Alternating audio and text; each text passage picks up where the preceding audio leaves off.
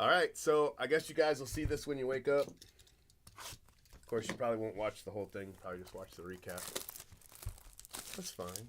A couple people watching. What are you doing? It's 4 a.m. What is going on? We get to order coffee soon. Is that silver? I thought I saw a silver pack, but there's nothing there.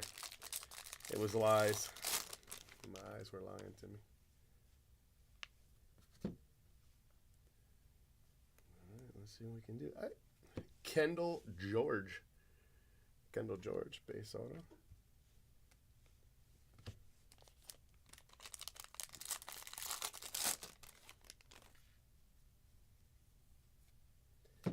Jason Churio. Put that up there.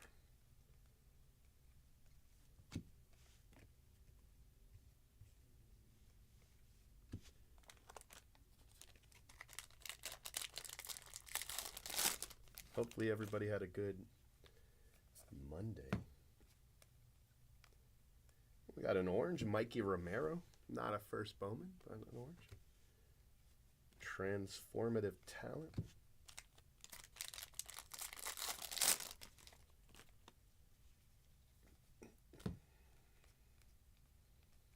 We got a mood ring.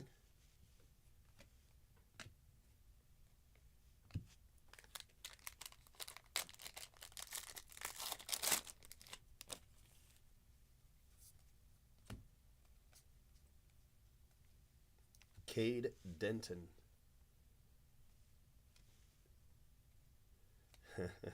What's up, buddy? How you doing? Perfect timing for the international crew. What time you got? What time you got?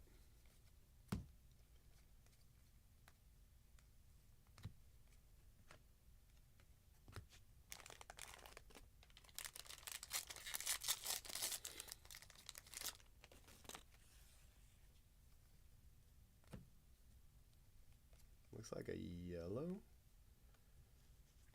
Luis Angel. So another non-first. We need to hit more firsts in our color. Of course, the people with those spots are happy.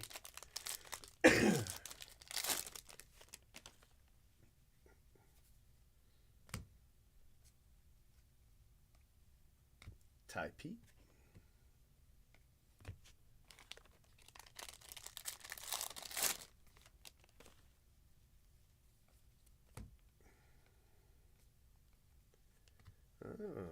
I think this is my first class of 23 that I've pulled.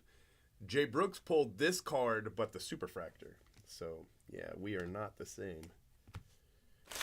He's destroying me so far on pulls. But this is only my 5th case, so, I mean, there is still time for me to catch up,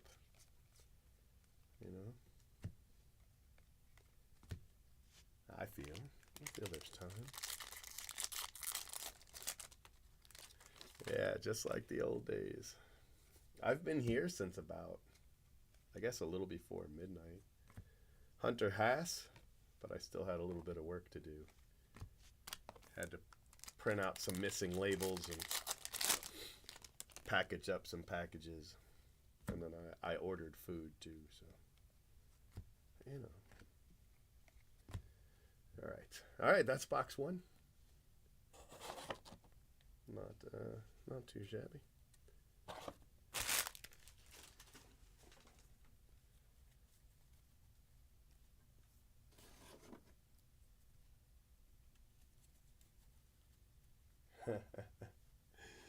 Oh yeah, who I gotta pull? Who am I looking for? I got you.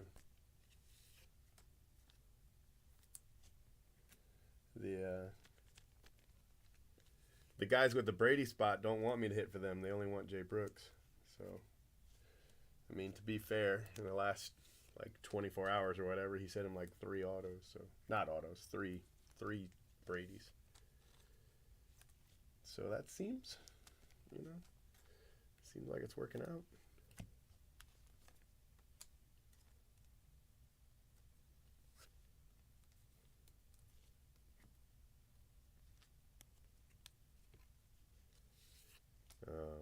was gonna say I hit him, but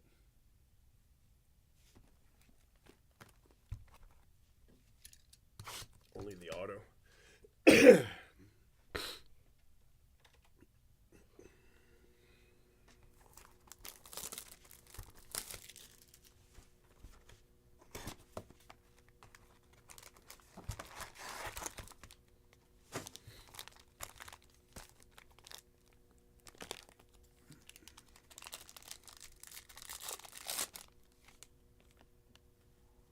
You didn't keep that spot, right? You only have them in 10. Max Anderson.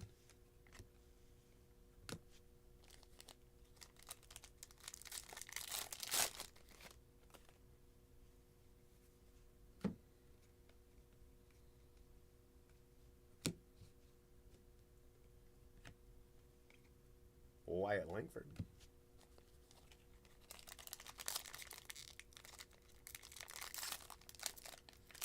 Oh, well. To be fair, I said to put all communications in the thread because I don't look anywhere else. So I feel like you're partly to blame right there.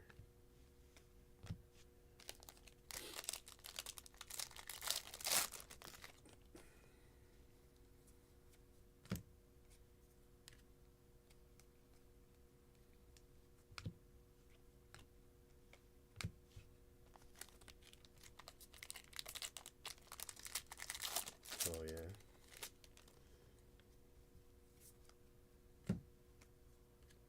Well, I mean, that's bad, but it's good for me. So. Colton Bedwetter for the Rays.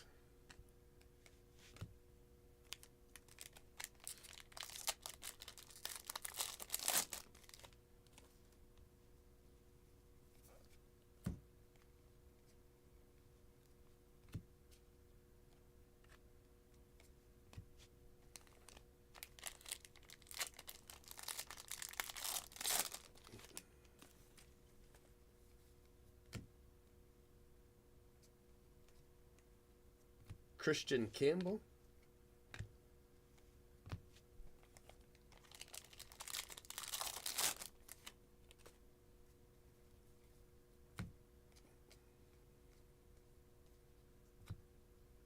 Dylan Head.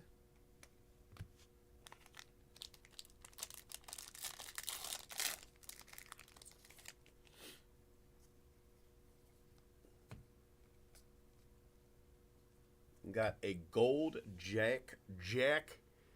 Speak the English. Jack Hurley, not Jack. Jack.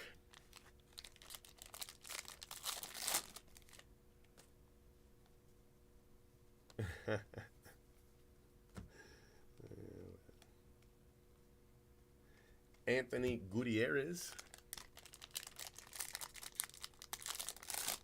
Yeah, it's tough running these things because people will put, they'll send emails and they'll post on Twitter, or they'll send messages through Twitter, or they'll send messages through DM on the forum, or they'll they'll email Jay Brooks questions, or they'll post it Instagram questions, and I'm like, dude, I don't look at 90% of that stuff, so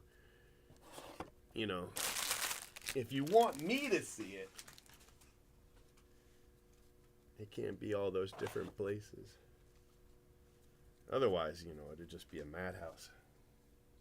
When I started doing this, it was with a website. I actually had a WordPress blog website, and bidding was through comments on like an article.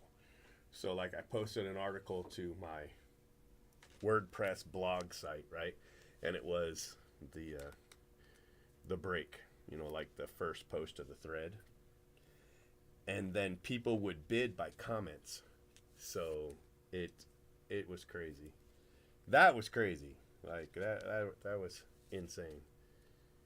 Trying to track that and who was first, and everything was time stamped though, so like the forum is. So that helped. But people could edit their posts, their comments. You sniped many people.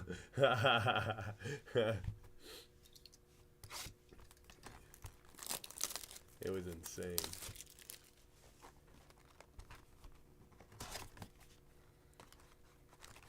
But I made money, so it worked, but it was insane. And it never would have lasted because we ended up shutting down the forum. The forum used to crash because of the auctions that we ran. We were literally crash the forum. Salty Bond Refractor, which is crazy. But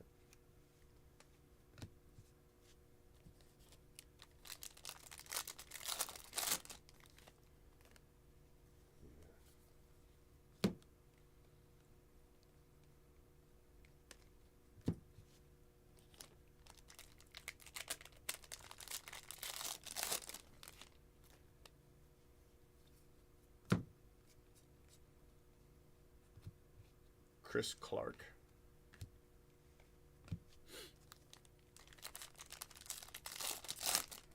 I want to say 2012 Bowman. I think it was 2012 Bowman. We used to do in 2000 for products in 2010 and 2011. We did drafts. So basically, I would just break everything up.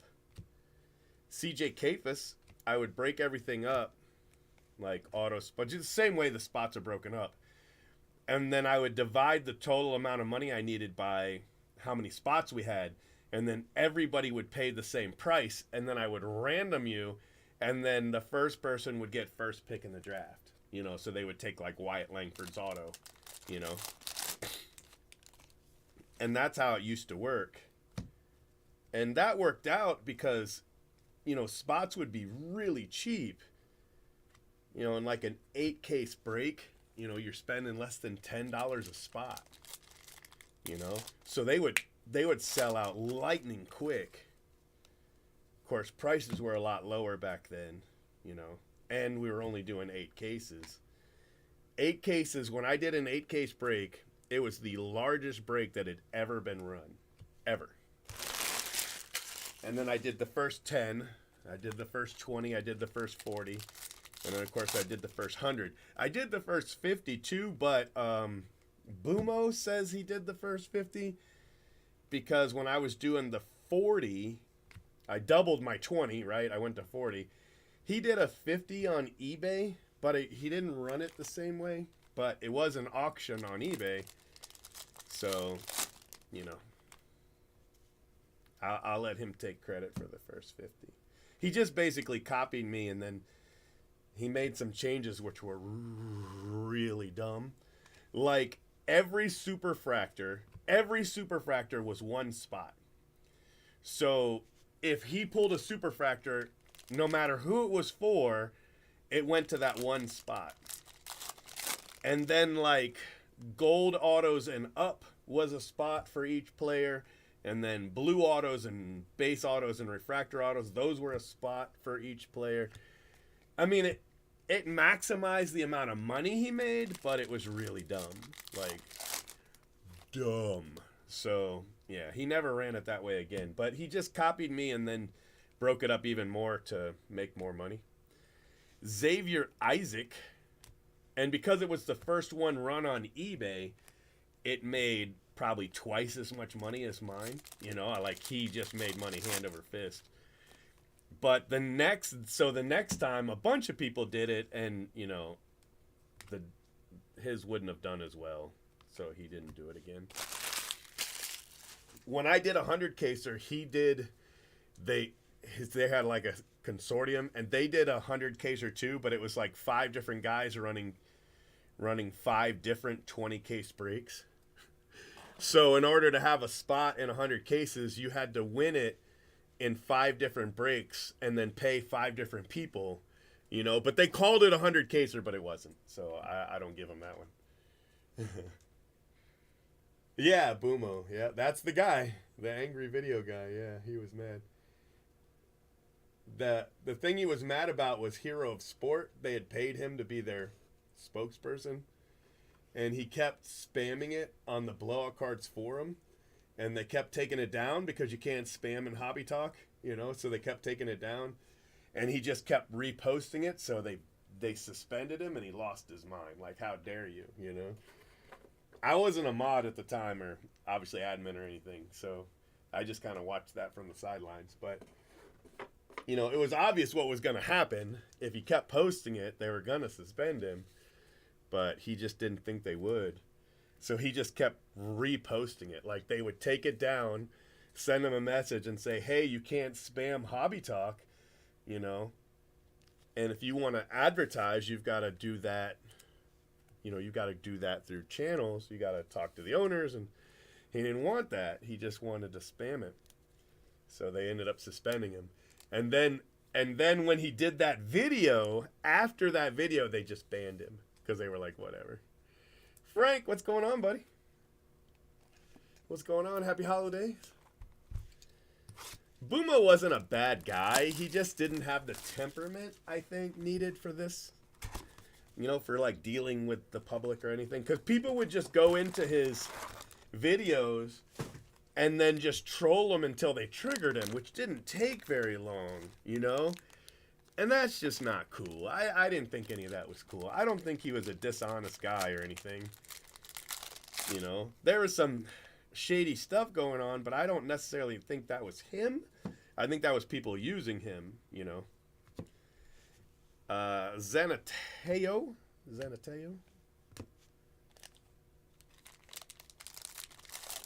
Yeah.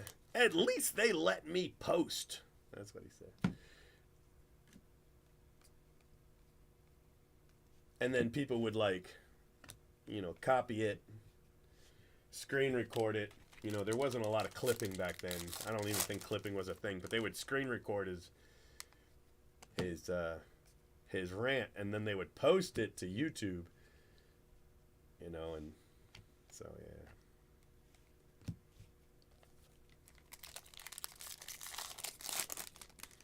One more day. Nice. You see my thumbnail? It sounds like a 2024 problem. That's what I've been telling everybody all day. The boys are like, we're running out of school lunches. You know, they only got 4 more days. But they don't have enough lunches to get through to the end of the week, right? And I told them it was a 2024 problem. So, yeah, I got to buy them lunches. Tommy Troy hot box.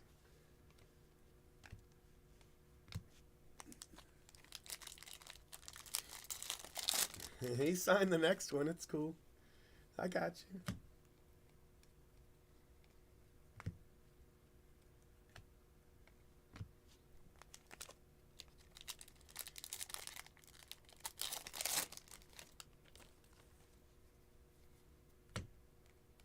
And people sometimes they'll complain about the way I do it because, you know, autos and base are separate.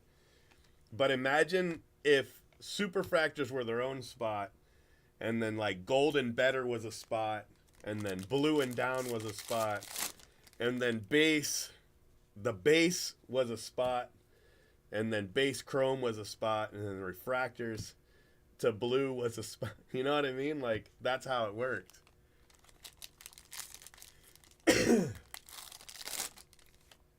I got you. Blake Mitchell.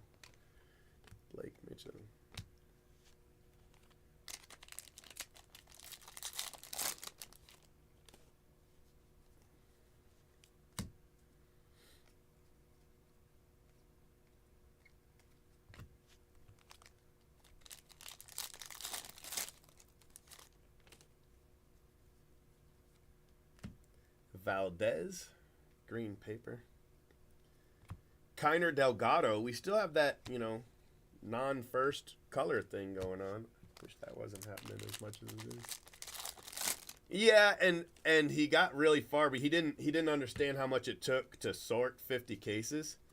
So he had to hire like a bunch of these guys that were just like dudes that were like hanging around nearby, you know. So he hired a bunch of people, but you know, he didn't vet them very well. And they were really slow, but he had a bunch of them. And So what happened is people were getting like multiple shipments. Like they would get part of their shipment, and then a couple weeks later, and it took a really long time, and then a couple weeks later they'd get another part of their shipment. So mine was packed and shipped. My 50 caser was packed and shipped, and people were getting like, part of their break from him a little while later. You know what I mean? So it wasn't going real well. He had to get a lot of. He was just. I guess he just planned to do it himself. And man, 50 cases. That's not a job you want to do yourself. Not and get it done. You know.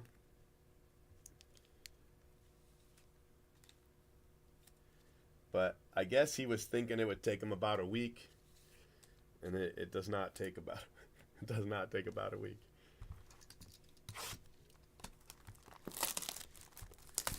Yeah, it's hard to say. It's hard to say. They shipped a bunch of stuff like without sleeves and top loaders. Like you would get like golds. You would get a gold and it would just be loose. They didn't sleeve and top load. Like they sleeved and top loaded some stuff, but most stuff was not, sleeved or top loaded. So that was a whole nother thing. Jacob Gonzalez. Of course, this is all over a decade ago.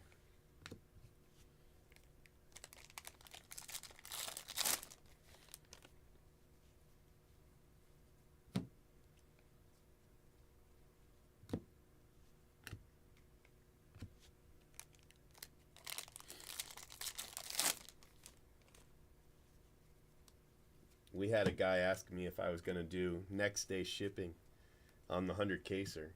And I was like, you're out of your mind. And they were like, well, Filthy Card Breaks does next day shipping on his 100 casers. And I was like, his 100 casers? Nobody's ever done another 100 caser. I'm the only person who's ever done 100 cases. So they showed it, and it was a HTA, 100 cases of HTA. So I was like, well, 100 cases of HTA is only 1,200 autos. It's like there's no base, there's nothing. That's it. That's all it is. It's only autos. But they're like, well, if he can ship it next day, why can't you? I was like, just break with them, bro.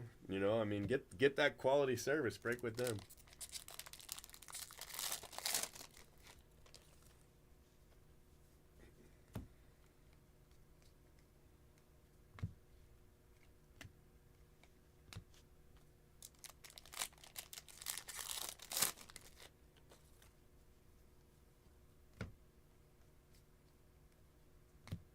Matt Shaw. I had a gold auto for him too the other day.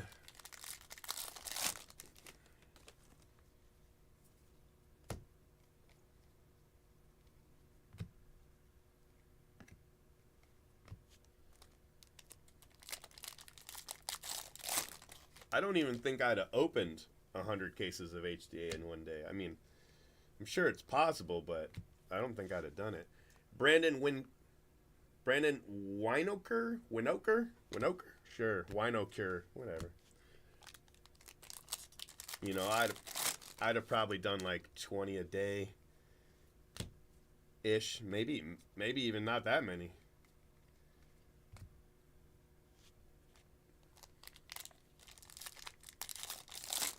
Yes, I have had that. Every single card needed to be sleeved and top loaded. Spencer Jones, I told him to get pregnant. I was like, you got a better chance of getting pregnant. That was another one I told to just break with the people that are going to sleeve and top load your base. I'm not doing it.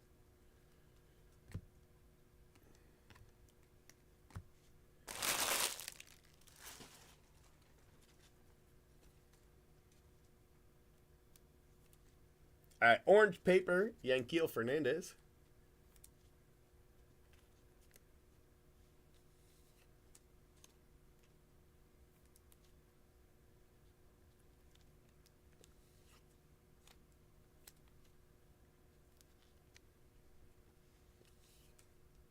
Somebody once told me I had to sleeve and top load Sapphire because the boxes were so expensive.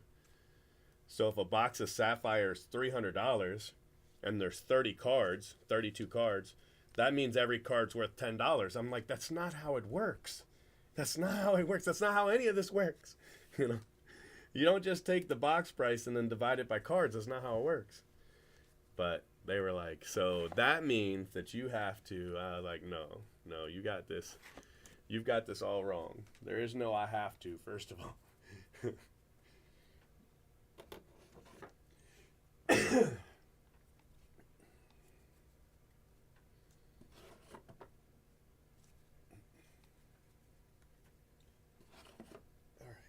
Let's bring this up for now. Guess I can move it over. Give me some room. And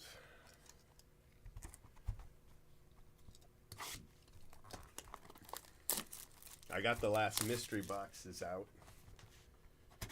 The December mystery boxes are all out. They all shipped today except for somebody bought one this afternoon. So that one won't ship till tomorrow. Well, today. Technically today, but tomorrow.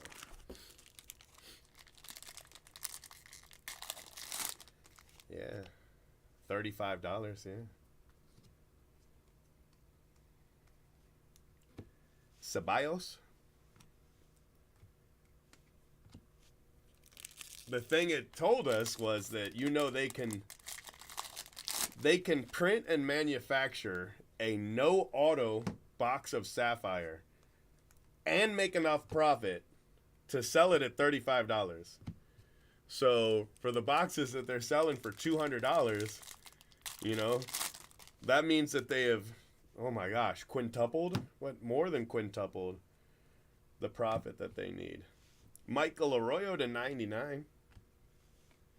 It's the second one of those I've hit, I think.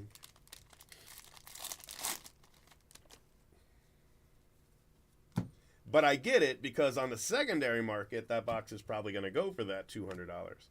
So I understand why they want some of it, but they don't want some of it. They want all of it. Like, they want to be the only people making any profit. They don't want to leave anything on the bone. AJ Ewing, and I try to tell him, I'm like, look, if you don't let anybody make any money, who's going to keep buying it? You know, if you keep going higher and higher and higher, and to the point everybody's losing, you know. But I guess we haven't gotten to that point yet, because here we are. But they have come down. I've seen their pricing to breakers, and it's much, much better than what I thought it was. So if I could get that pricing, then we'd be in there like swimwear, you know.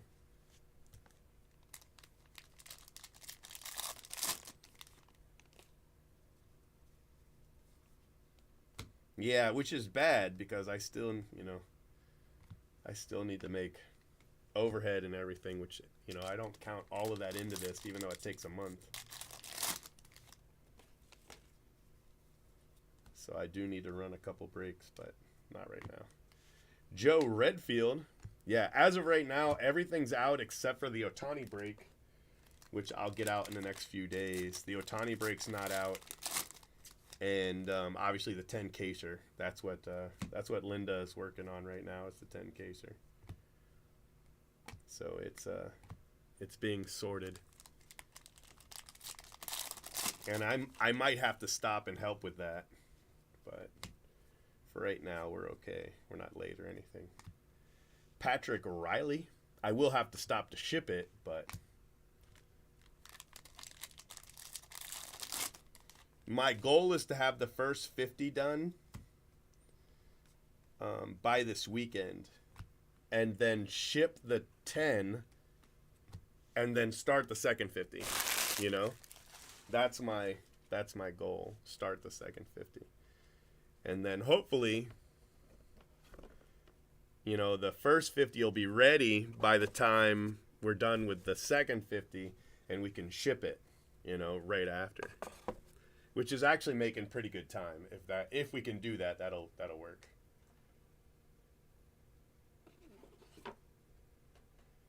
Wax is always going to be more than singles, though, because the singles. So here's how wax and singles have always worked. Yeah, it's just me, Linda, and Jay Brooks. Here's how the wax and single market has always worked. The single market only gets larger, so it always goes down, right? So as product is broken, there's more Patrick Rileys, right? More and more and more Patrick Rileys enter into the marketplace. But wax, as it's broken, it diminishes. So you get more Patrick Riley cards out there, right? Say there's 10 guys that want Patrick Riley cards. Well, in the beginning, those 10 guys are all fighting over the first couple cards, so the price is high, right? But then a couple of those guys are satisfied. They've bought theirs. So now there's a few more Patrick Riley cards, but there's a few less people buying them. So the price lowers. And then a few of those guys got their Patrick Riley cards, right? And then a few more Patrick Riley cards into the marketplace, but now there's even less people wanting them, right? So the price drops again. But on sealed wax, it's the opposite. As more and more Patrick Riley cards enter the marketplace, less and less sealed wax exists, so the price goes up. And that's how it's always worked. So there's always people that say, you know, if singles prices go down, then wax should go down too. And, you know, sometimes that's true if the product sucks really bad, or, you know, if they overprint it to the moon. You know, sometimes that is true. But in general, the supply and demand creates lower singles prices and higher sealed wax prices. It's just, you know, it's just those principles in effect in general are why that happens. But people will always say, if single prices go down, wax should go down too. But that's why it doesn't, you know.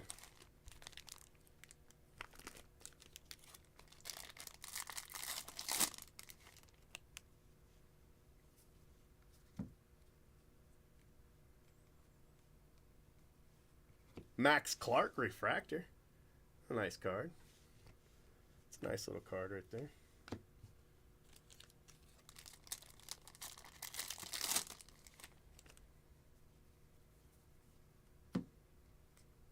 There you go. I got you. Landon. Cam Collier.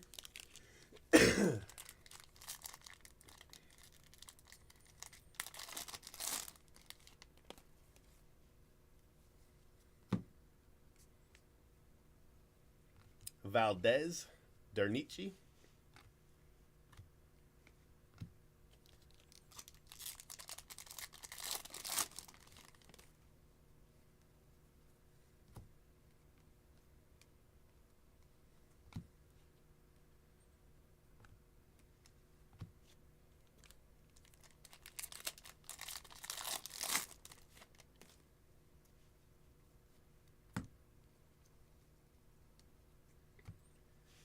Ceballos. That's our second Ceballos. I want to say back-to-back boxes. Yeah, back-to-back boxes.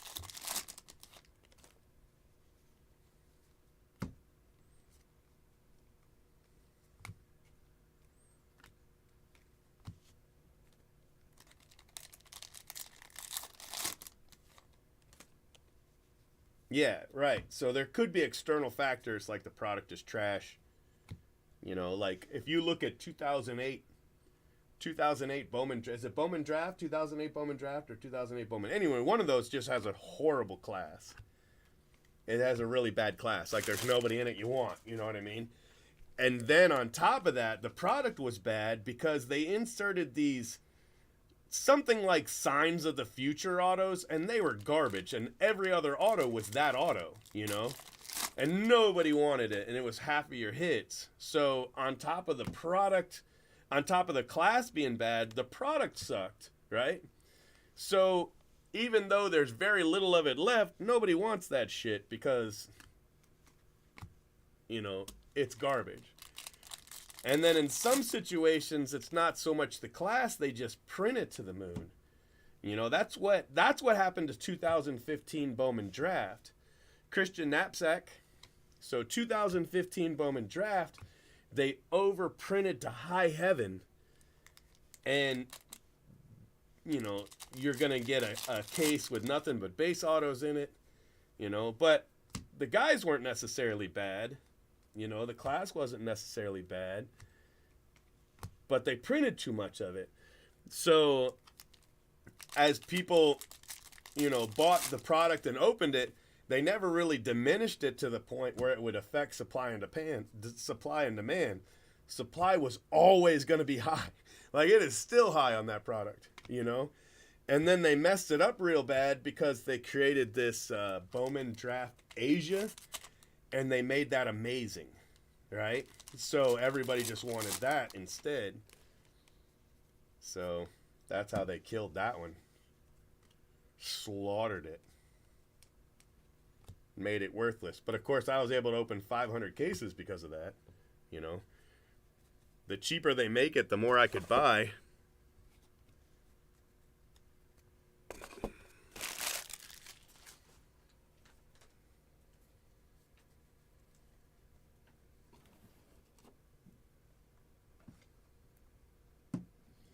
People saying that, you know, they don't know where the hits are and stuff like that. All right, so just take a look at 2015 Bowman Draft, okay? In 2015 Bowman Draft, I opened over 500 cases, right? Opened 500 cases. They had to just sell wholesale to blowout to get rid of the product because it was sitting in their warehouse. They couldn't move it. So they sold it blowout at prices that were low enough that I could buy it from blowout for $400 a case, right? But all those hundreds and hundreds and hundreds of cases I bought, guess how many superfractor autos I hit? None. None of the cases, hundreds of cases that I bought from blowout, there was not a single superfractor auto. Now, I hit superfractors, but I didn't hit superfractor autos. Not a single one. But other people were hitting them at the, you know, expected rate. More of them were in Asia than should have been, but yeah. So it might look like, to somebody looking from the outside, like they were unhappy that they had to just dump the product. So when they dumped the product, they didn't dump cases that had superfractor autos. I'm just saying it might look like that to somebody with, you know, the common sense God gave a shovel. But, you know, I'm not saying that's what happened.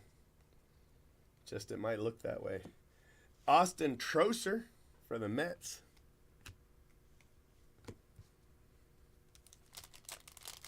Yes, exactly. That's how some people might describe it that way. I'm not saying I would. I'm just saying some people might describe it as what you said. It was the only year I hadn't hit a superfractor auto.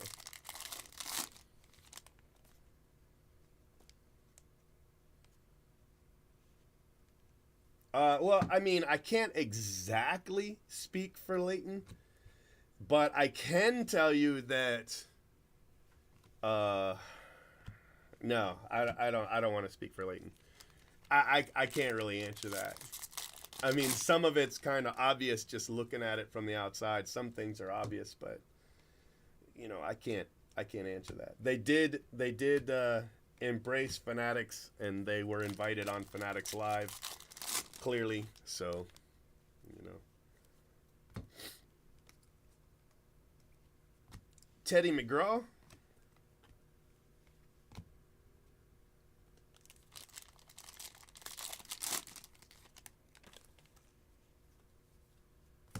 We had some big cards stolen in 15. Well, I guess it was 16, right?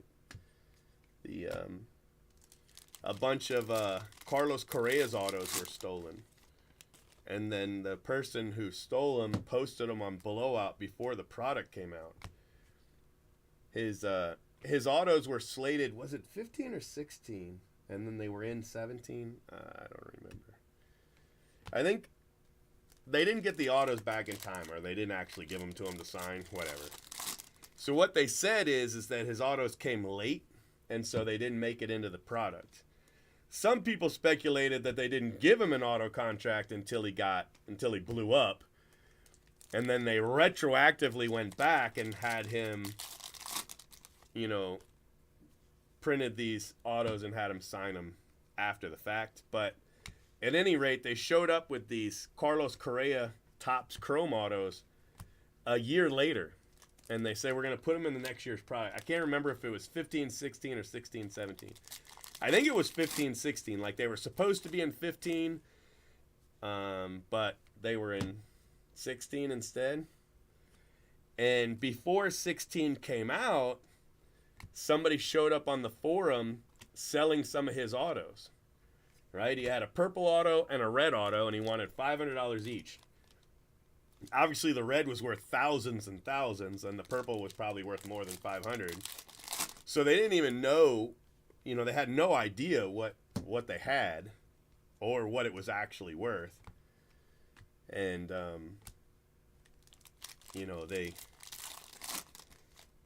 we sent that information to Topps, and then Topps used that information to narrow it down to the employee that stole them, and then they said they got them back and that they were inserted into the product, but they never showed up. That red never surfaced again. It's never been seen. So I don't think that's true. I don't know if they ever actually got them back, but I don't think they ever put them in the product. I don't know what actually happened to them. Yeah, and a Vladdy too. Bought a Vladdy also. That's crazy. Those look like they were stolen. Like stolen that were supposed to be in packs versus stolen that were supposed to be destroyed. So the superfractors were supposed to be destroyed. They had stamped them on the front, and it made the coating curl like this layer. So instead, they stamped them on the back so that the coating on the front of the card wouldn't be damaged. And then the ones that were stamped on the front were supposed to be destroyed. And instead of being destroyed, somebody stole them and got them out the back door, and then we're selling them on eBay. But the crazy thing is they've been doing it for years, Years they've been doing it. And they never got caught. Apparently they were suspected a few times, but nothing really came of it. And then they were so greedy. It's the thing about criminals, is they get so greedy. They were making thousands and thousands and thousands of dollars, just money hand over fist, stealing these cards, right? And they were pretty dumb about it. They should have been caught earlier, but they stole a bunch of one-of-one autos from Panini and a bunch of greens to 5 from a Panini release. And they sold them, they put them up on eBay, and nothing happened. Like, they were able to sell them. They were able to make that money, and everything was fine as far as they were concerned. So they thought, now we'll do it with Bowman, and we'll steal a bunch of superfractors, not realizing that Bowman draft and whatever the hell Panini sells for baseball are completely different. Like, people are gonna notice when you've got 30 superfractors up for sale. And that's not saying how many they got. I guess they stole like 125 or something like that. They only put 30 up. They were trying to be smart. Let's be smart. Let's not put them all up. Let's only put up 30 of the 125 we have. Man. So, I don't wish ill on people, but I hope there's some repercussions for those guys. I don't like it when people, rob the hobby. I don't like it. So, whatever. Wyatt Langford. But, they've been doing it for a long time, and it was only the superfractors that got him caught. Spencer Jones.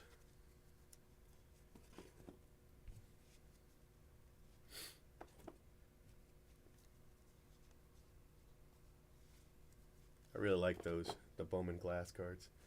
So for paper, we got 3 greens, apologies, 3 greens. Only 1 aqua, which is way low, but the greens are high, so whatever, and we got an orange. So that's how we did on the paper. And then our chrome, Noble Meyer, Hunter Holland, Jesus Baez, Valdez, Rainer Arias, sorry, Nathan Detmer, Michael Arroyo to 99, Maui Ahuna, Patrick Riley, Jason Woodward, Matt Shaw,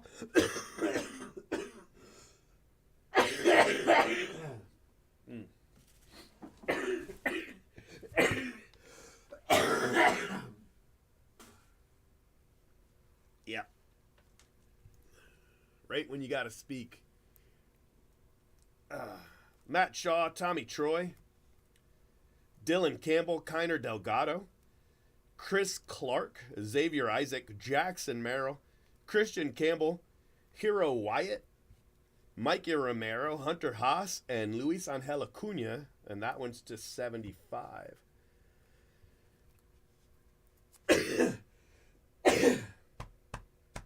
All right, autos. Let's see how many of these I can get through.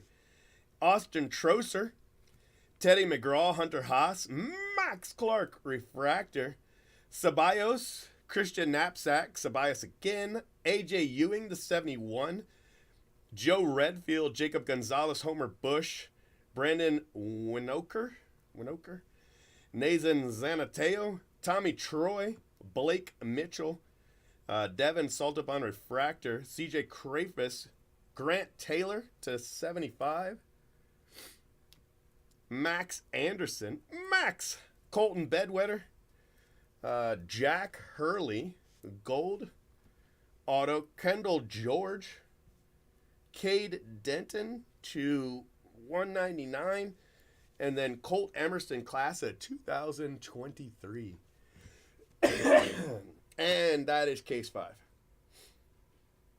I am better, but I did work all night, which, is usually a bad decision on my part. So I worked all night, and that probably didn't help. But I had all night worth of work to do, so I kind of had to. But, you know how that is. But I did sleep a good 9 hours, I didn't only work, I got stuff done. I did stuff. So.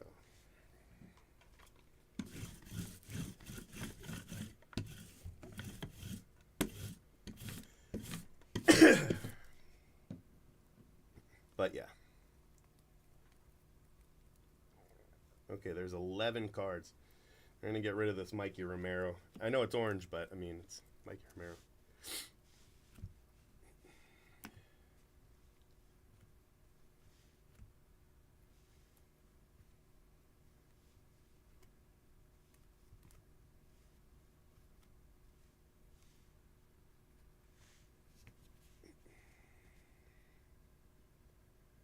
All right, that's the photo right there.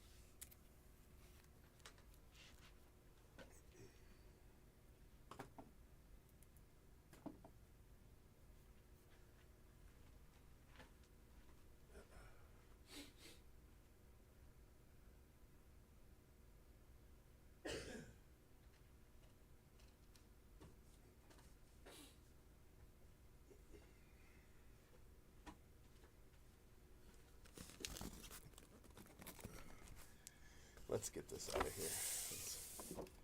Let's make some room.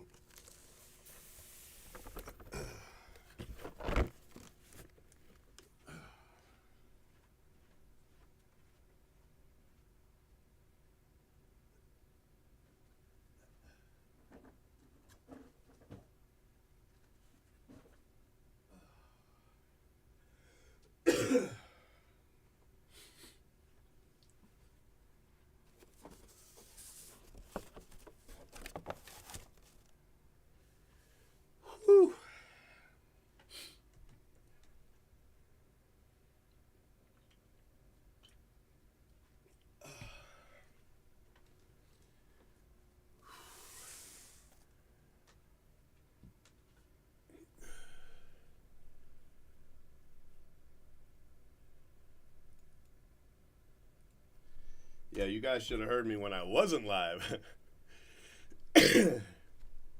That was bad.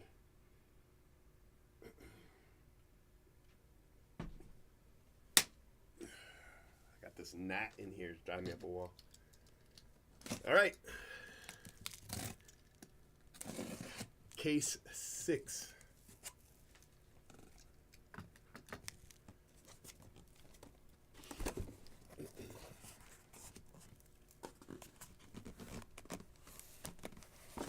Hey. Trying not to hit anything. See how well that's working.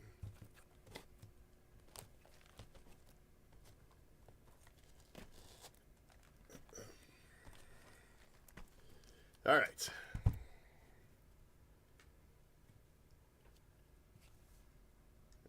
Here we go.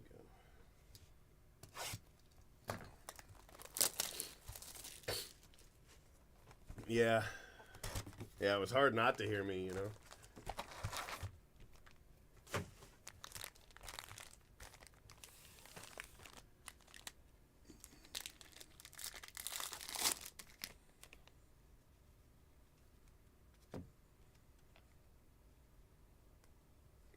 Okay. Jackson Churio, draft picks and prospects auto. That's a nice card.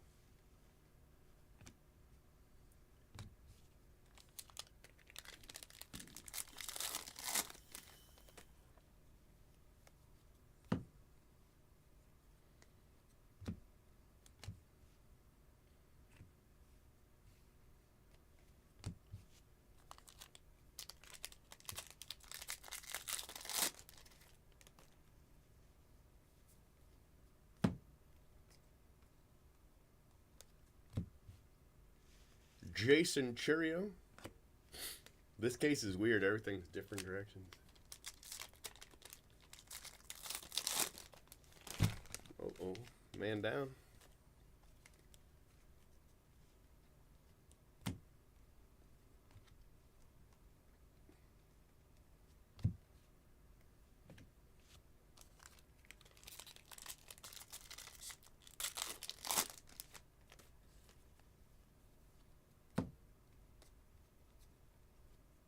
Ethan O'Donnell.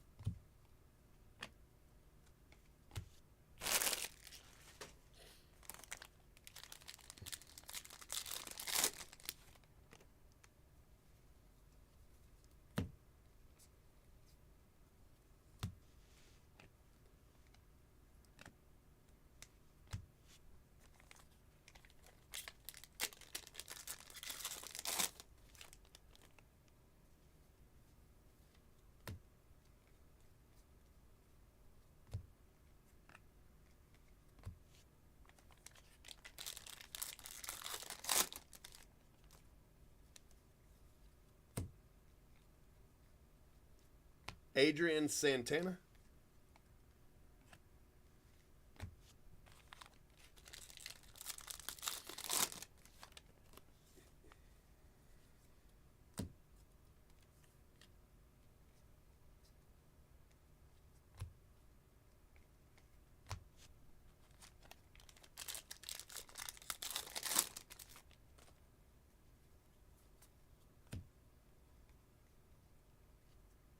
Jason Ballmeister. Jackson Ballmeister. Apologies to Jackson.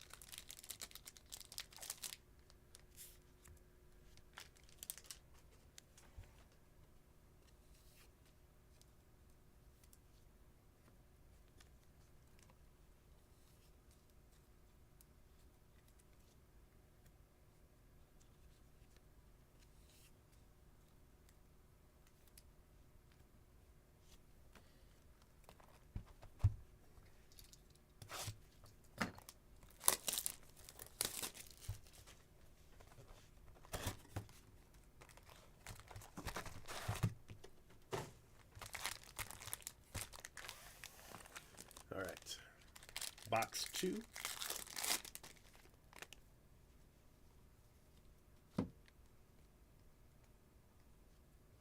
Joe Whitman.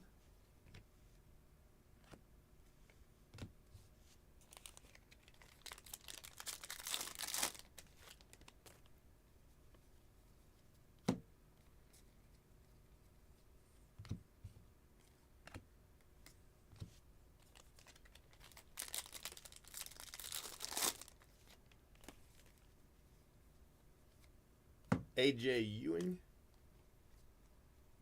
and Samuel Munoz.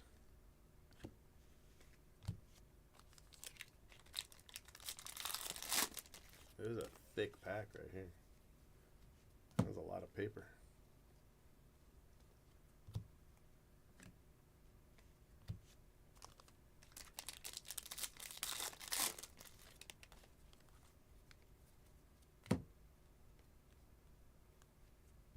Braden Taylor.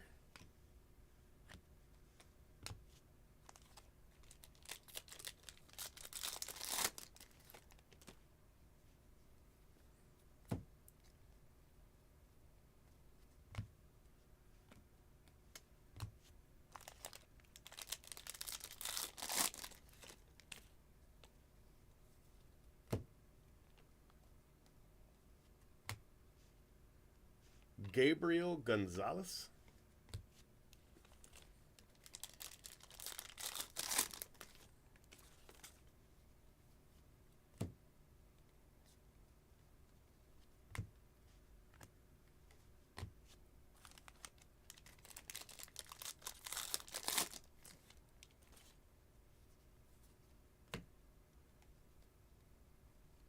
Sean Sullivan, 275. So 2 color in this pack, in this box, 2 color autos.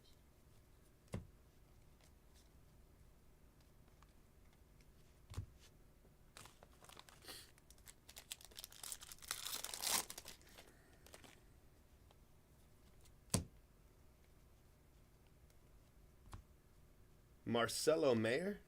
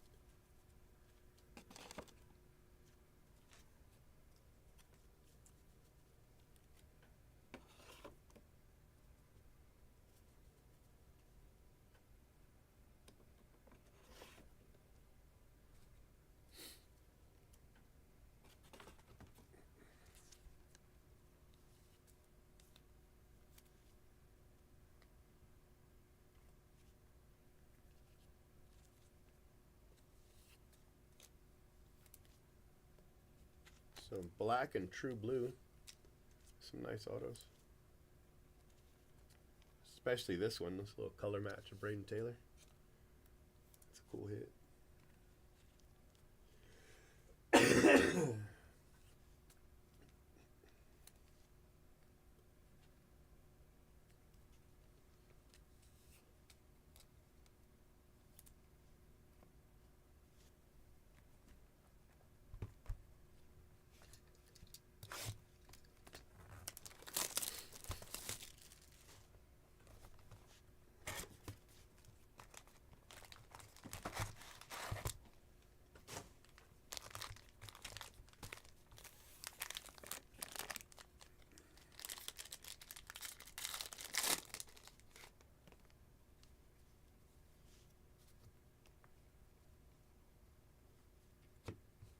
Seth Keener,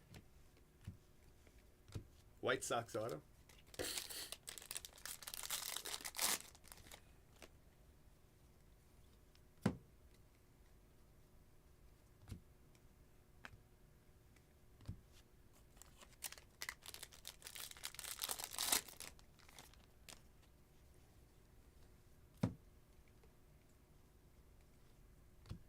Drew Jones, draft picks and prospects refractor.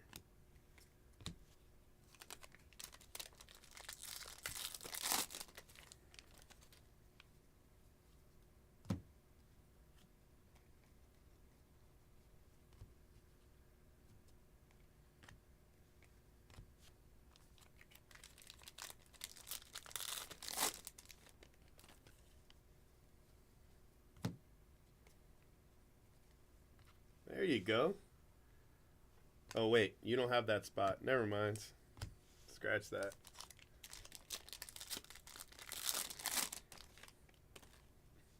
There goes for somebody. A little land and base auto.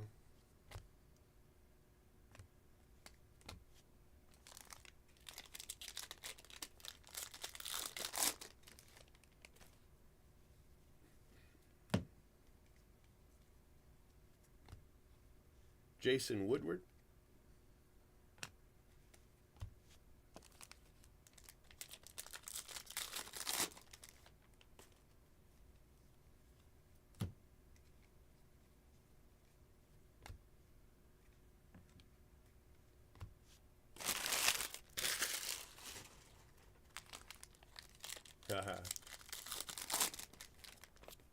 And we see the name on a hit, so we're like, yeah, we did it.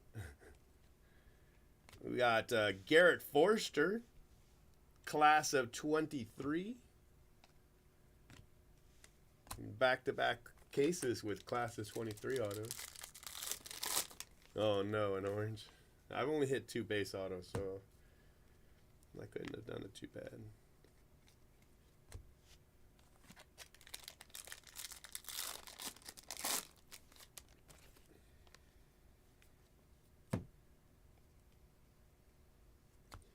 Jackson Merrill.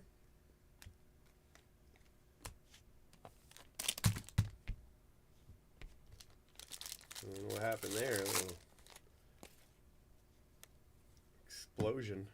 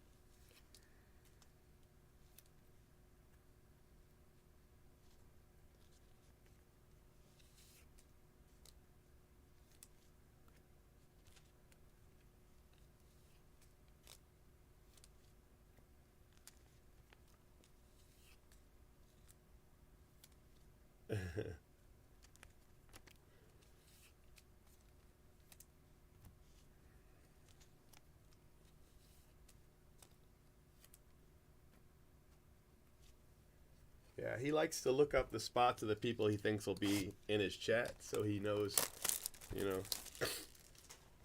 who to root for. It's kind of cool, really. I don't do that.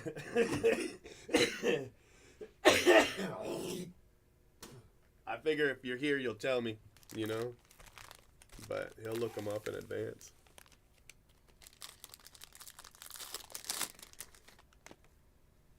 He also looks up pronunciation for some guys, you know.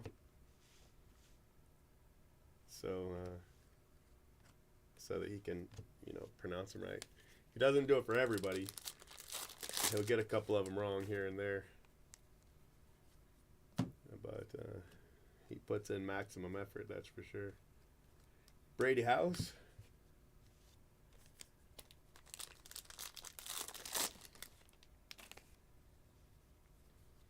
Yeah, are you sure you don't have the auto spot? Isn't it Zeus? Is Zeus the one with the auto spot? I forget who has it. Adrian Santana.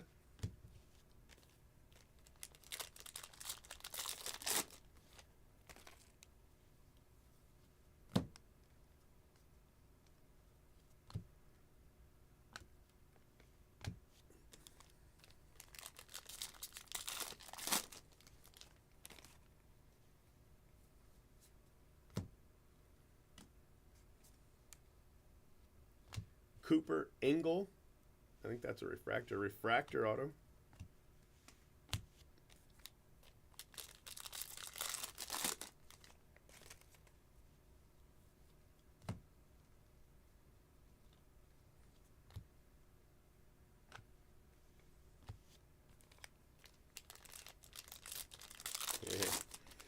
Yeah, that one was a tough one. People still talking about it all this time later. So another Jason Woodward. Jason Woodward's gotten a couple color cards there.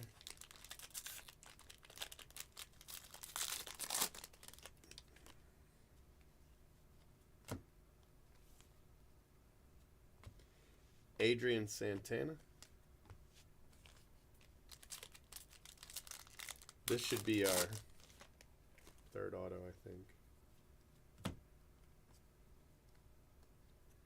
Dylan Head, base auto.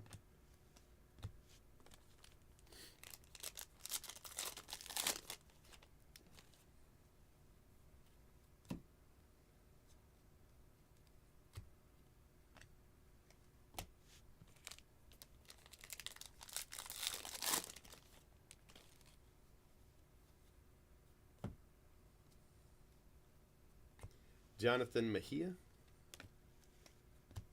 And then this should have one of the draft night cards. Should have a draft night insert. Oh, it doesn't. It's got Bowman glass. No draft night. I was wrong.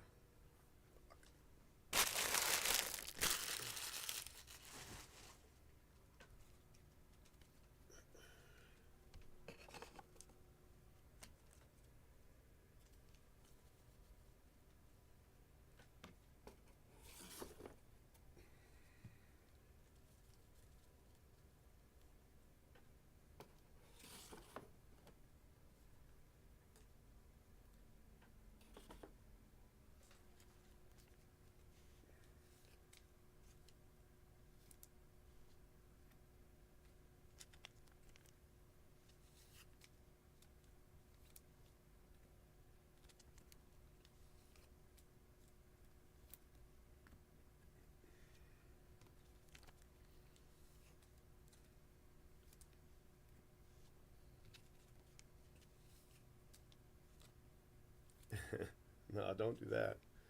This garbage can right next to me is perfect. It's giant. I can't miss it.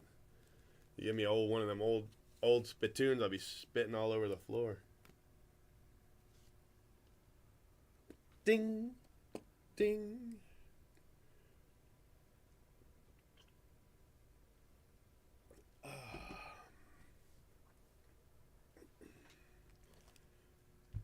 I think I want to do a drink and break Friday, but I'm worried people will have like Christmas parties and stuff, and you know nobody'll be available. I feel like it'd be a good time, you know.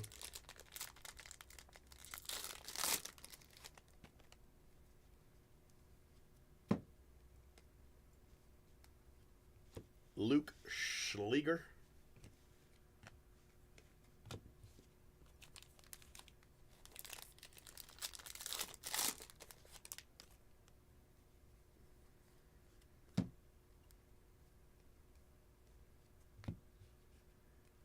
Ethan Salas.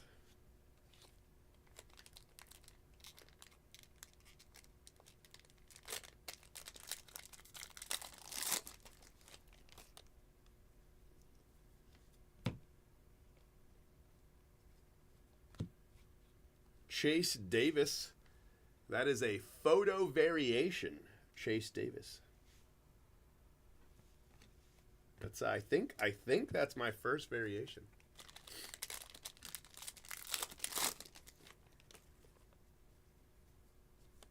Gold paper, James Wood.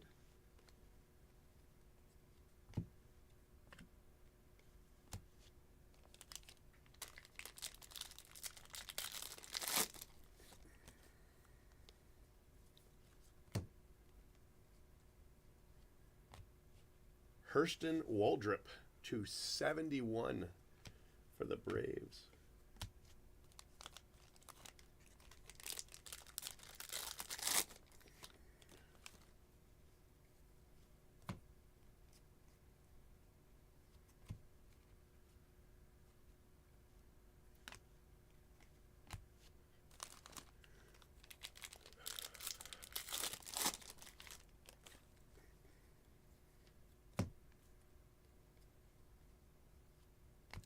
Paul Skeens.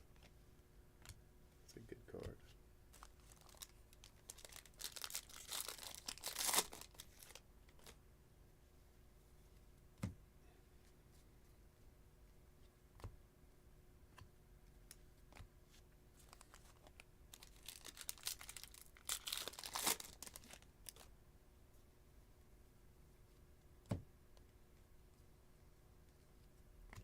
Zach Thornton.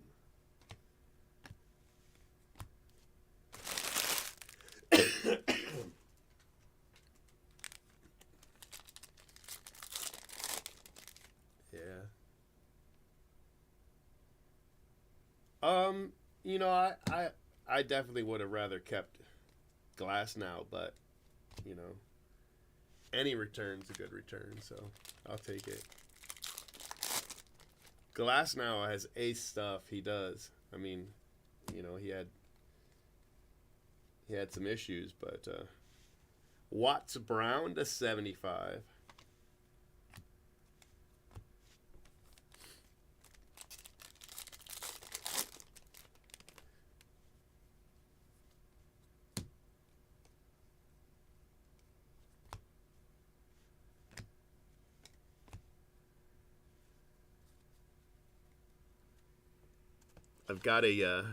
I got a new giveaway for the drinking break, but it was supposed to be here today, and they haven't shipped it yet, so I'm worried it won't be here by Friday.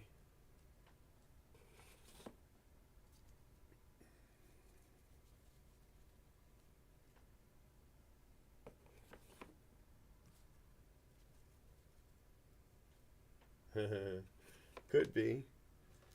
Could be. I mean, I'm not mad about our return, you know. I'm not mad about it.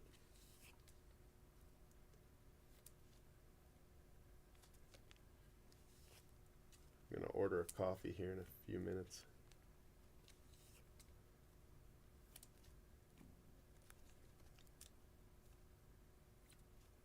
Coffee, maybe a couple donuts, you know. Let's do a photo of the Chase Davis. Just so it looks like I'm doing something here.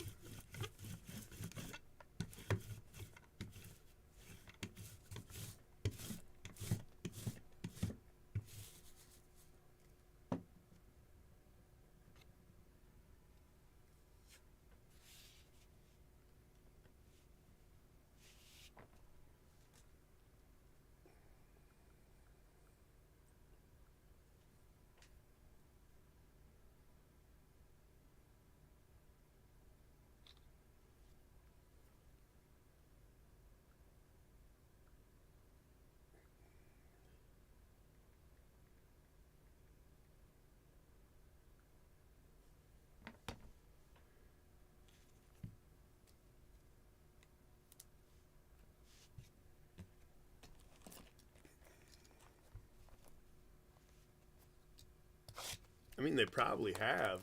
I don't know. I don't think it's necessarily the scouting either, though. I think it's more development.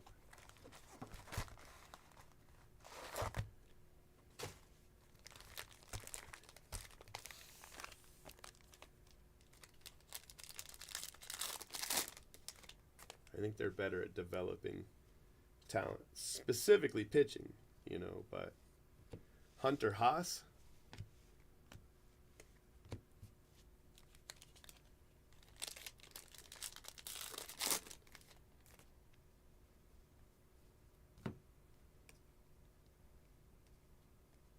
Colt Emerson.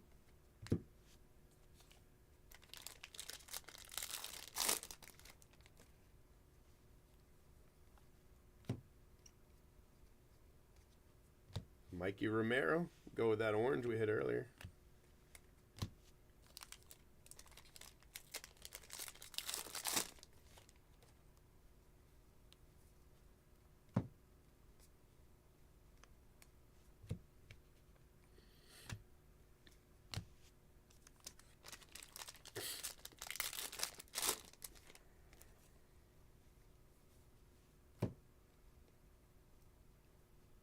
CJ Cephas.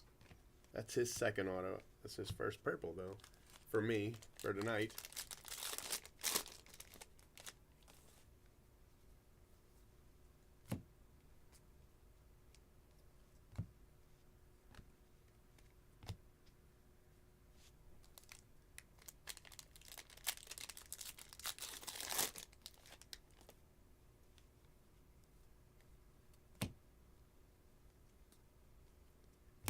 CJ Cephas.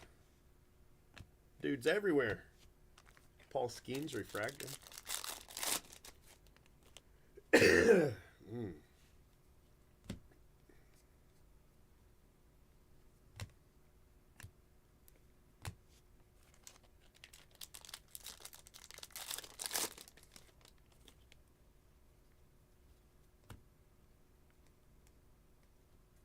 Wyatt Langford. I think that's my first Langford auto.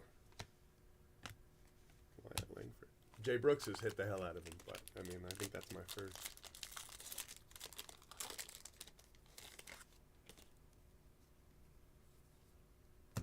Dylan Head.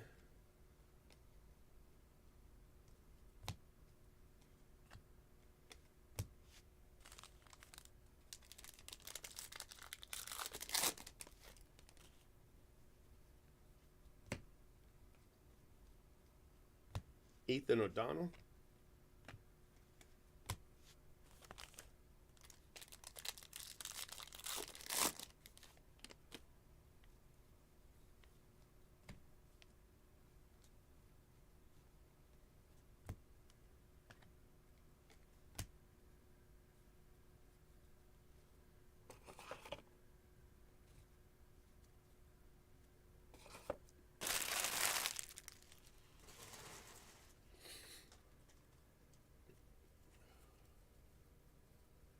Yeah, I saw. That's a good card.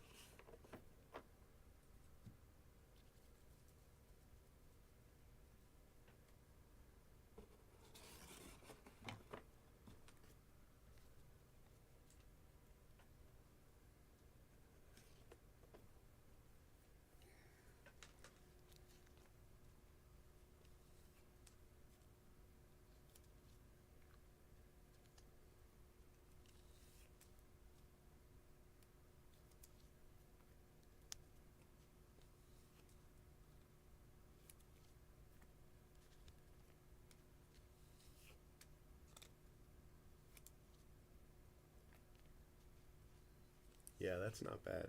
Such a big checklist. I don't know how many cases Jay Brooks has opened, though. I mean, I know it's over 10. I just don't know exactly how many.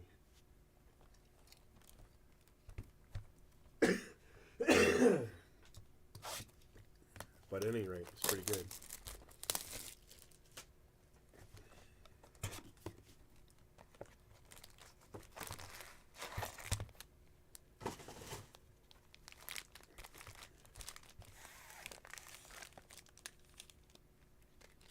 I want to do at least 3 today. This is my second. I want to do at least one more. Maybe if I can, if my chest feels okay, I can do even more. CJ Cephas has Cephas, not Crayfus. I don't know why I want to call this man Crayfus. CJ Cephas has had a hell of a 2 boxes, right? Hell of a 2 boxes. 13 or 14, yeah. So between us, we're at about 20 of 50. So 40%, to have just 2 autos, that's decent.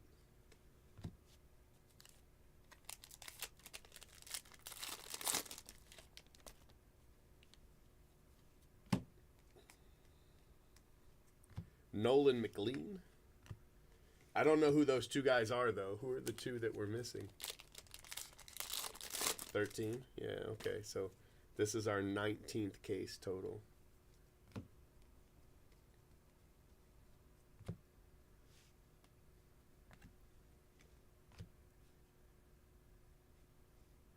It's a nice purple design. I don't see a number though. I feel like that should be a parallel with the purple, but I guess not.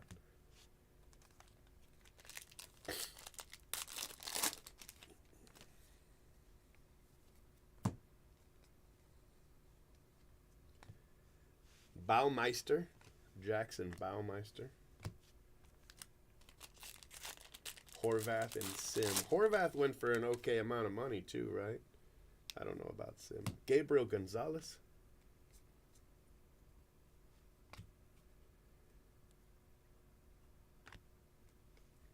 Wyatt Langford.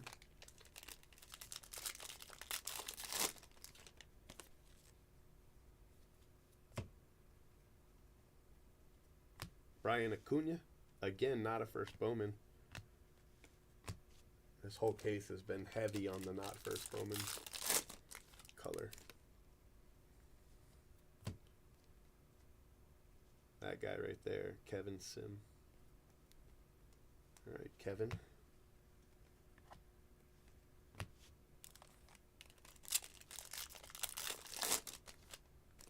Yeah, I know that's one of the things they were working on, is making sure all the autos were in all the cases, kind of thing. Jace Ibuprofen.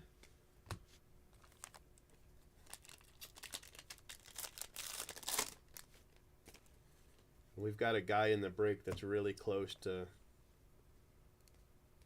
the Bowman team's ear, and he was telling him, you know, not as many pitcher autos, you know, make sure that, you know, the guys are spread out well enough. Colson Montgomery, that kind of thing. Yeah, seemed to be. I did hear about a case that had 12 autos and no paper base, only refractors. I thought that was kind of cool. That was probably on purpose, though, you know, versus like a mistake. It's overshadowed by the stolen superfractors. You know, that's what people are going to talk about. But, yeah, I agree. Overall, less quality control. And it's funny, the superfractor thing was created due to caring about quality control, because when they stamped the cards on the front, the autos on the front, the superfractors on the front, the surface was peeling, right, around the stamp. And they're like, oh, people aren't going to like that. So they scrapped that idea and stamped them on the back, right? That's why your autos are stamped on the back. Something about the surface where the signature is, you know?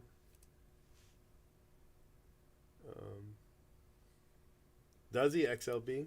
All right, well, he won't complain. No, not really.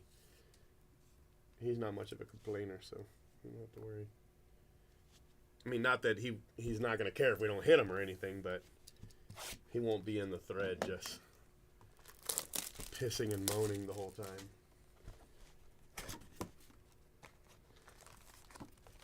There's guys that are going to do that even if you hit them cards. So it's nice that, you know, nice to have somebody every once in a while that won't.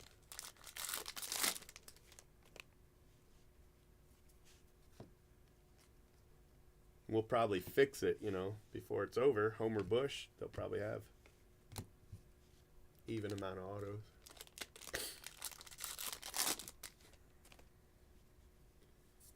Do those guys show up? Like, are they on Max Clark? It's kind of nice. Are they on eBay and stuff like that? They're not like completely missing or anything, are they? That's true. There is a super. That is correct. And you know, a little handful of autos. So we got some autos.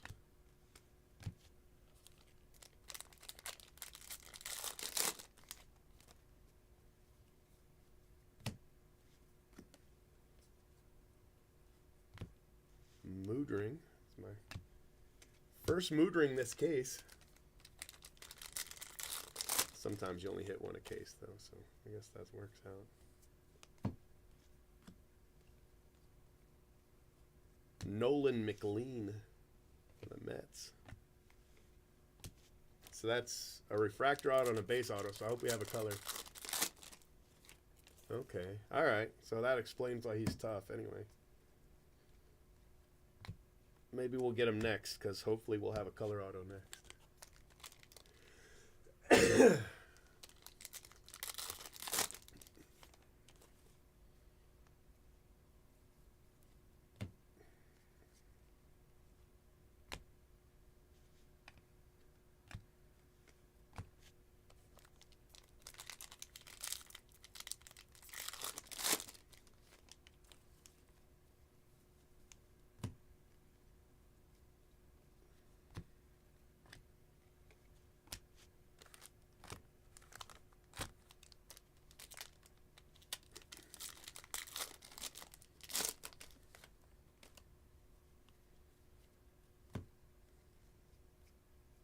Well, shit. I tried to avoid that and then hit it. Okay, well, that's what I get for trying to move it around. So, Charlie Soto, Blue Wave Auto. Jackson Holiday.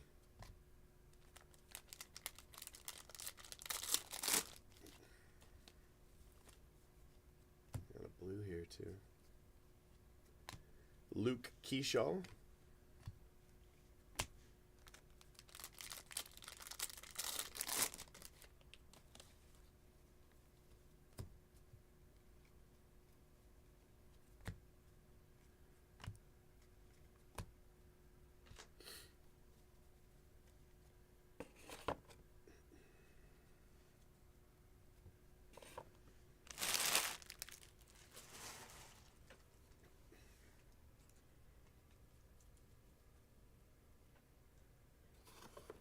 Only base?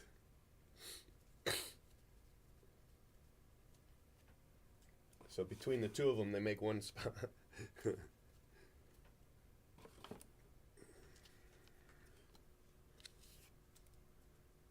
If Excel bought it, it probably went kind of high too, because he likes to make sure he wins them.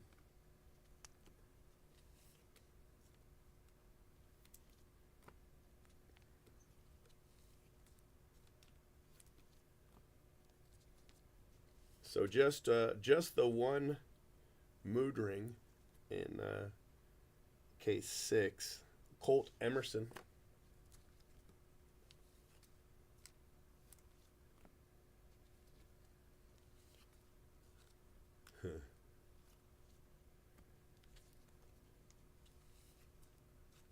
I think I hit him tonight.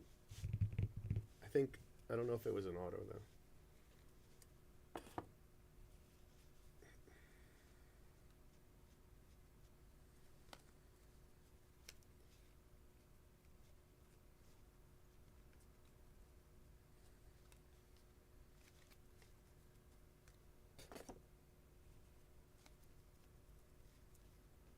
Got a refractor, Drew Jones.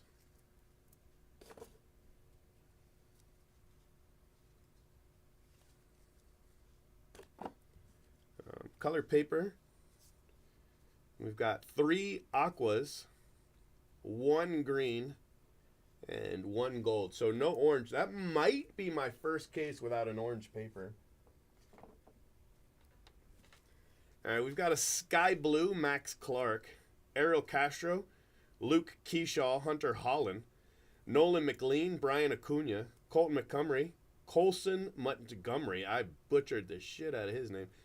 Mikey Romero, CJ Kafus, Ethan O'Donnell, Chase Davis photo variation, Paul Skeens, Jerron Watts Brown to 75, Adrian Santana, Jason Woodward, Adrian Santana, Jonathan Mejia, Jason Woodward again, Jackson Merrill, Samuel Munoz, Gabriel Gonzalez, Marcelo Mayer, Jason Chirios, Seth Keener, and Jackson Ballmeister. And then autos, we've got Homer Bush refractor, Nolan McLean, Charlie Soto, CJ Kafus, Jackson Ballmeister, Jace Ibuprofen, Hunter Haas Refractor, CJ Kafus again, Wyatt Langford, it's a base, Luke Schleger, Hurston Waldrop to 71, Zach Thornton to 199, Jake Cunningham, Cooper Ingle, Dylan Head, Seth Keener, Landon. Got Garrett Forrester, class of 23, Joe Whitman, Braden Taylor, which is nice. Nice true blue. Sean Sullivan to 75. 2 insert autos with the Jackson Churio to 99. Ethan O'Donnell and Adrian Santana. So, you know, a little something, something. Let me see how many I have and how many I want to get rid of. Out of my cool photo list here. Let's see. It's 4, 6, 8, 10, 12, 13. So I just got to drop one. I think I'm going to drop the Wyatt Langford because it's a base.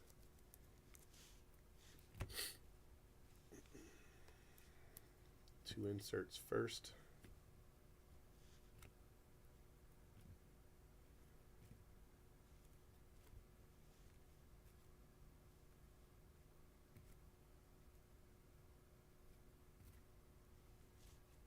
There we go.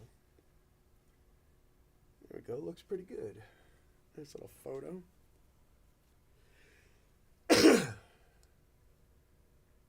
Nice. This is case 6. I think. Did I forget to change it? I might have forgot to change it. But I think it must have been 5, right?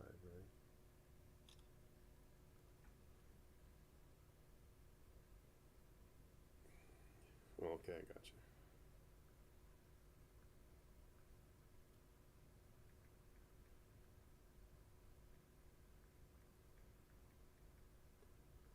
So I still can't hit Brady. Brady eludes me still.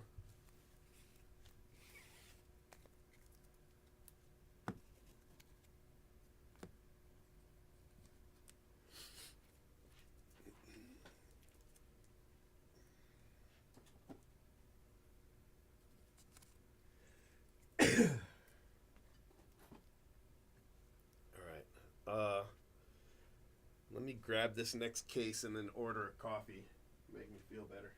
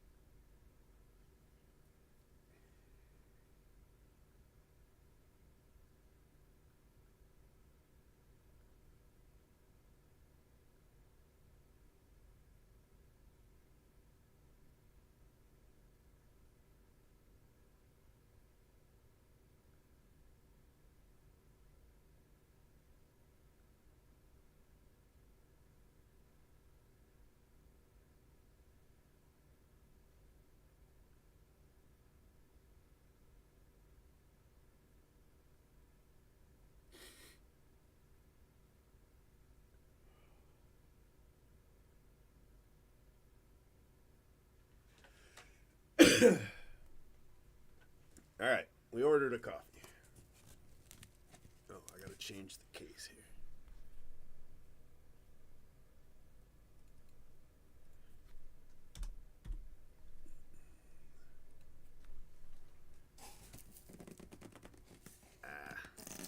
It was supposed to work. Didn't work.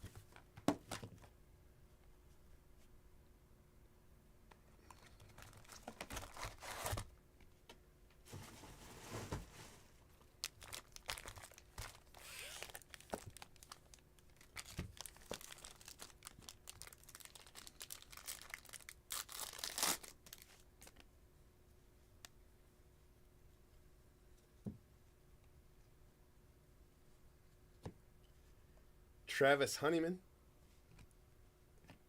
Kind of an ugly auto.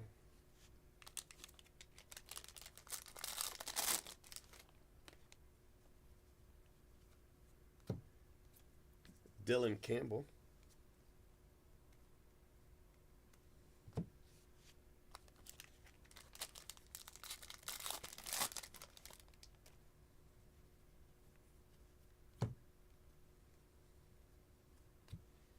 Alfredo Duno.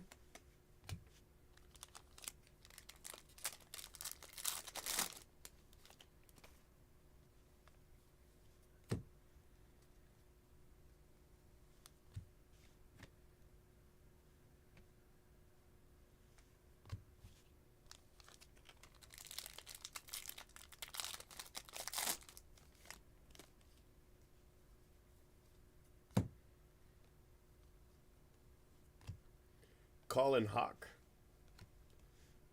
So 2 base autos.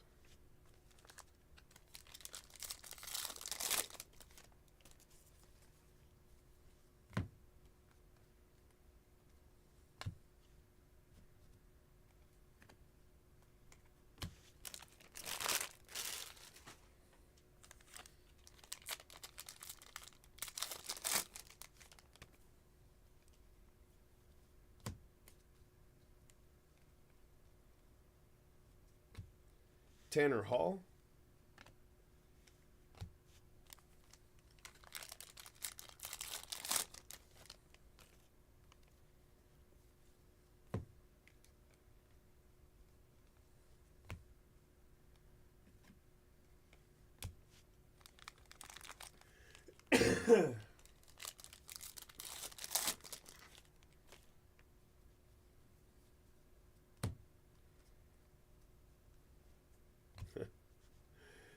CJ Kapus, the man's on fire.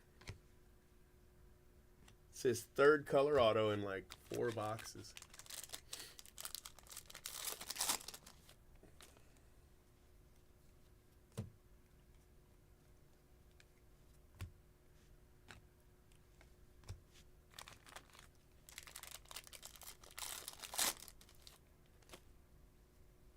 Oh, we got a plate. Son of a bitch. All right, so paper plates go to the rare paper spot, and chrome plates go to the player. Is that right? That's how I have it? So this is a paper spot, but that's insane that CJ Kapus hit again. Like, we are killing CJ Kapus. But let me double check and make sure that's what it says. Because I change it from year to year, but usually I keep it the same for Bowman and draft. I just want to make sure. I think for Bowman, all plates go to the player, and in draft, because we have a rare paper spot in draft. God, Let me see. Colored paper, it just says if you win the colored paper spot, you get everything. But it'll say it under player lots. Let's see. Paper plates are with red and black paper. Okay, so just to be sure, I wanted to double check. So this is a paper, so it goes to the rare paper spot. Just so we're clear, and I'm going to put that on the back.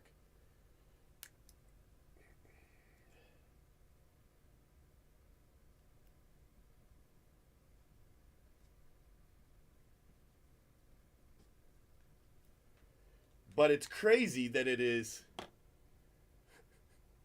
It's crazy that it is another Kafus. That is insane. But this is a rare paper hit, just so that we are 100% clear on that.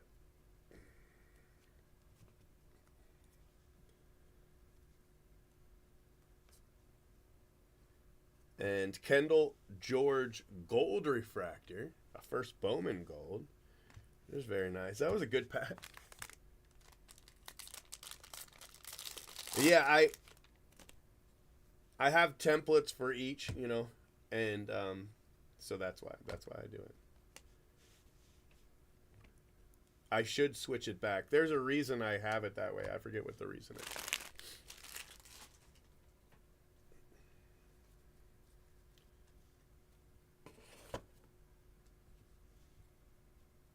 I think what it was is somebody was complaining that they didn't get it and they didn't understand how to tell the difference, you know. And so I was like, fine, I'm just gonna make it all go to one thing. But anyway, as long as it's in the OP, we're good.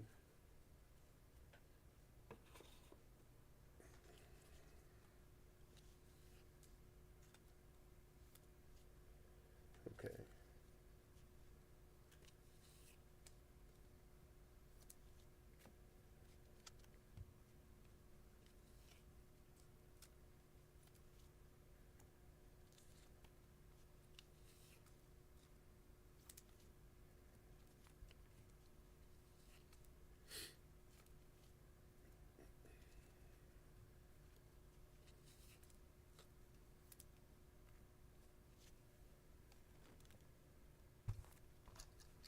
And then I just use the template from the previous year. So once I make a change, it stays, you know?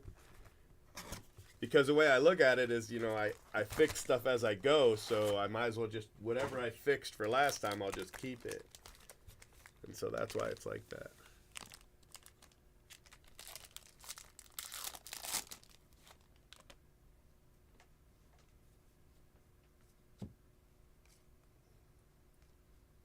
Brock Rodden, base auto.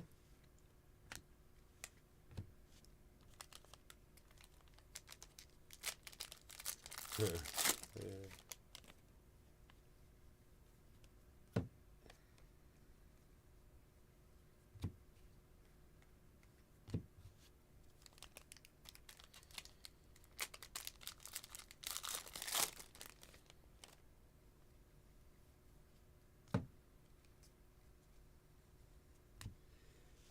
Cade Cooler.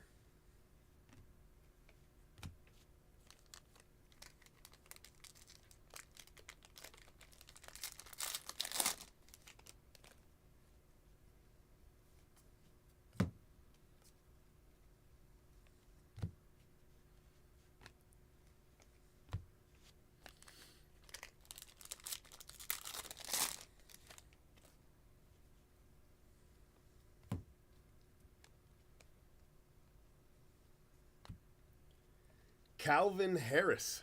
That is definitely the first Calvin Harris I've hit. He's got a large, bold autograph. I like it. Yeah, it's all right. As long as it's in the OP, it doesn't matter.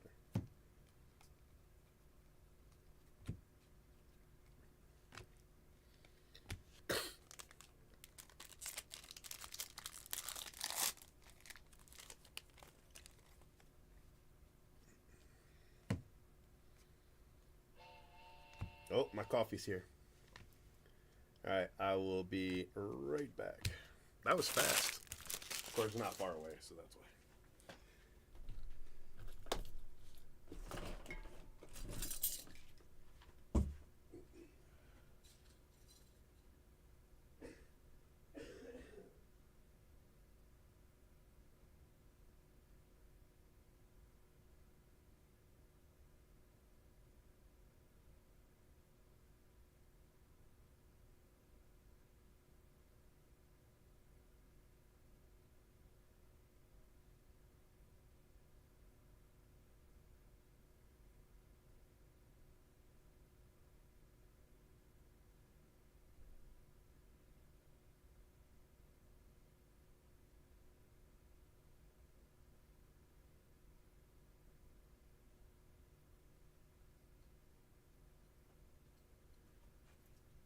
She was sitting in her car with my donuts.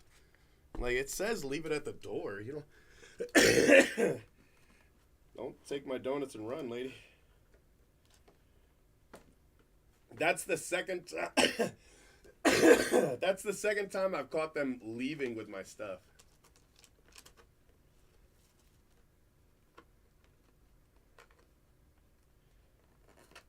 One time I had to chase them. So they took a picture of it, and then they picked it back up and then jumped in their car. And so I went after them. I was like, hey, where are you going? Where are you going? And they're like, oh, here. I was like, yeah,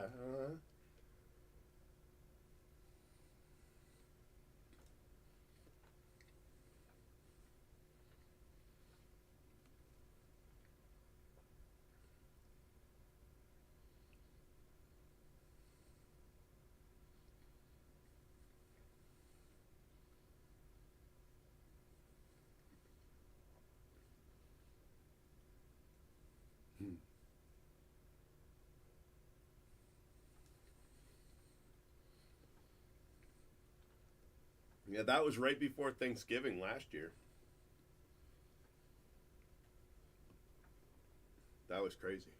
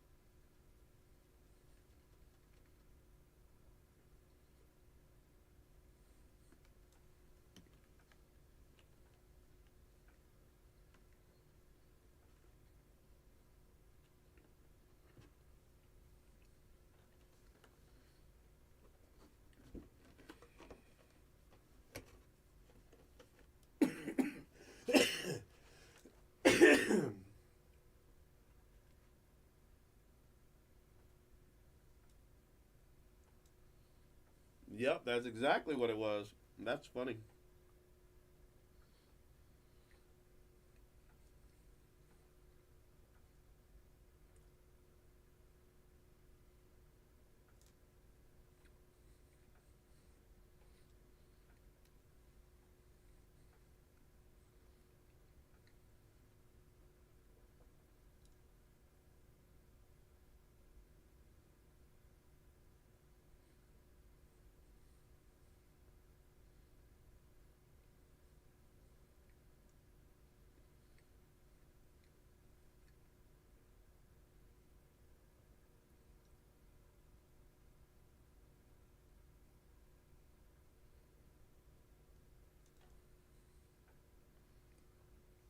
All right, I just ate 2 donuts. Let me go wash my hands.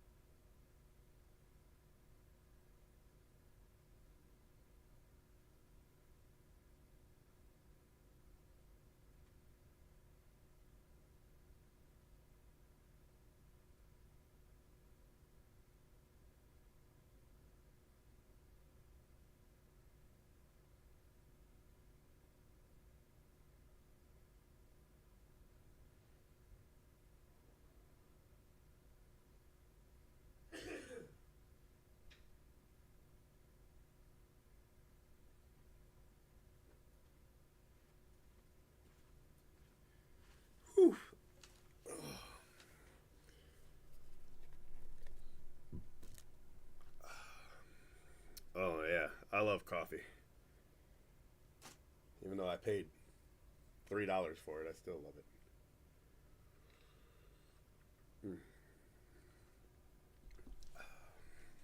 That's great. Great, great, great.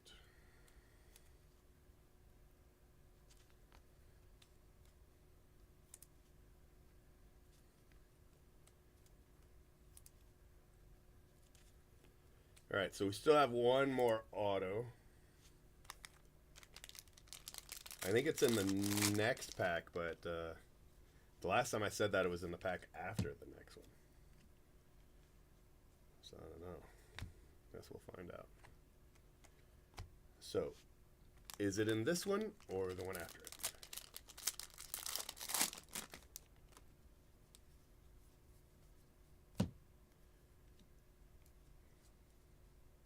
This one. Teddy McGraw.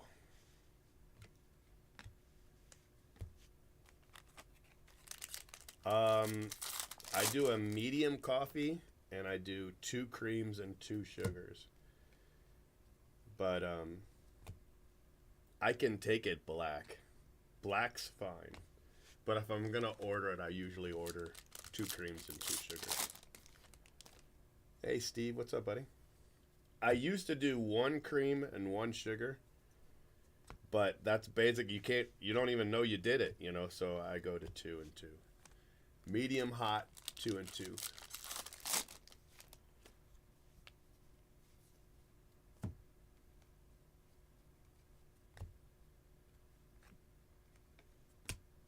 Sometimes that's too much cream and sugar, you know.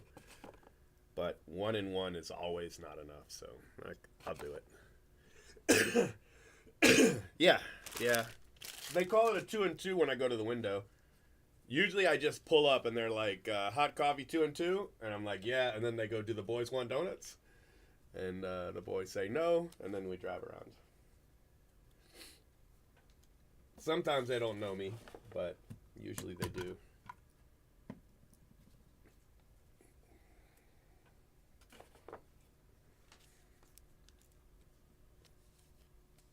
I'll say hot 2 and 2. Yes, please.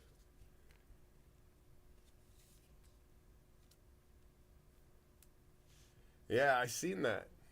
It looked pretty cool.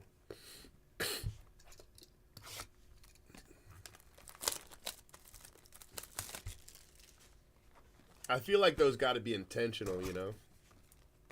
I don't know if I seen the same one you tagged me in, but I have seen one like that on Twitter. I've seen it.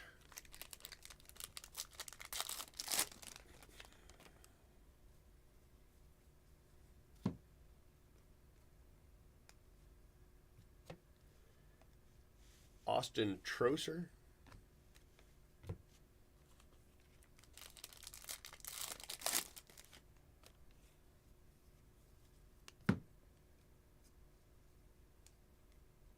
Matt Shaw. A nice card. Yeah. That'd be a nice box.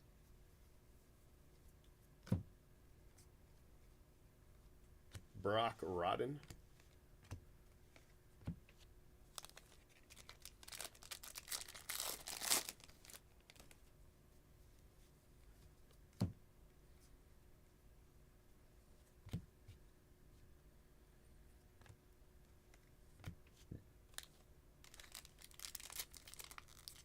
Yeah. Yeah, the paper base spot. I'm trying to sell the paper base. Everybody's lowballing me. Alberto Rios. I guess I must have come across as desperate or something because people are like, you know, I'll give you $4 grand or I'll give you $5 grand. You know, and I'll come get it so you don't have to ship it. I'm like, bro, shipping would have been extra, you know. So I've just told everybody thanks, but no thanks. You know, you're gonna make over 10 grand on it, so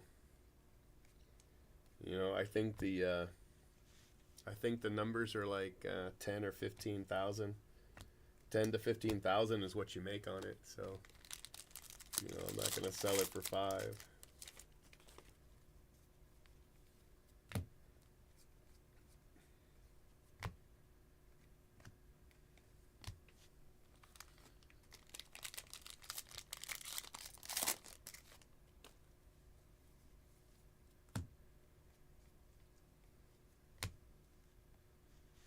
Colin Hawk.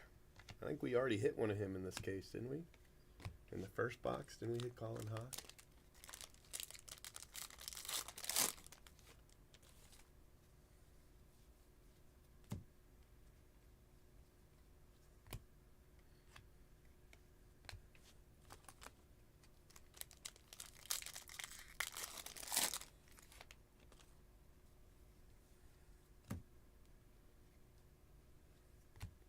Transformative Talent Refractor.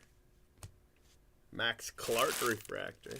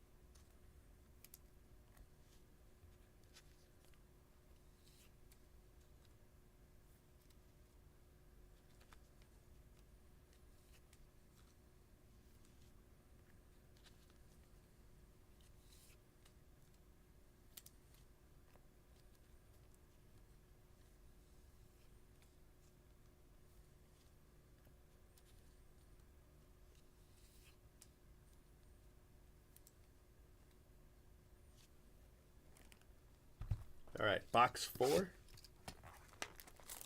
case 7.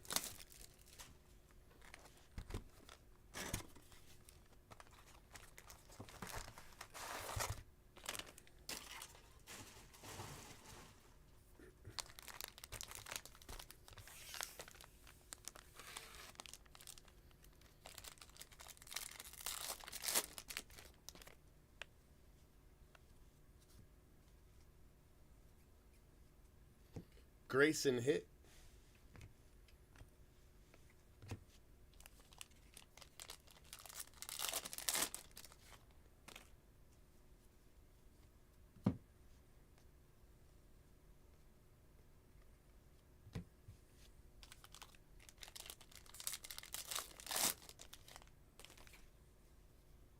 Got an orange paper. Nice one, too. Rhett Lauder. Oh, first Bowman orange paper. 7th overall pick. That's a great orange paper. Yeah, congrats. Congrats to the orange paper spot. Hey, another plate. Look at that. Paul Skeens. Now, this one is a chrome plate. And this one goes to the player. Wow. That is a huge plate, by the way. So, congrats.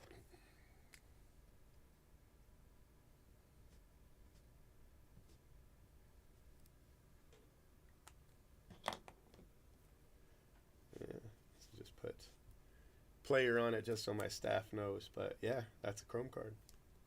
You can tell a couple different ways. One, the photo is reversed. That tells you that it's chrome. 2, the card number has the C in it instead of just the BD. Here, let me show you what I mean by that. When it's just paper, the card number doesn't have the C. See what I mean? It just says BD for Bowman Draft. But the chrome spot says BDC for Bowman Draft Chrome. See? That's another way to tell.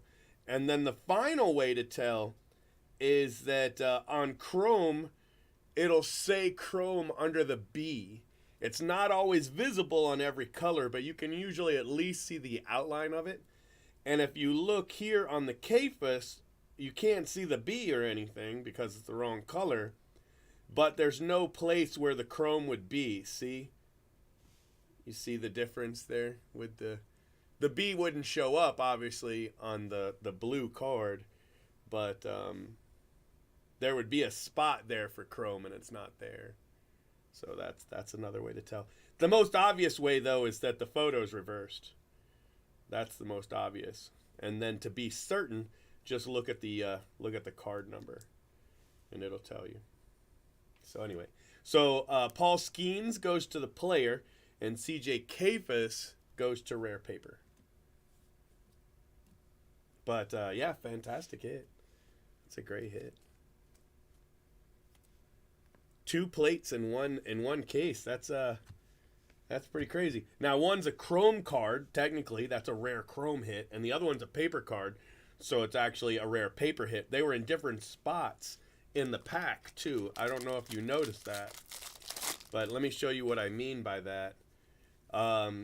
Rare paper is right here. This is where rare paper is. So if you see a sky blue paper come out, it's here. In between paper and chrome, that's where it'll be. And that's where that plate for CJ CAFUS was. It was right here. But the other plate was here after the chrome, and that's where your colored chrome is, right here. And that's where the Paul Skeens card was. So anyway, crazy, right?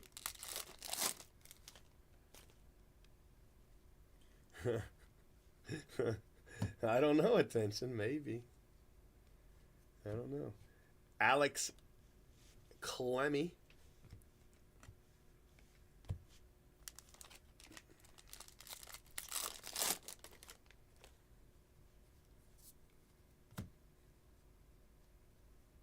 Max Clark. That's pretty cool. Little sky blue Max Clark.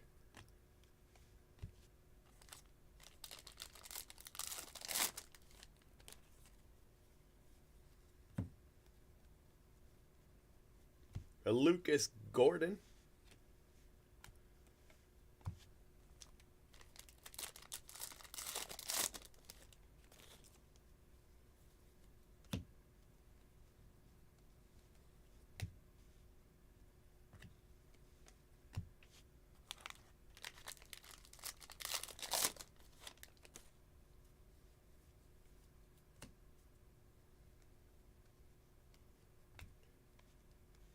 Dylan Campbell.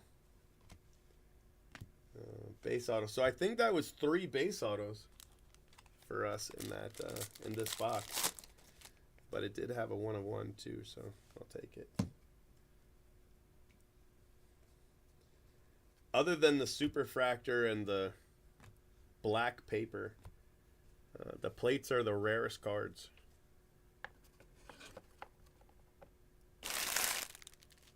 There's only 4 of them, you know.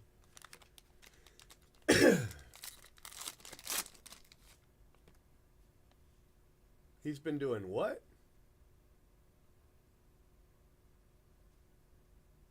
Oh, you guys are messing with him with the sleeves. Because, yeah, he shouldn't be doing that. I would definitely have to talk to him about that if he was doing that.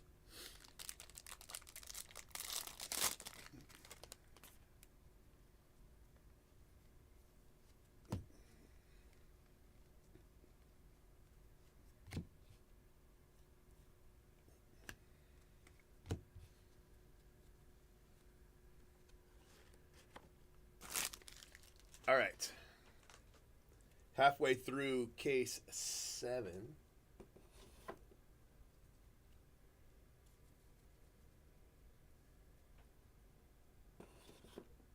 Yeah, the blacks have always been the most popular because they're the easiest to see. But plates are always cool.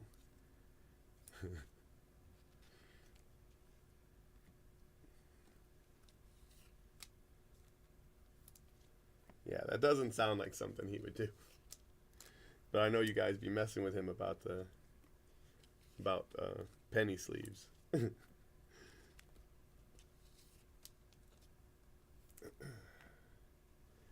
All right, here we go. And the Clemmy was actually a refractor, so that wasn't 3 base. There was a refractor in there. Yeah, he would. I don't know if trouble's the right word. I would just ask him not to do it. That's definitely what he's doing. I would just say, hey, let's not worry about that. Saving that couple pennies, don't worry about it.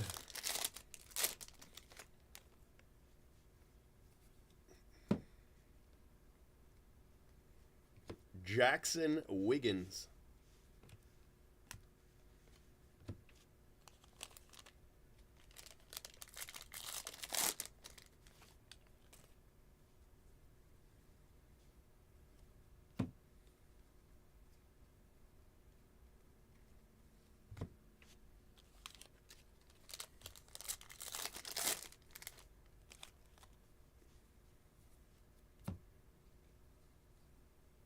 We've got a yellow Wyatt Hoodpole.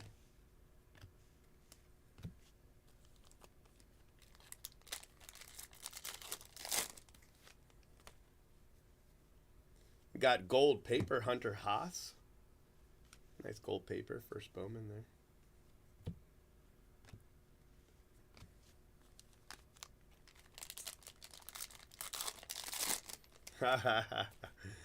What is that? What did he say? I will fart in your general direction. Isn't that what he says?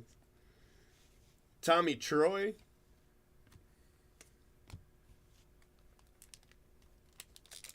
I fart in your general direction. Speaking of farts, I gotta remember to get the boys Secret Santa gifts for school. I gotta remember to do that.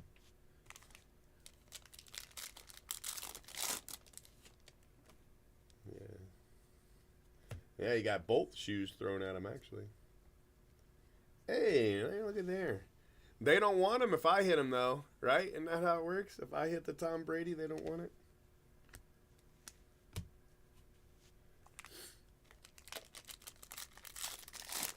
Yeah, elderberries. Hey, wow, that's a cool one, too. That's our second orange paper. And that's a great one with Jackson Holiday. Not a first Bowman, but a nice color match on that orange paper. That is a great card. This was a good case. Two printing plates. And a Tom Brady. So. Yeah, but it doesn't count. They don't want it if I hit it. They only want it if Jay Brooks hits it. So I don't know what to do with it. I guess I keep it. It's only a $1,000 card. Jackson Ballmeister. So I guess it's mine. Visa gift cards. Well, I think they want to do V-Bucks for both of them. Both of them wanted V-Bucks. But they've got to get cards, and I want to get a card about farting for the one kid. Because I just think that'd be really funny. And then the 8th grader, I don't really care. You just have the card, whatever. Okay. A lot of orange going on. Daverson Gutierrez.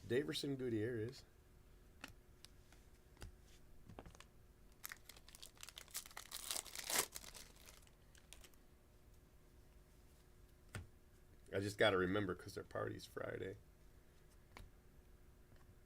I know they're not going to want to go to school on Friday, but I think I'll just pick them up like at noon or something.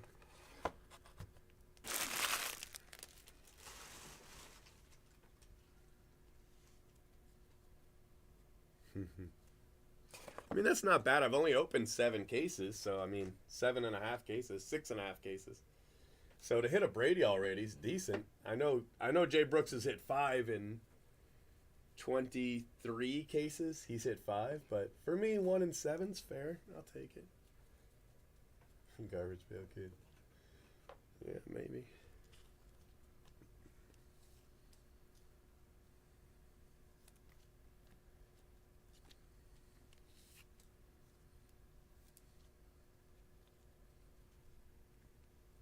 That's my first one.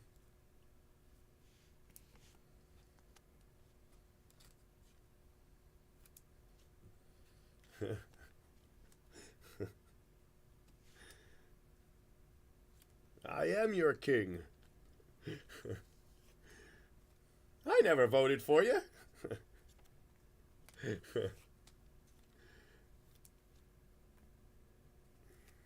forgot this goes in one touch, doesn't it?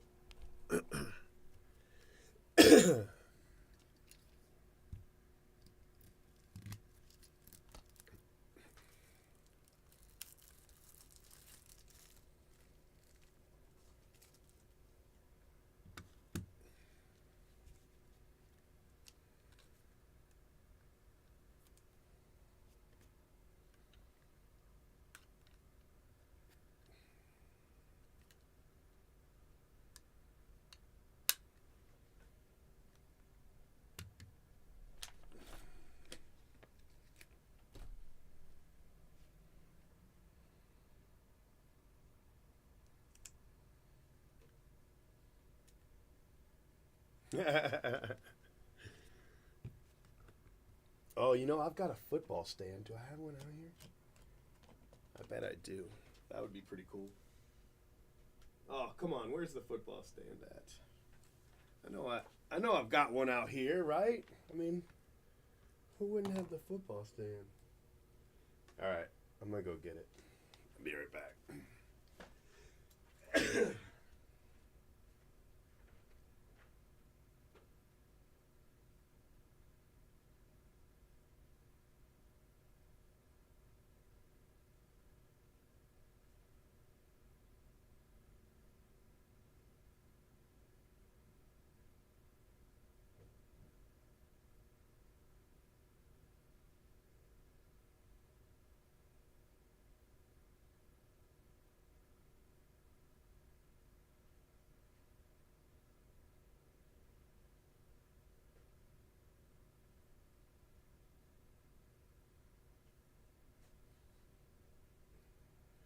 I could only find the basketball one. I think we're out of football ones. I know I have one, though. It's just not in my little stack right here. Oh, well. We'll just use the Christmas one. No big deal. The football one would be funny, though. Hey, I found it. I found it's on the wrong table. Get out of here, Santa. Here we go.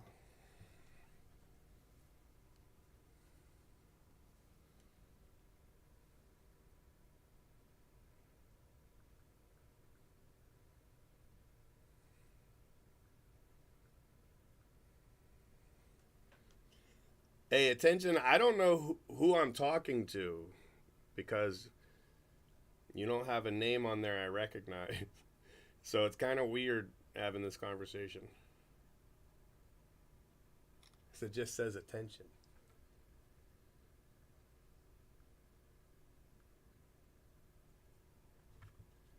Is that a mark on the card or is that a button? Oh man, I can't tell.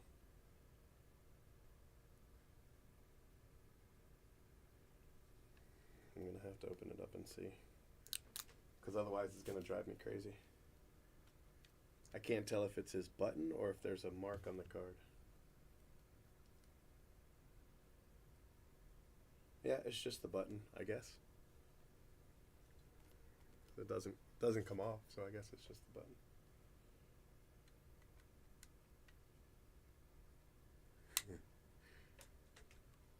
button. I mean, you know, if you change your YouTube username, I don't know who I'm talking to. Cyrus does it all the time. Comes in as J Brooks 2.0 all the time.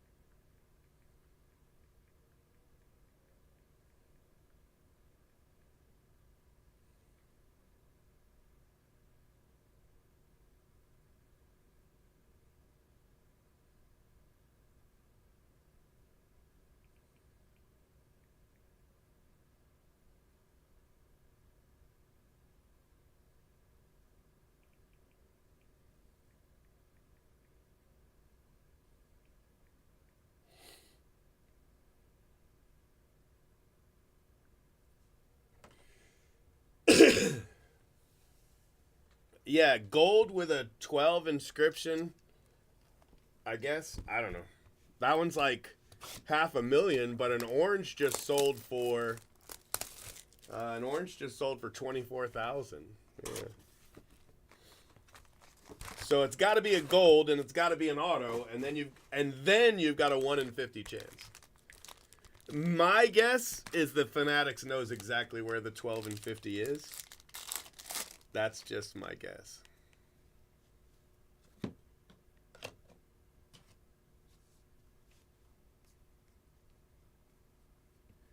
Jake Cunningham.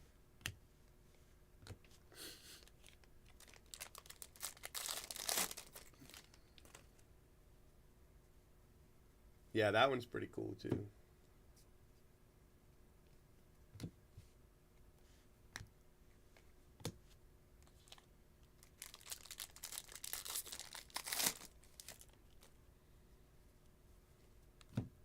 I figure any of the inscriptions will probably go for just stupid money. But nothing's going to go for the $500,000. You know what I mean? Yeah, it's number 12 and then the inscription too. I mean, the inscription's definitely got to be part of it. I mean, you could put it on the 12 of 25, you know, a rarer card if it wasn't part of the inscription. You know?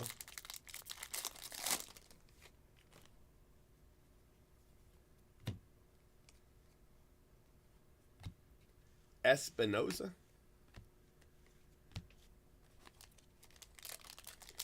They should have done a version to 12 and made it Patriots and Bucks colors or something like that. That would have been a cool little extra.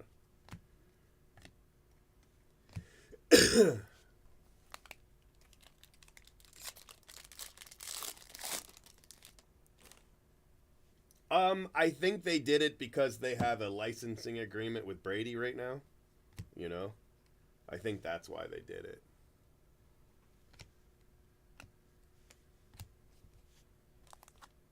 I mean, that's a 95 card, so 95 card is more than 25 years. You know.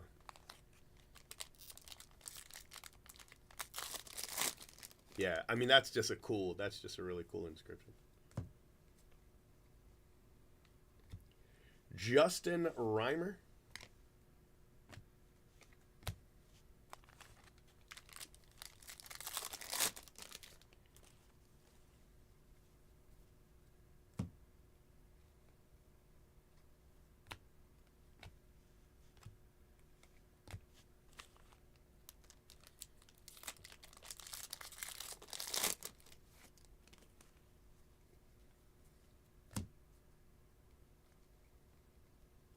Oh, that's pretty cool. To 150. Mini Diamond to 150. That's a cool little parallel. Wyatt Langford refractor.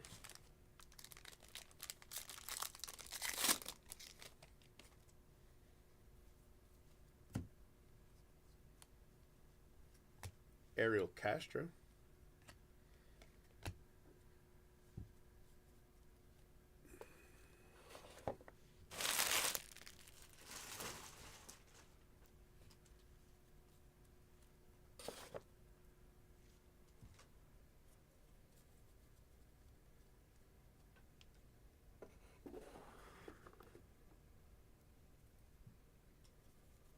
They did the same thing a couple years ago.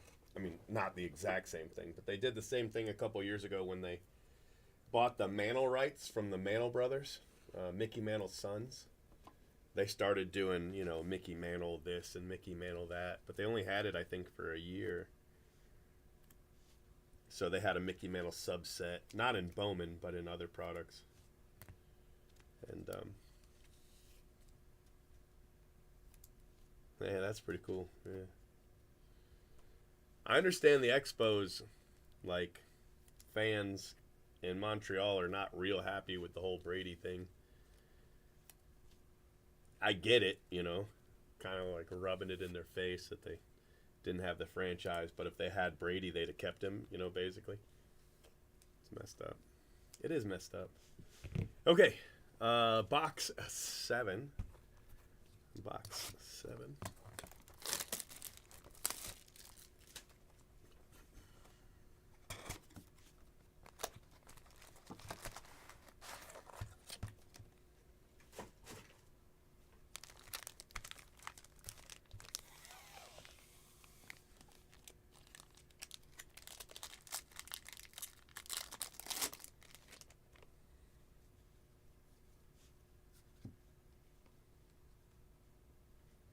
So that's back to back to back class of 23 autos, which is nice. Gives me something to give away.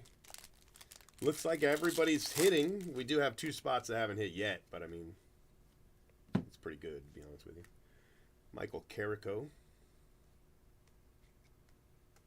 We've been down to like the last 2 cases and still had 5 people without autos.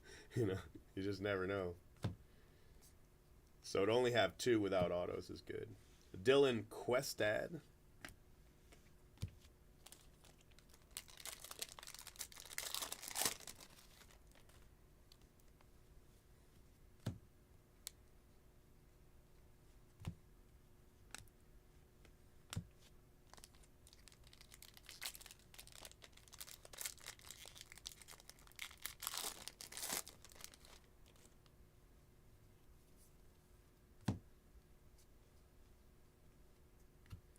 Jake DeLeo.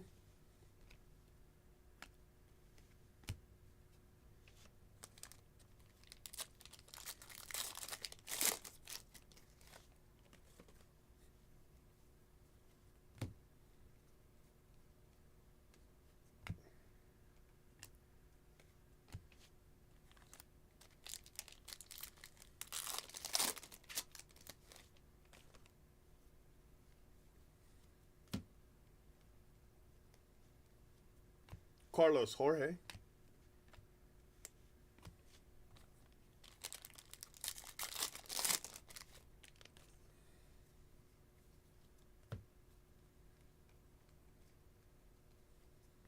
Dylan Head.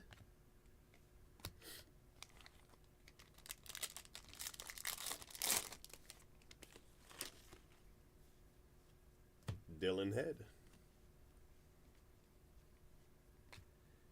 Xander Muth. Muth.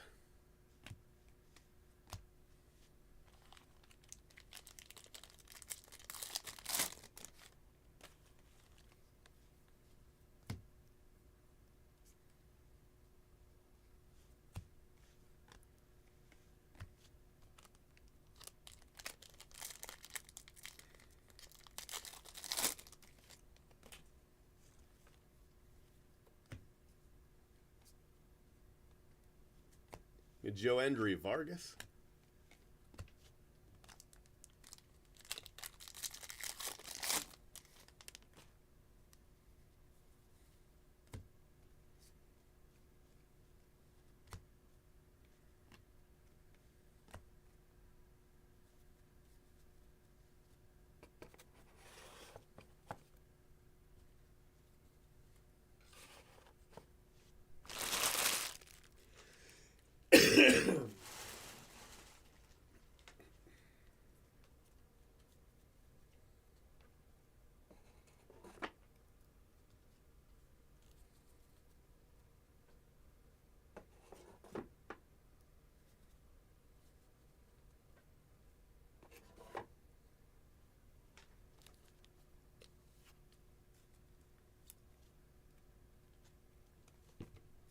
Man down. Just threw Xander.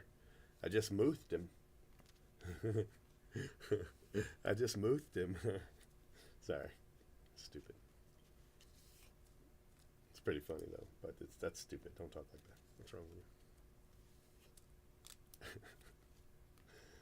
you? Mouthed him right over.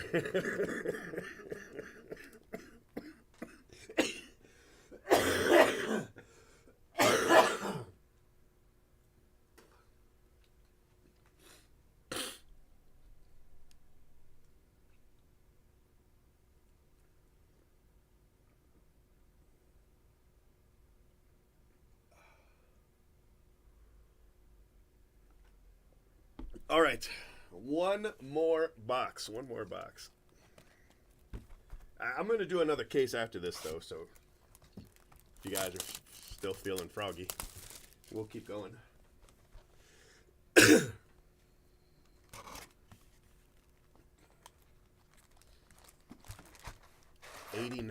Let me see. What did 89 look like? So 89 was the year of the Griffey. I can picture... Okay, yeah. It had the white border, right? 89 was the white border.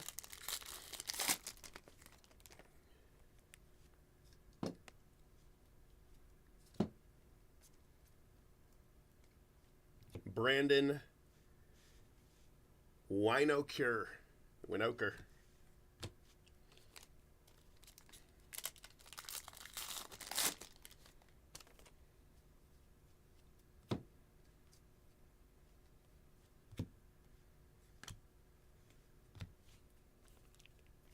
Oh, yeah. The Billy Ripken.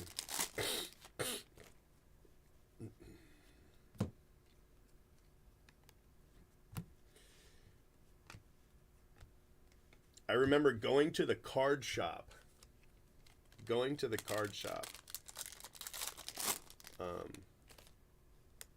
And he said that the Ripken error had come out of that case. And he was selling the boxes for just crazy amount of money.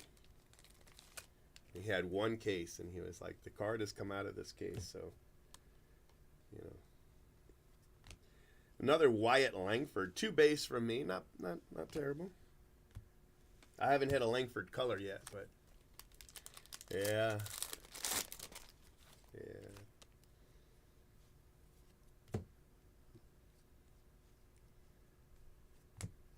The upper deck had the Dale Murphy, right? The reverse Dale Murphy that they kept printing.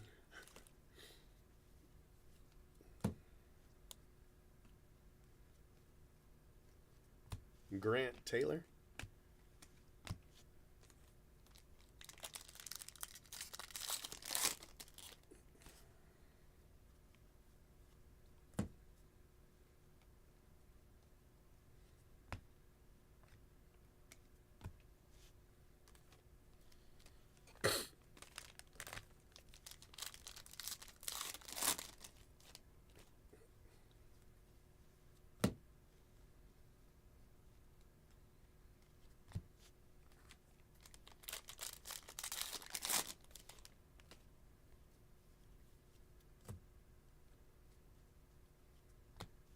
Luke Keyshaw.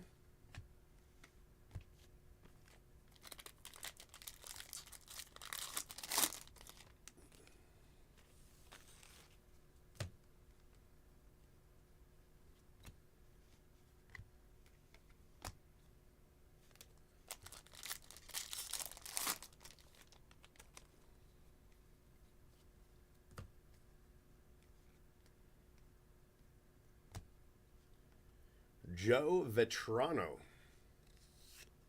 Joe Vetrano base auto is our last hit.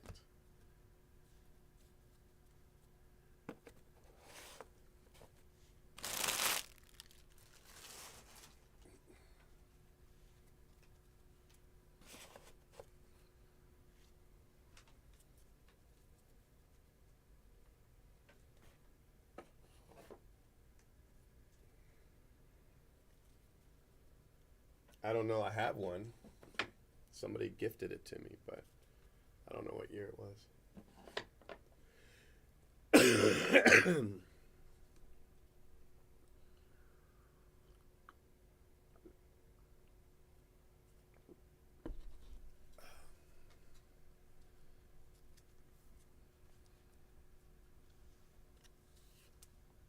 Yeah, there's that other Sam somebody with the Jordan and the 45 uniform. Not 45.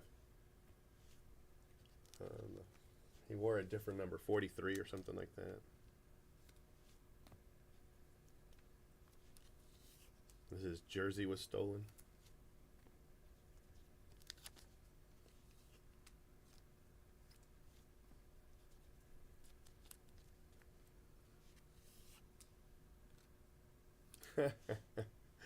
Yeah, that's true.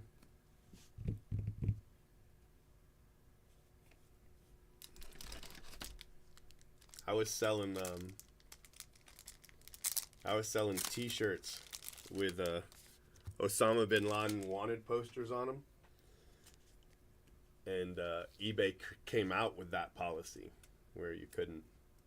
It wasn't for the Osama bin Laden wanted poster T-shirts, mind you. It was because people were selling like mementos from 9/11. They were selling like um, helmets from firefighters that were damaged and stuff like that. You know what I mean?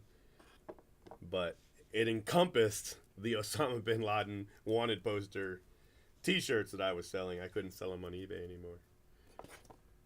But yeah.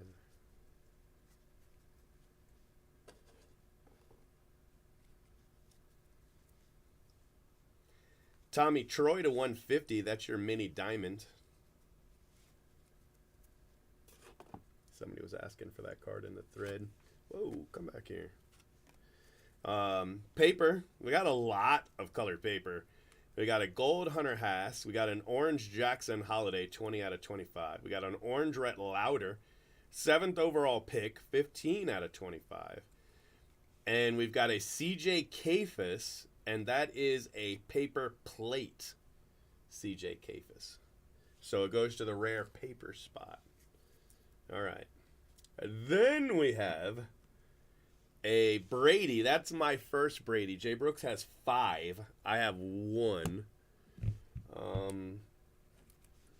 And we've got Kevin Parada, Grant Taylor, Luke Keyshaw, Dylan Questad, Carlos Jorge, Joandry Vargas, Jake Cunningham, Ludwig Espinosa, Ariel Castro, Wyatt Hoodpool, Daverson Gutierrez, Max Clark Sky Blue, Lucas Gordon, Chris Clark, and a Paul Skeens printing plate. But this one is the chrome plate, so it goes to the player spot, not rare paper. Okay, Brock Rodden, Emmanuel Bonilla, Nolan McLean, Cade Cooler, William Bergola, Alfredo Duno, Tanner Hall, and Kendall George gold refractor.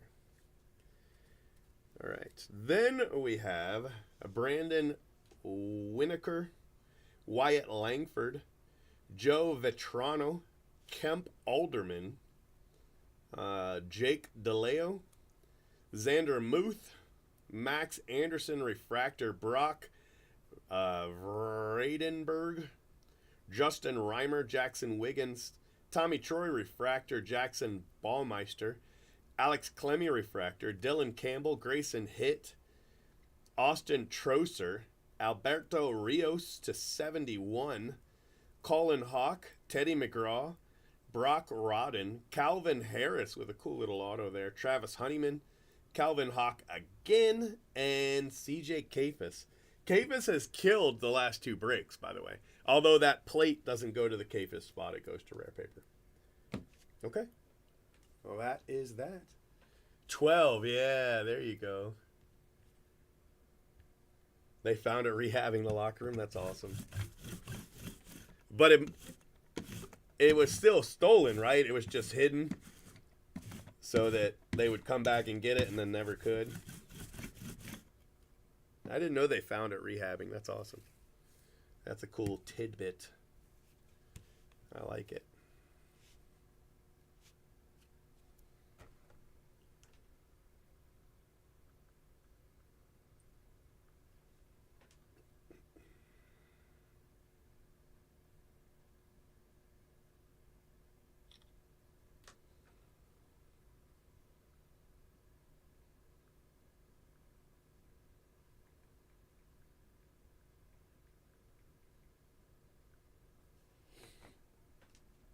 Okay, this one is rare paper, CJ Kafis. And, come on, damn it. And this one is the player spot. Okay, that'll work.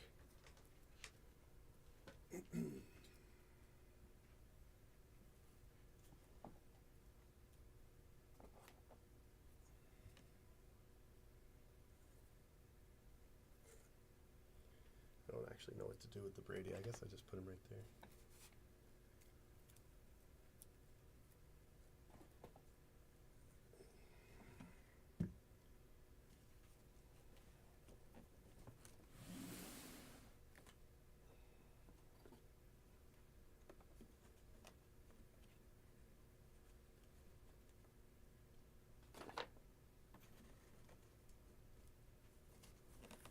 Put this paper up.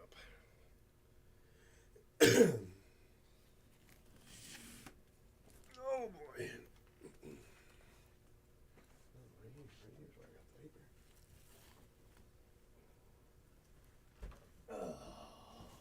I'm way too old for this.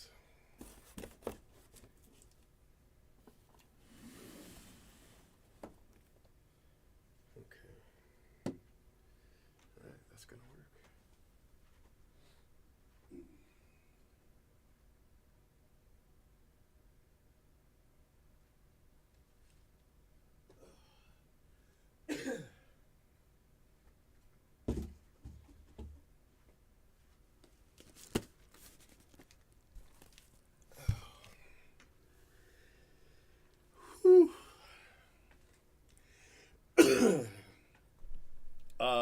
I'm definitely better. I'm not good yet, but I'm definitely better.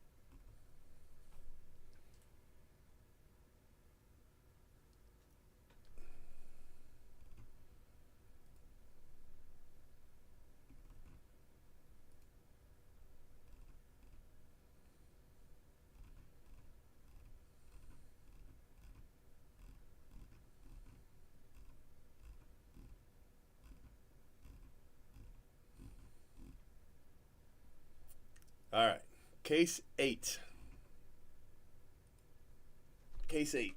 Ooh, I got a headache all of a sudden. All right. I think it's because I was straining to look over my shoulder to see the screen.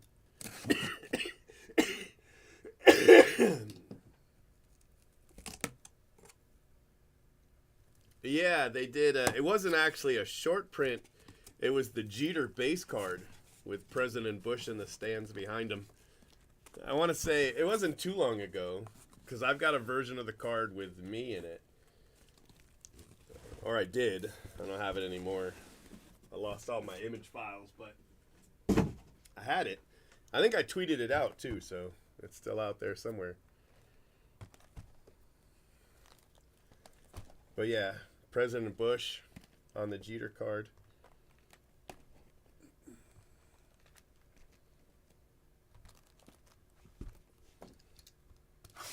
I want to say Babe Ruth was inside the dugout too, if I remember correctly.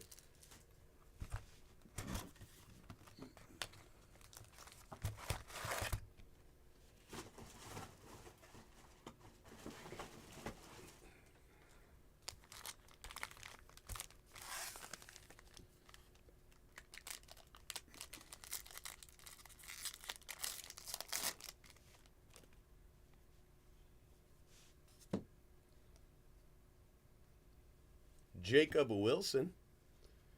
Jacob Wilson, eighth or sixth? Sixth overall pick, Jacob Wilson. Nice card.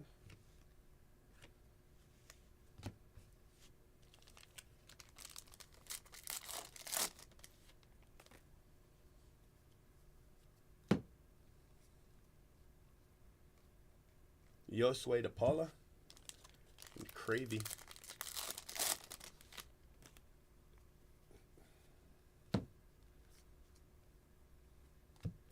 Yasser Mercedes. Paul Skeens.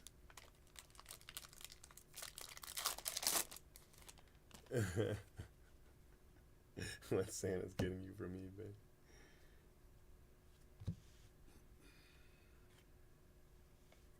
Jace Young.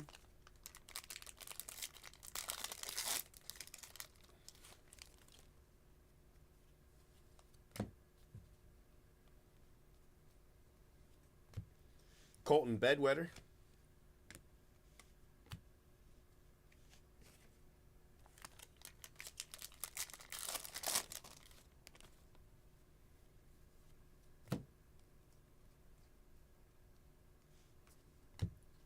Jace Ibuprofen.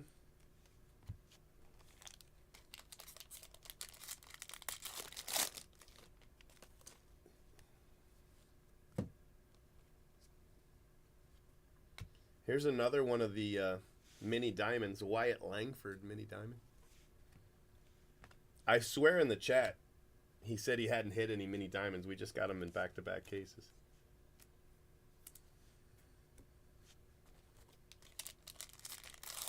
In the thread.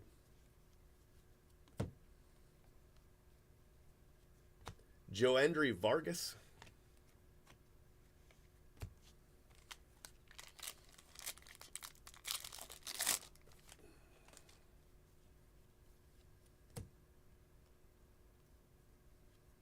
Andrew Pickney.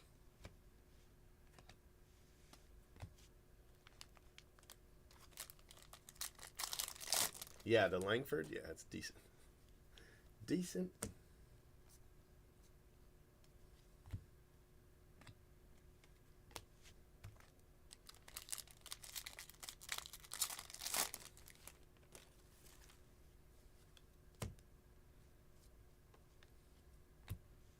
Draft picks and prospects refractor of Ethan Salas.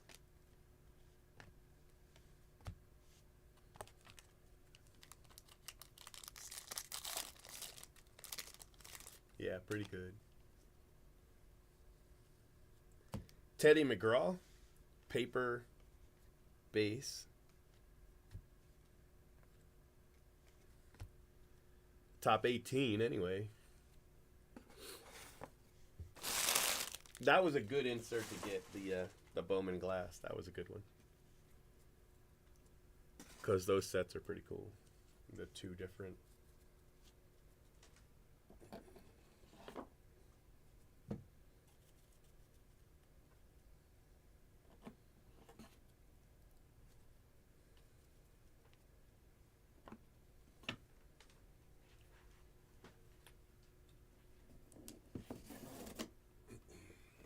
Actually, I'm up. Let me just put this down.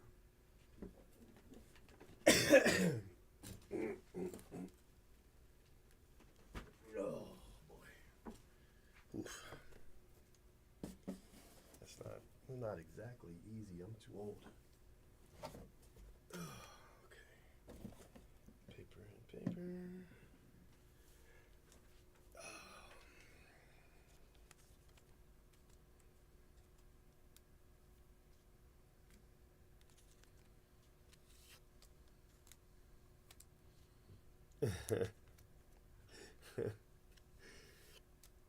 I just remember them saying, "Get the holy hand grenade! Run away! Run away! It's just a bunny! Run away! Run away!" It had fangs!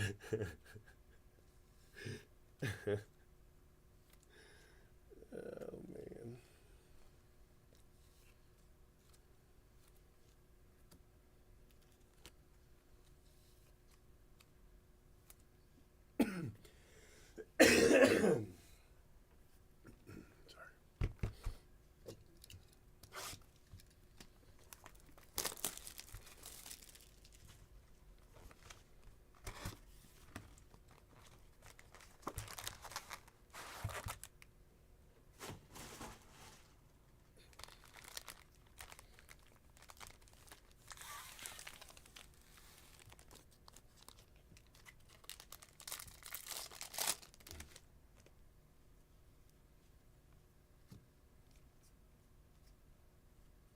Kendall George.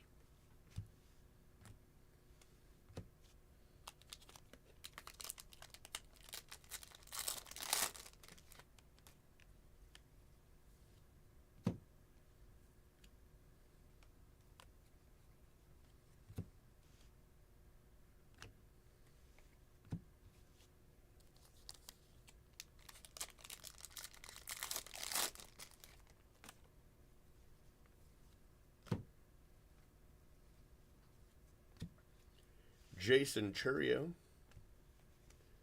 And they come over the hill and they're using the coconuts for their horses.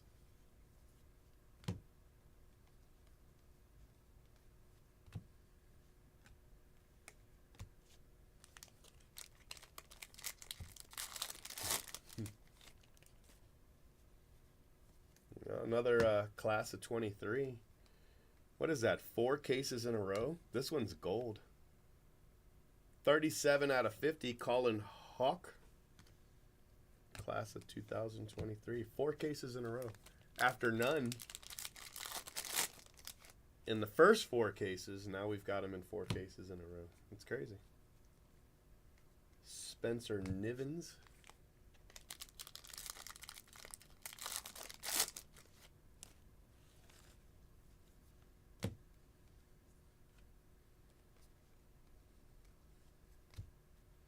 Jack Weniger.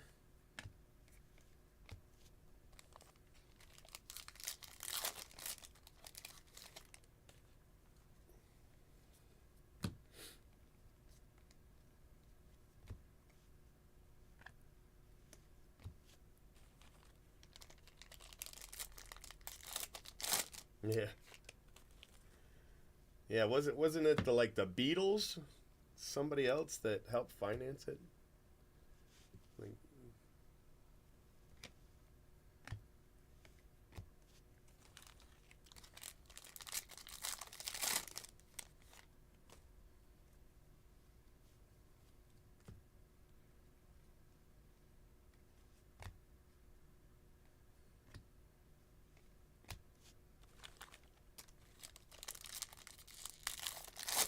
Beatles, Elton John, and I forget now, but Jerron Watts Brown, 299. Led Zeppelin, yeah.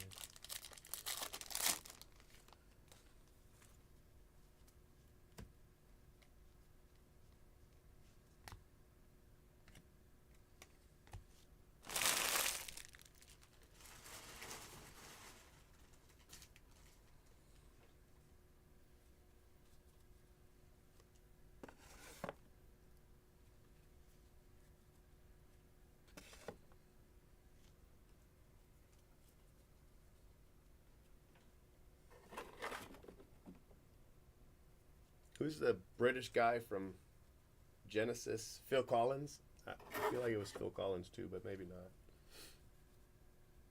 not. It's a long break. You never know what's going to happen.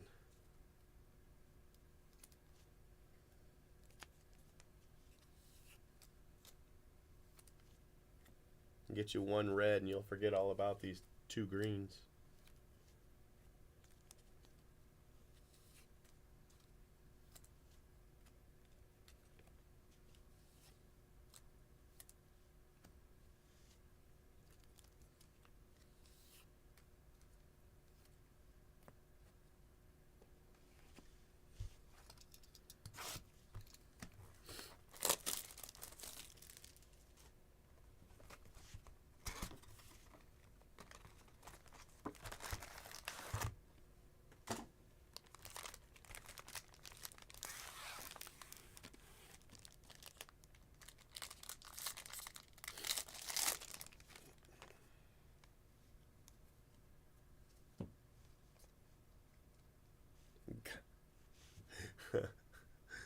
Got a gold Landon auto. That's second gold auto, too, in this case. So he just hit a gold auto.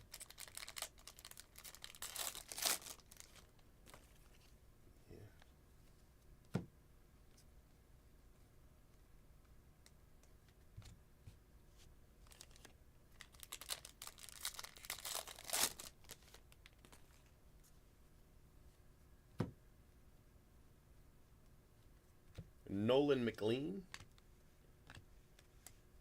Max Clark.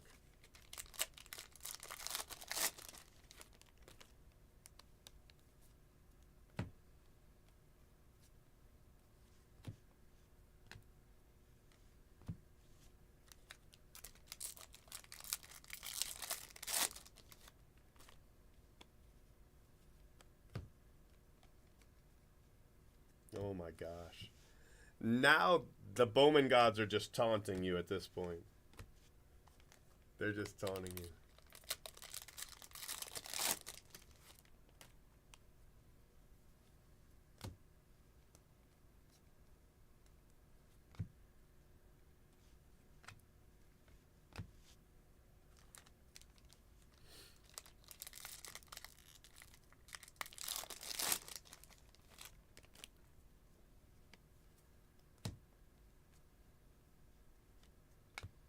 Joe Redfield.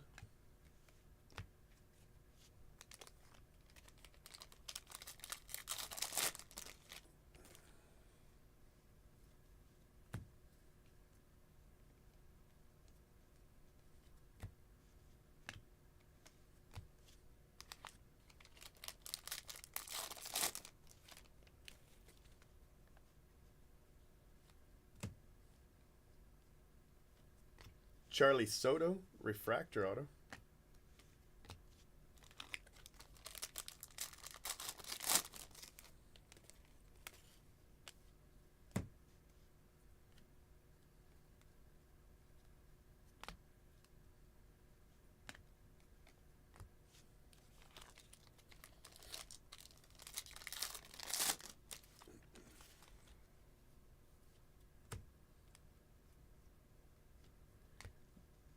Bergola, 50 of 75, eBay 2 of 3.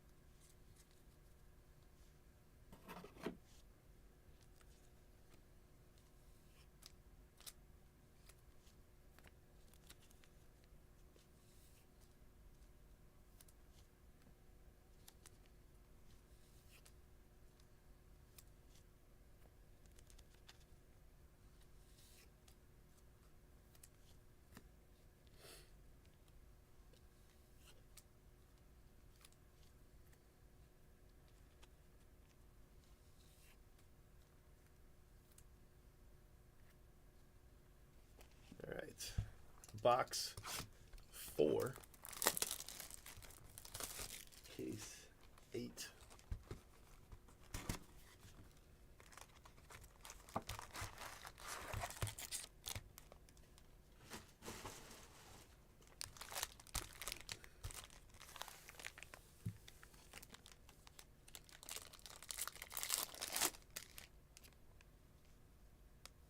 Orange paper, Jay Bashirs. First Bowman. Orange paper spot's doing pretty well, to be honest with you. Blake Mitchell. That's a nice hit, too. A little color match on the Blake Mitchell. 8th overall on Blake Mitchell. Nice card. Very nice card.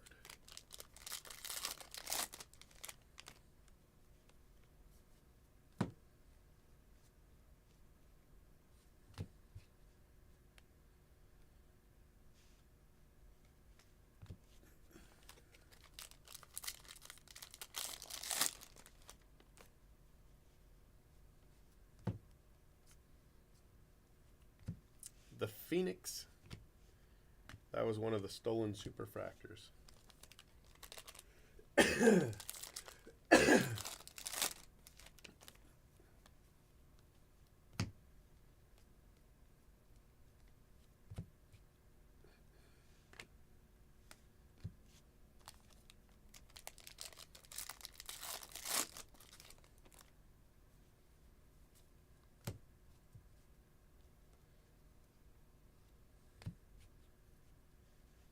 Alberto Rios.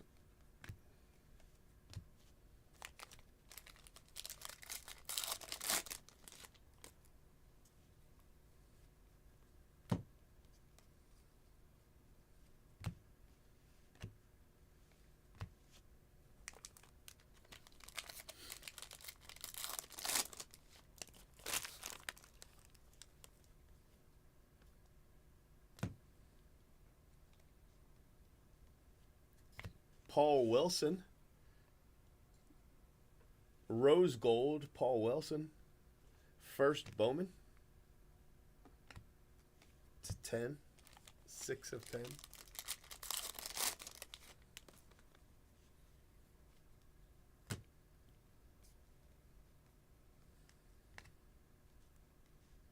We got Matt Shaw. Mood ring. This should be an auto.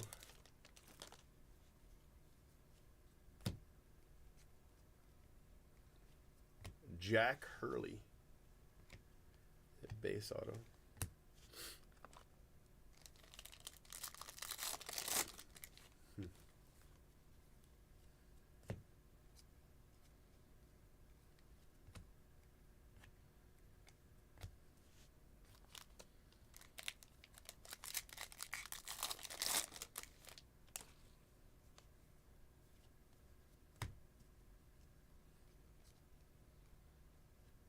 Carlos Jorge.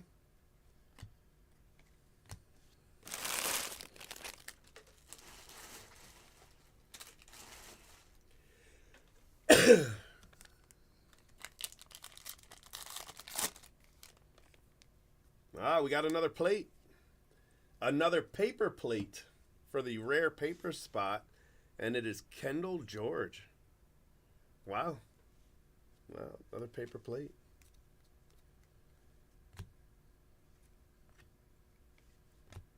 It's crazy to hit 2 of them that fast, you know. Third plate in 2 cases.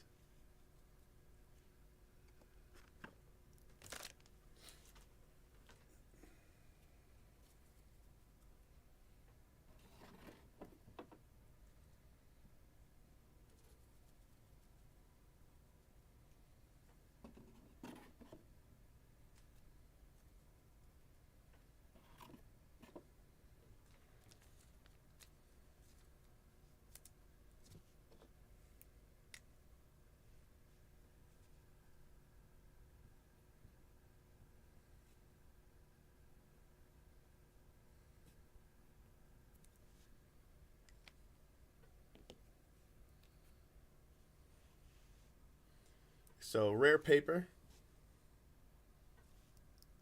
Pretty cool. Pretty cool. So congrats to Everett.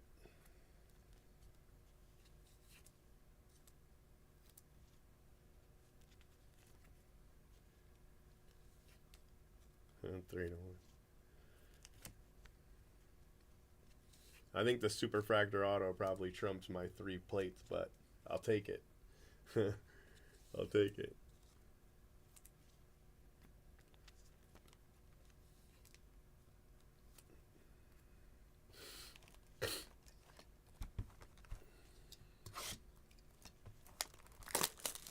He's got me by 15 cases, though, so I still have time.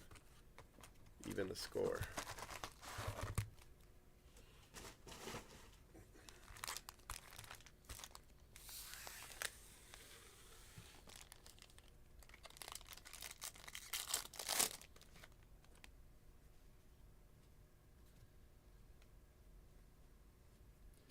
Justin Reimer.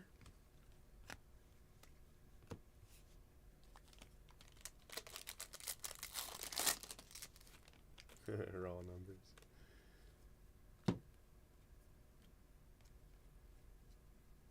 Matt Shaw.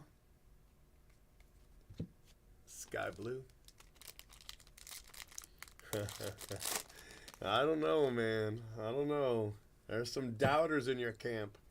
But I've only hit you one base. It's not like it's not like I'm catching up to Mr. 5 over here with his. Does he have two color? Yeah, he hit a blue, right? A blue and then an aqua, a refractor and two base. Is that right? I think that's what it's been. So we've got two more base we can send. You might as well wait until we hit something more colorful, I guess. I don't know if we should be sending overnight packages every day. I mean, up to you, though. We can definitely send them out if you want. Blake Mitchell, so that's his second color. So I know I hit him a blue earlier.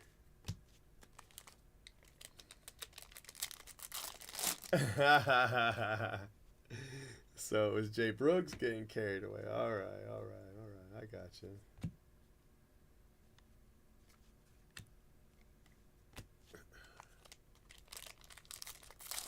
You think it was Bryce?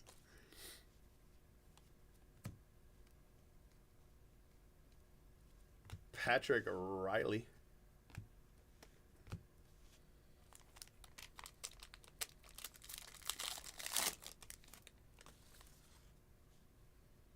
Not yet. This is my second Aflac auto. Blake Mitchell. I'm not sure who I hit the first time, but Blake Mitchell. Aflac. Nice little bonus auto. It'll be extra. I'll take it.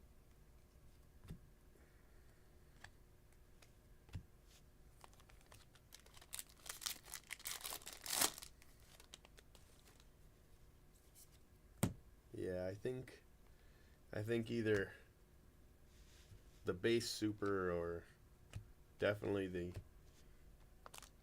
gold 12 of 50. Those would be pretty good to hit.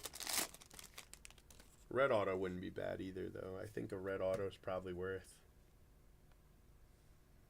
anywhere between 35 and 50,000 a red auto, based on the orange sale. 35 to 50.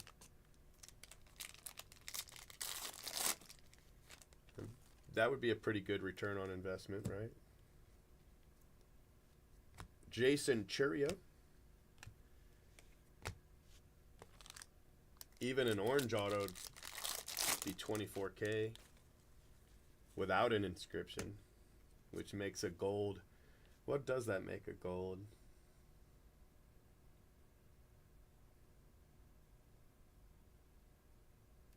$16? Something like 16K. Something in that ballpark.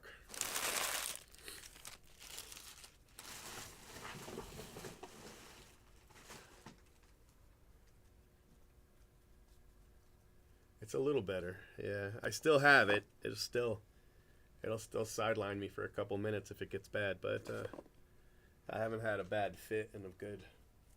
What do you think? About an hour? Has it been an hour since I got sidelined in a coughing fit? Just don't make me laugh. As long as nobody makes me laugh. Yeah, it's pretty high. Now that was the first orange too, so you know the next orange might do 20% less or even more. Just depends how many players are still looking. You know how many people are still buying at that point. But what is the base? The base non-auto still like $1,000, right? I mean, that's insane. And we have two base here because I think Jay Brooks has a base he hit last night, and then I just hit one. So a trip to the Dominican. Okay.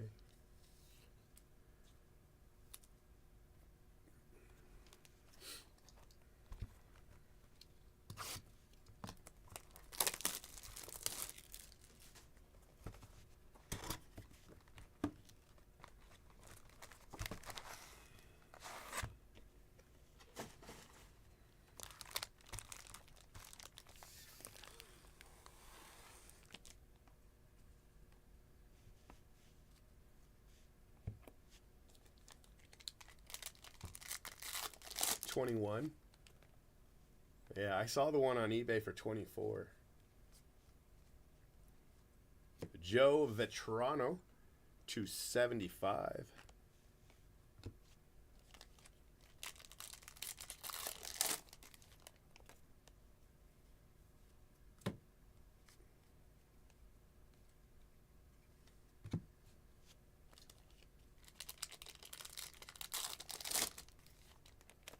Wow, that's crazy. That's absolutely crazy. Draft Night Refractor, Colton Bedwetter.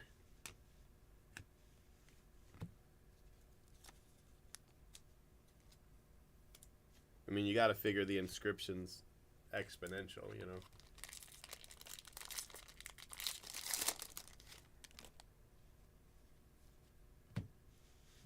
It might do 100K. Maybe even more than that. I mean, if the gold's $500,000, you can't really judge it based on that, but still.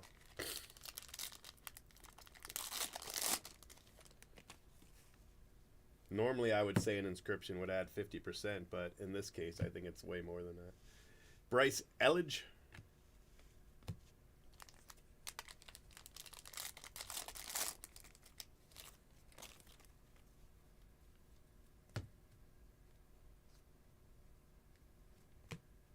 You should have that new package today, right?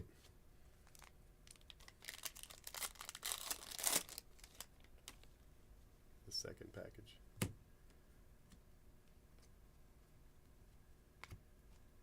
Kemp Alderman.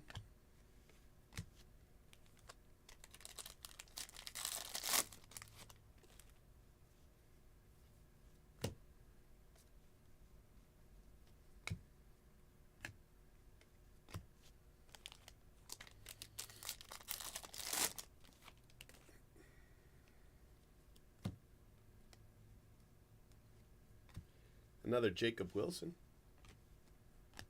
6th overall pick, Jacob Wilson.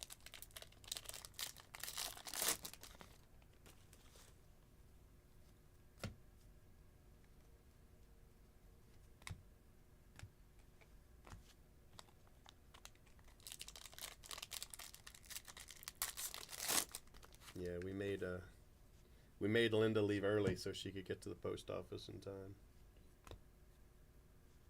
Jack Mahoney. Post office is open late, but you have to have express there by 5. So we made sure she left in time to get there. Well, I was already gone, but she told me she'd leave in time to get there. I went home and I put beef stew in the crock pot. What time did I go live? Like 3:30? About 3:30. I got here just before midnight, but I had some packages to package up, and then I had a couple things I had to ship, and then I ordered food. So by the time everything was done, it was 3:30-ish. So I've been live for 3.5 hours. About 3.5 hours. It wasn't 4. It wasn't quite 4. So somewhere between like 3:30 and 4 a.m. I went live.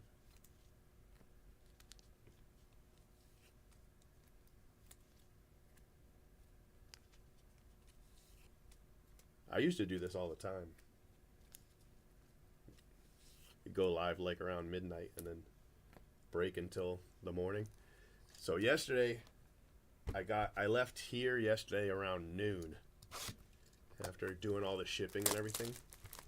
And I went home and I put beef stew in the crock pot for the boys for when they got back from basketball practice. And then I went to bed before 1 p.m. And then I got up and I had a little bit of beef stew. So I got up around like 10:30-ish. Kristen Campbell. And then I had some of the beef stew and then I drove here. The 10-year-old was mad he wanted to come with me, but I'm like, I'm not going to be home in time to take you to school. You got to stay. but they haven't seen me in a couple days, so they're not.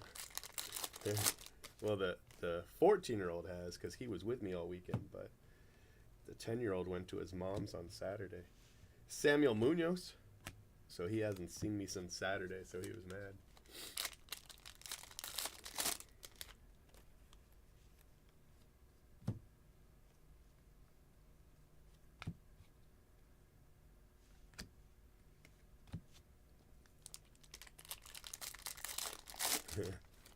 Yeah. I remember you'd say, don't hit anything, I'm going to be on the road. I'm going to be on the road for, I don't know, half an hour or something like that.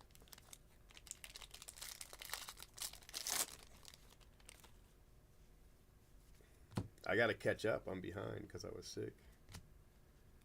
Gotta open some cases.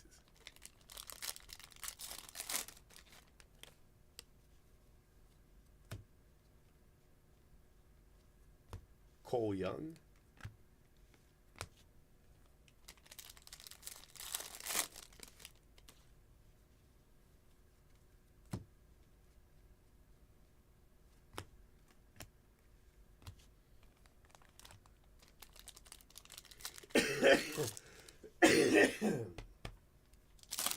Sorry about that.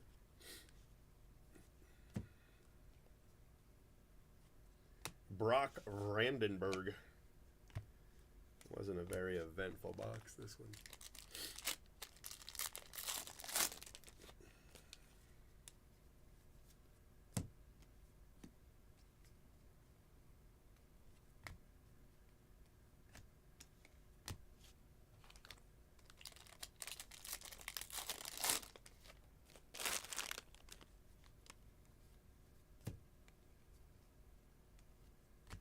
Luke Schleger.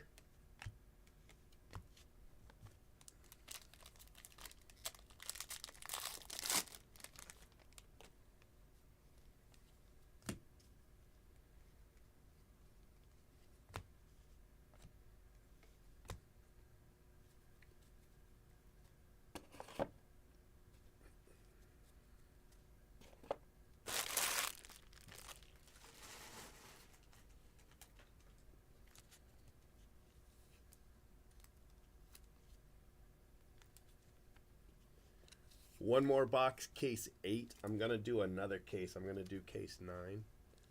And then we'll see after that where we're at.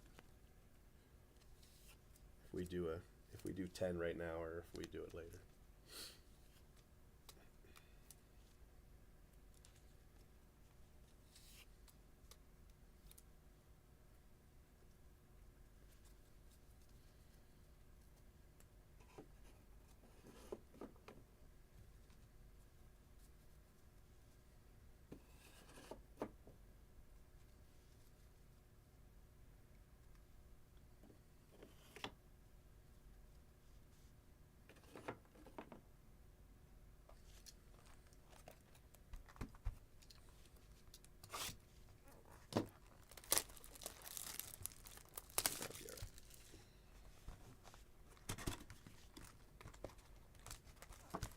I want to hit another Brady, and I want to hit a Pearl Pack. I haven't hit a Pearl Pack yet.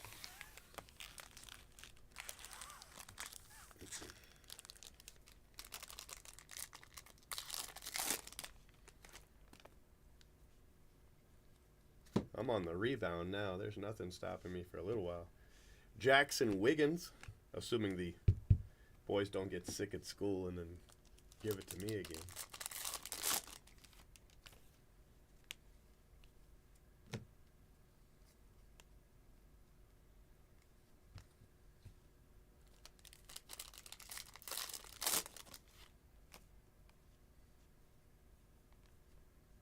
Yeah, that's all right. So that's our second rose gold in this case, which is awesome. Quinn McDaniel, 2 of 10. So that's pretty cool for the Giants.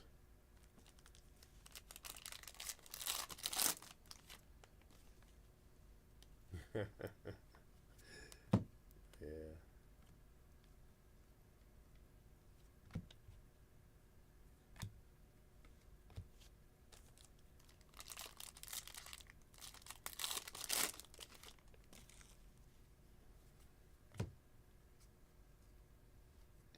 Jack Mahoney /71. One more auto in case 8.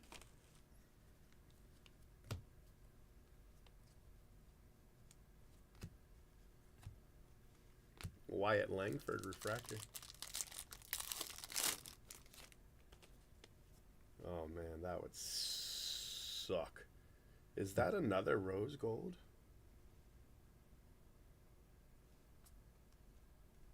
No, that is a yellow. Orange, Christian Knapsack. 24 out of 25. Pretty colorful box.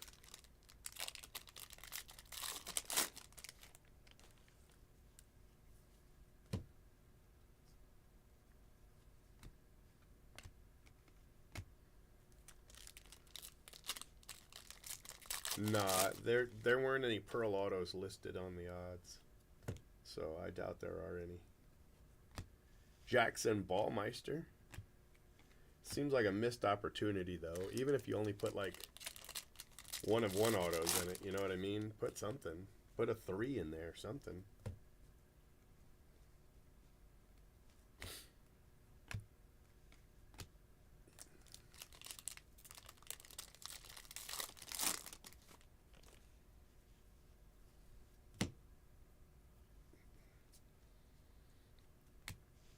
Transformative Talent /99.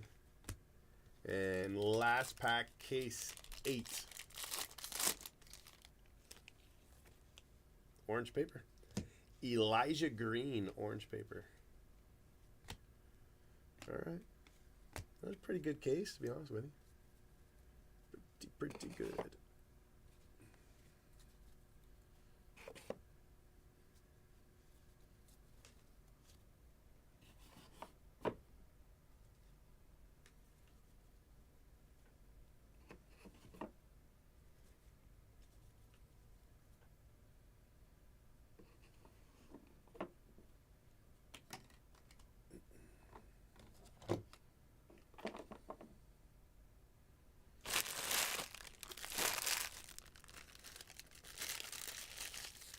So it looks like I'm going to keep the paper. I really wish I had the discipline to make sure I had it sorted and sold by lot. I think that would be awesome, but I know I'm probably not going to do it. But I'm also not going to sell it to some lowball offer either.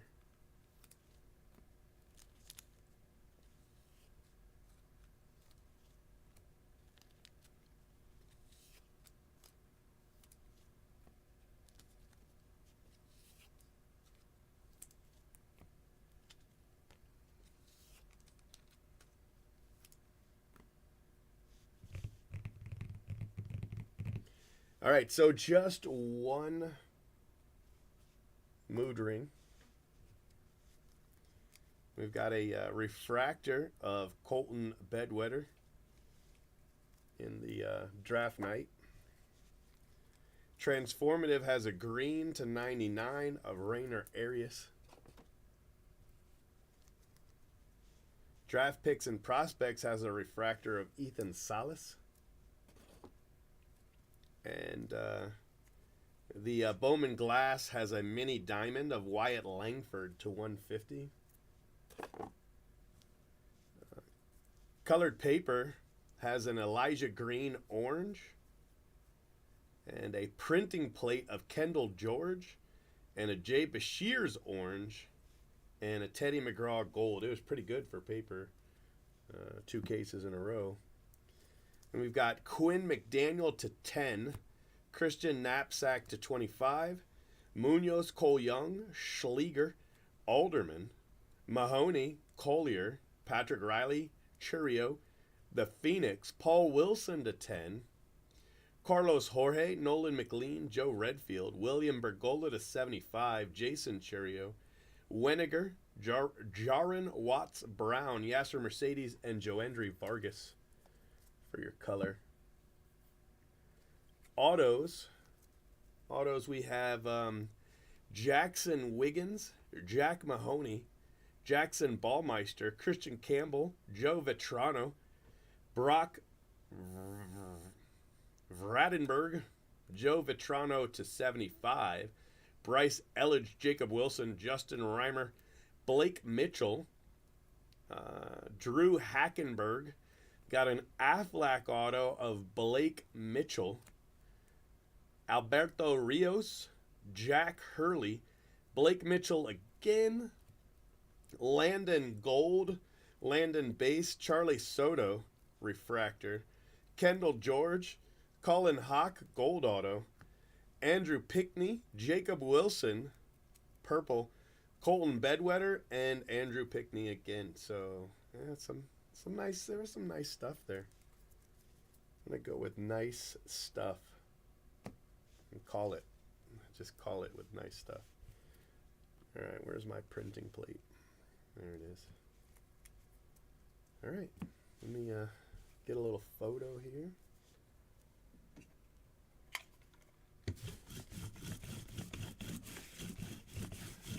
To get 2 in one case is pretty impressive. You know, 2 rose golds and a printing plate. I'll take it.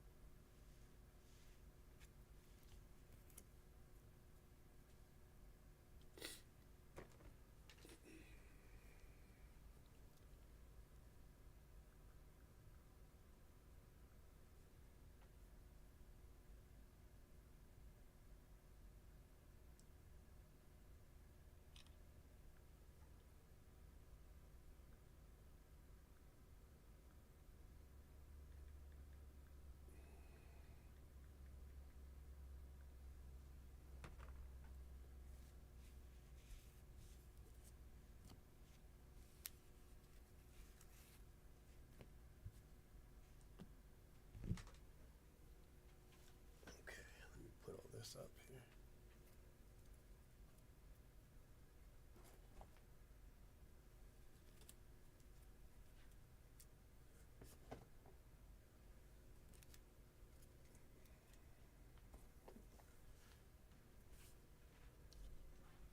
All right, guys, let me walk around for a minute and grab your case.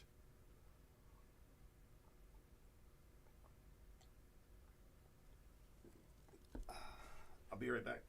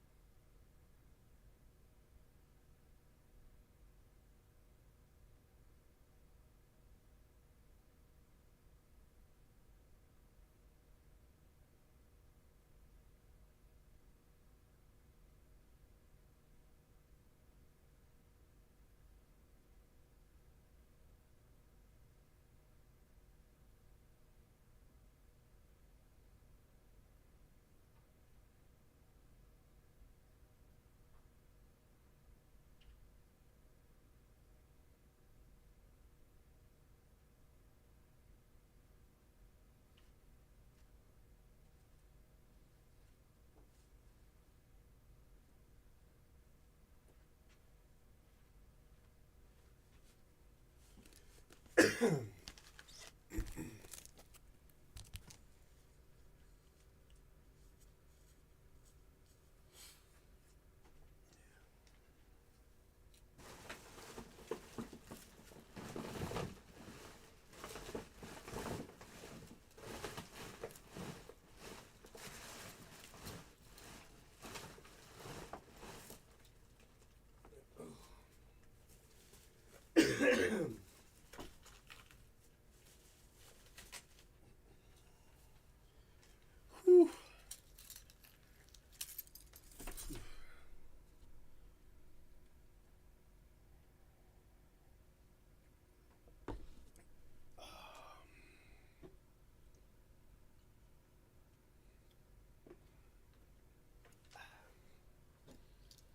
All right, let's change the case.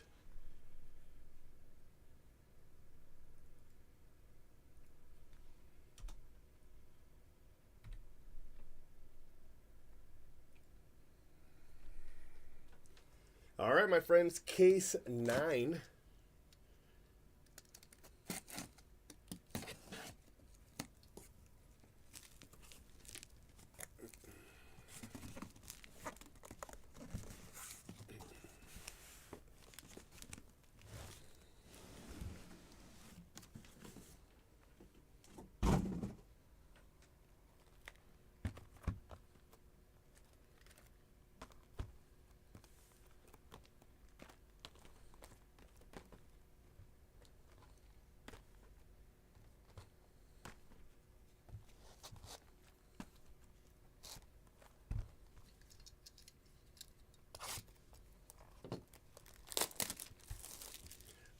Well, the boys are in school and they don't have lunches.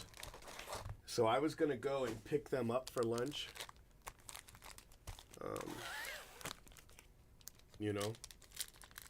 So that was my plan. You know, show up around noon and pick them up for lunch.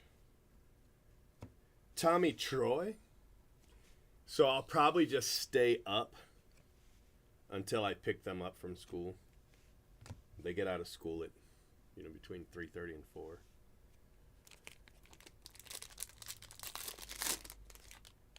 So I probably won't be back until late again tonight. Jackson Wiggins.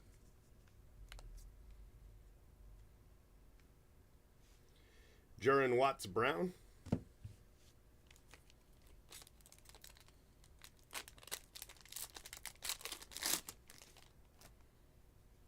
The 10-year-old's upset. He hasn't really seen me for a while, so it's been a few days.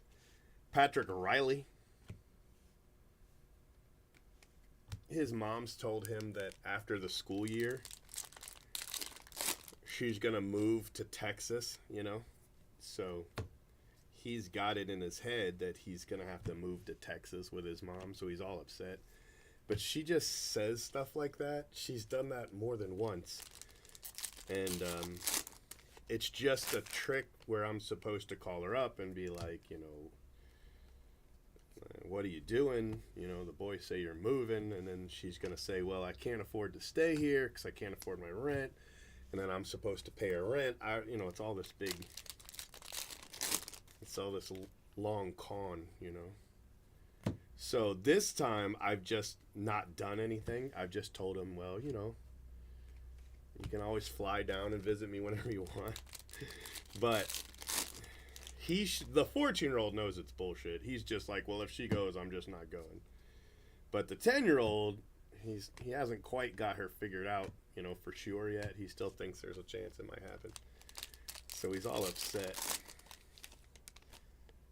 But she's not gonna do it. She's just, you know, it's just a game that she's playing. So yeah, exactly. Mind games. They go till Friday, but then they've got 2 weeks off, so they get the same amount of time off. They go to school till Friday.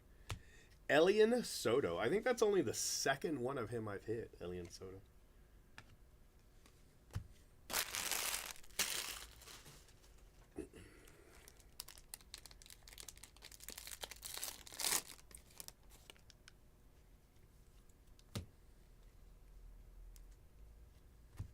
And I can't tell him, your mom's full of shit, because then he's going to be mad at me, So I just leave it alone and it'll work itself out.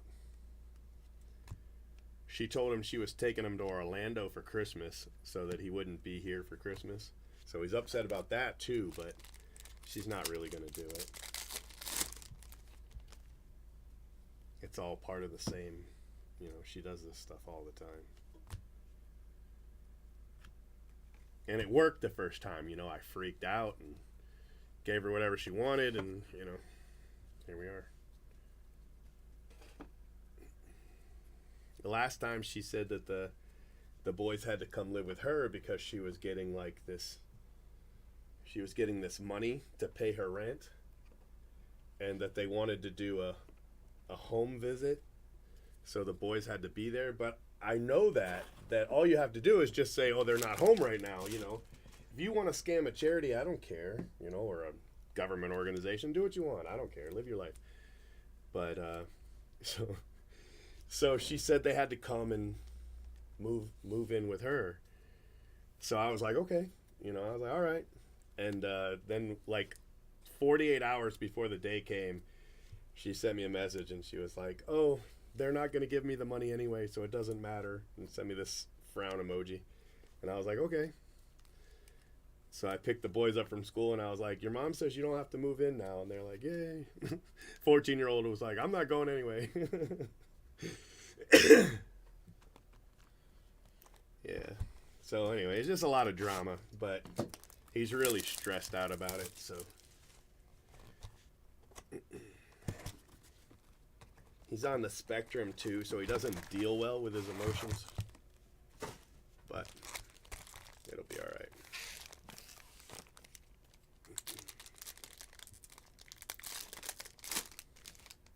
The 14-year-old won't even go home on the weekends anymore like he used to.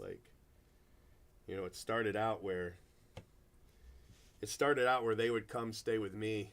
What's up, Bryce? They would come stay with me on the weekends, and then go home during the week.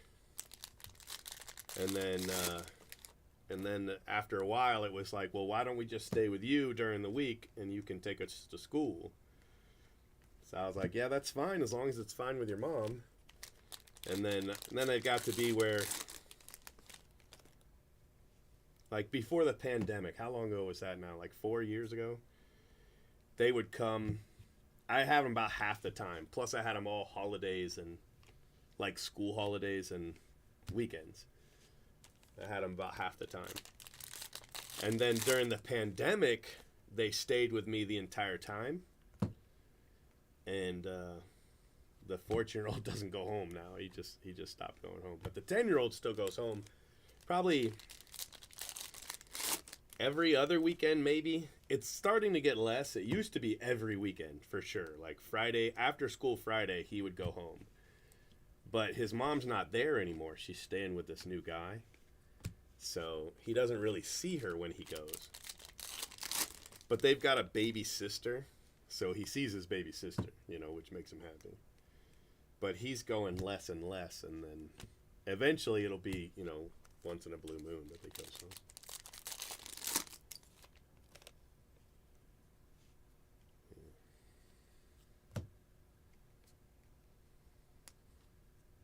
Homer Bush Jr., 24 out of 50. And it's crazy because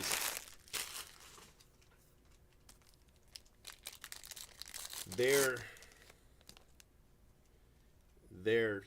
mom is Leonice's sister, my little girl. That's where they're.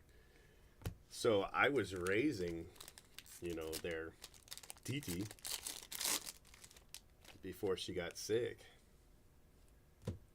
But Cole Miller.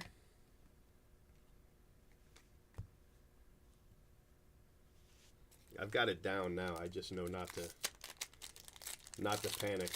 If she says she's taking them or whatever, I just go, okay. All right. You want me to drop them off, or, how's that work?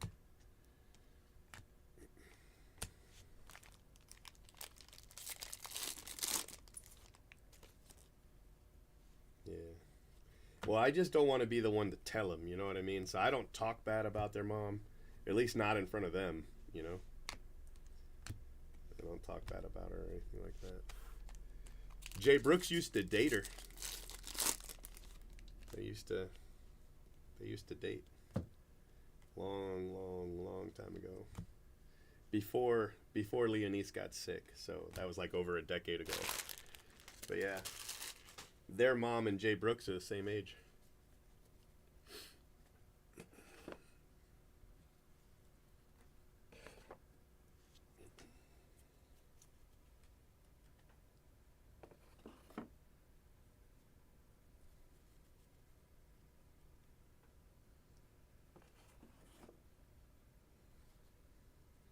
I got you. You want us to hold these two? Because Jay Brooks hit one last night too. You want us to hold these two until we get a bigger one, or you want us to just send these off today?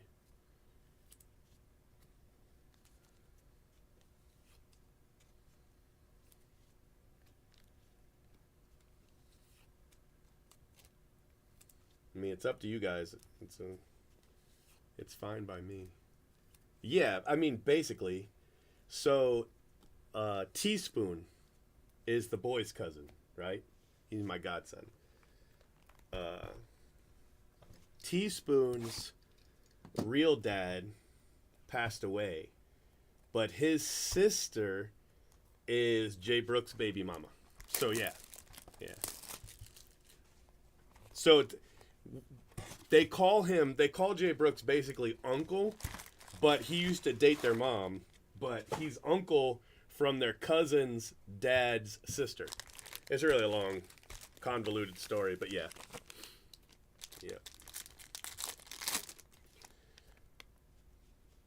So Teaspoon, I don't have him as much anymore, Teaspoon. That is 5 cases in a row with a class of 23 auto. I don't have him much anymore because, he just basically plays video games in his room all the time. But I still get him every once in a while. And, like, he was at the house last night, but I was asleep. Teaspoon was. But his real dad had a heart condition that nobody knew about. And he went to see a movie, and he passed away in the movie theater. So after the movie, they thought he was asleep. What is this? Oh, it's going to be a mood ring. Is that a red mood ring, though? It is. Red mood ring. Hell yeah. 1 of 5. That's a great hit right there. But his sister, his older sister, is Jay Brooks' 2 kids. 2 of his kids, that's their mom. So their aunt is Jay Brooks' baby mama.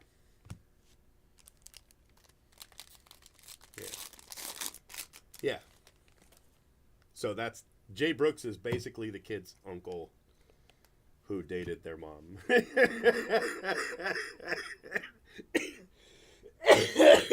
So, that's how it works.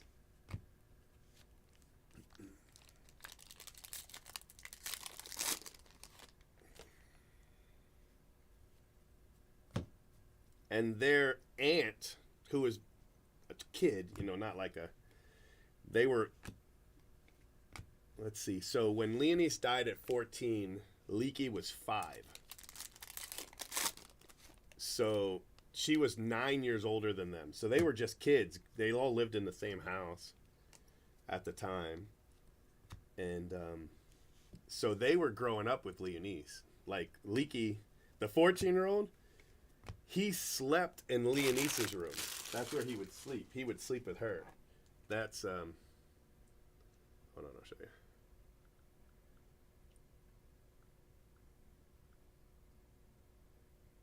That's her right there. So he slept in her room when he was, just tiny.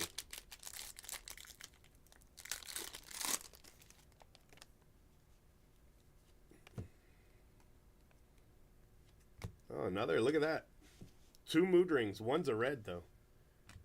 2 mood rings.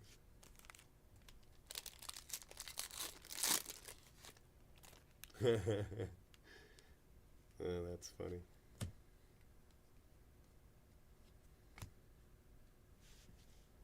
Brock Rodden.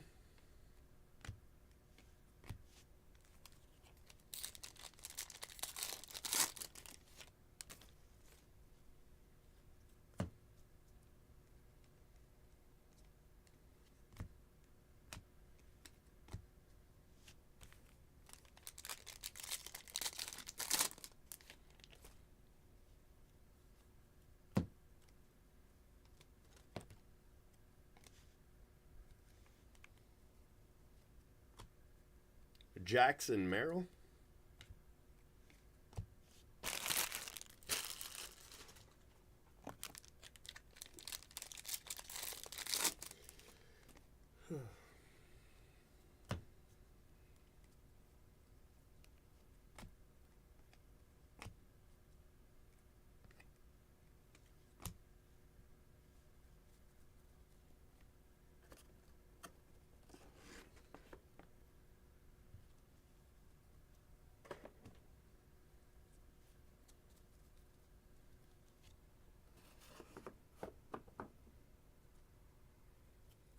But the boys just kind of slowly moved in, you know what I mean? Like, for the longest time they were just visiting, but now this is their house, you know?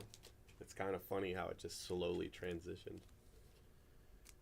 Like, the room that they sleep in, that was like the kids' room, so whenever the kids came over, they just would sleep there. There's a bunk bed in there and then a trundle underneath it, so technically you've got three little beds, like the little kid-sized beds. And they just, slowly took it over. So now it's their room, Yeah.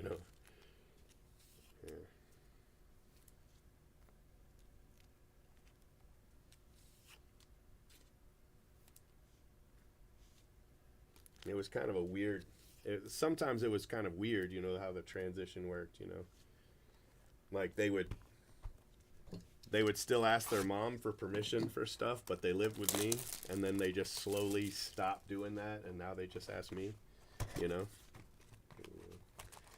She would just tell them to ask me anyway, Oh, well, you gotta...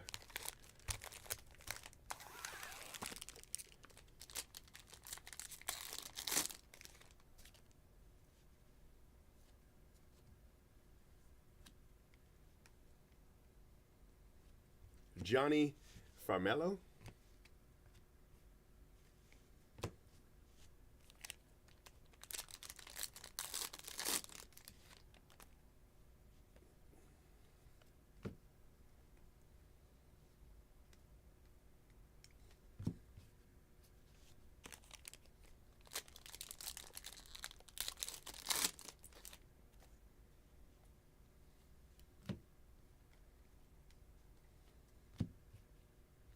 Hyro Wyatt.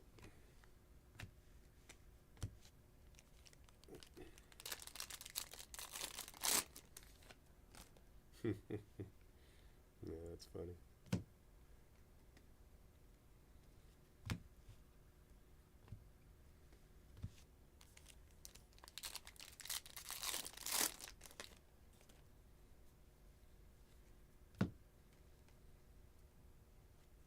Nolan McLean, 199.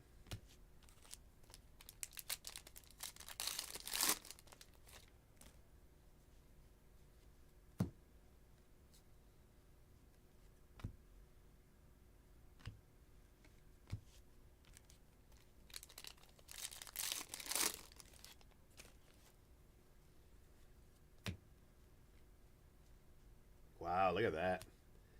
Andrew Pickney, 2 of 5. Red Lava. That's a nice looking card right there, man. That's great. So that's our second red. We got that red mood ring too. Now we need a red auto. Really do the whole trifecta thing, Hit a red Brady too. That would be pretty cool.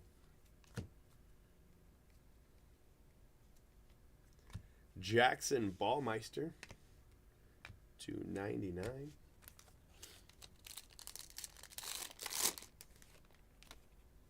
Yeah, it looks cool. Nice little color match. I like it. Ty Floyd for the Reds.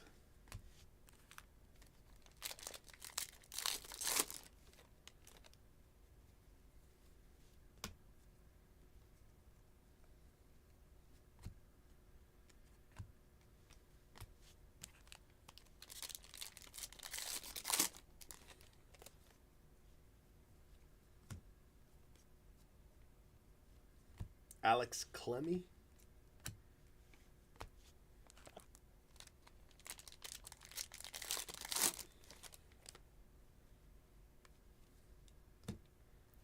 Rock Regio.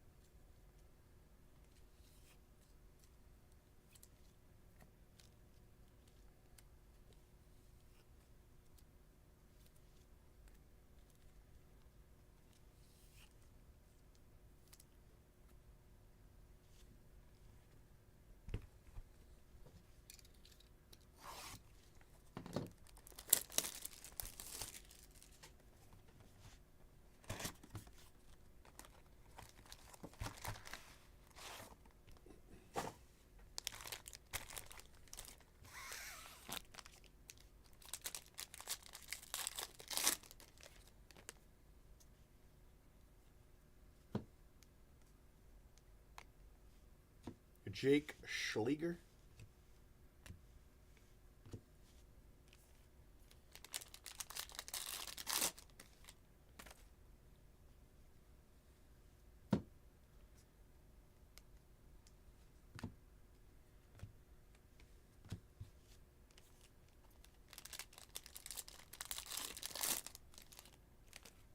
Yep. No worries. No rush. No rush. Rock Regio.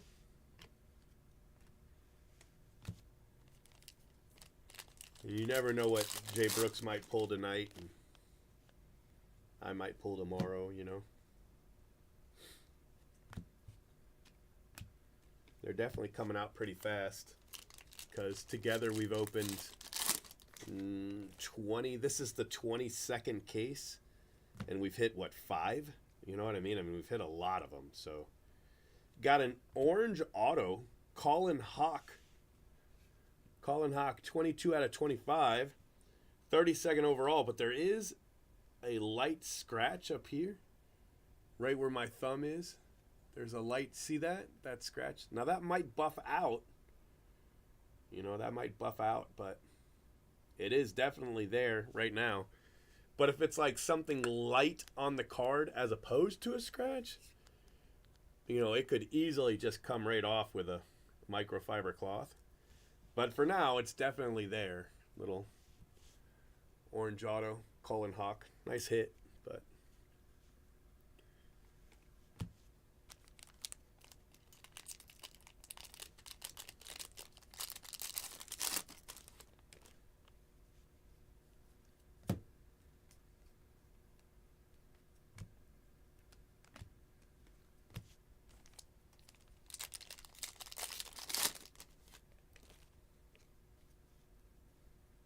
pieces of a card in this one.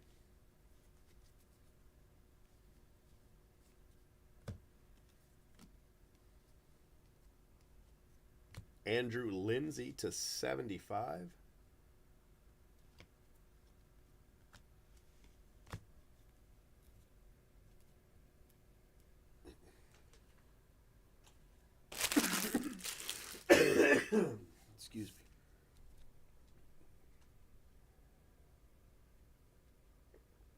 I think one's a refractor.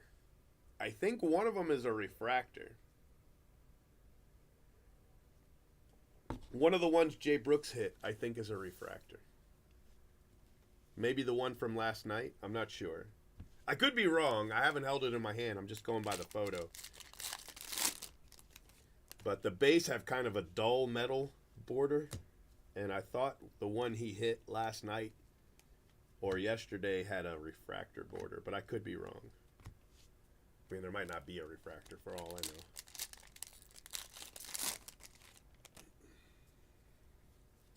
But I mean, that's a lot in Jake Hurley in 23 cases to hit 5. That's way higher than what I was expecting, you know? Like, I didn't expect to hit any in the 10, and then I thought we'd hit 3 total in the 100. That's what I thought. Just looking at the odds and, you know. I don't know what the refractor might be numbered to. You know, it might be to 250 or it might be to 499. I'm not sure. Brady House. I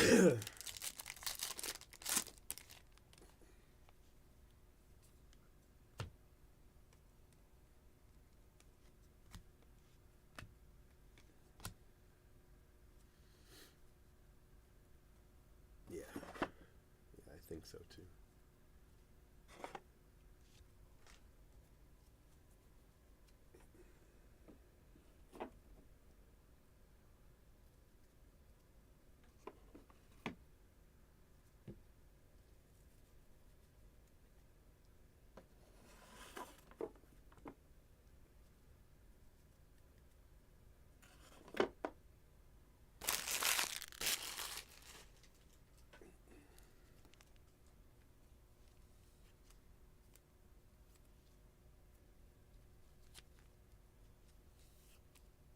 Yeah, loaded cases have some autos in it. Let's see what happens.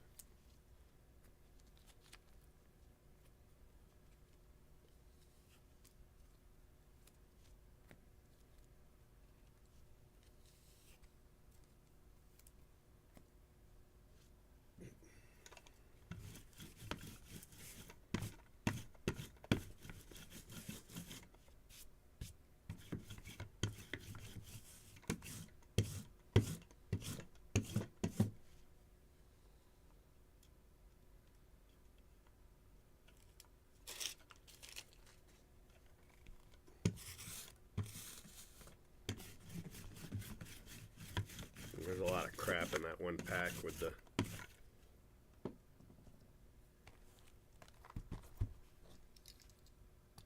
piece of cardboard in it.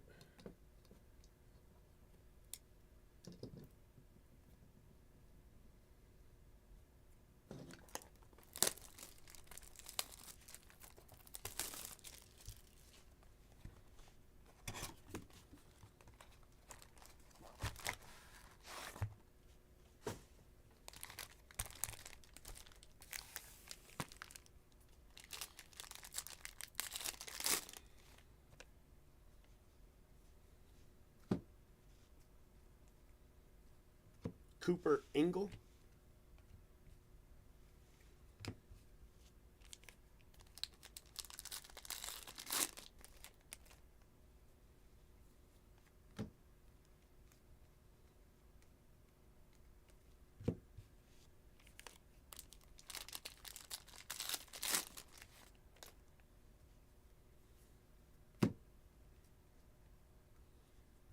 Eric Bitonti.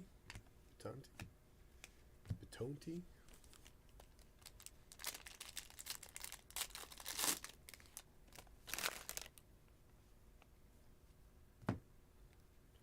Ludwig Espinosa.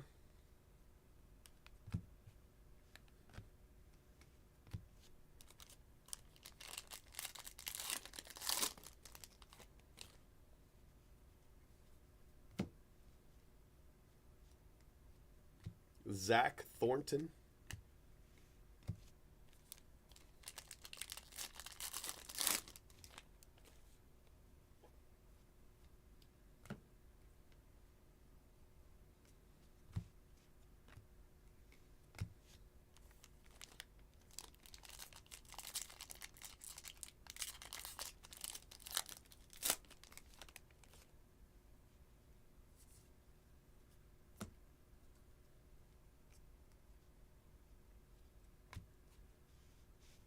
Transformative Talent Refractor.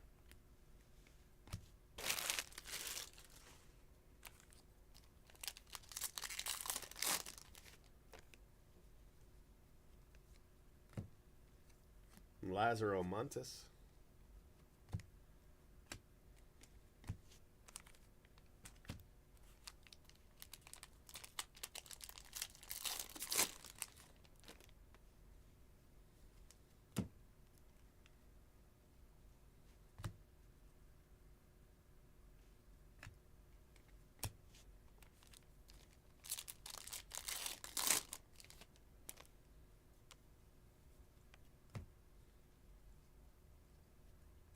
Dylan Questad.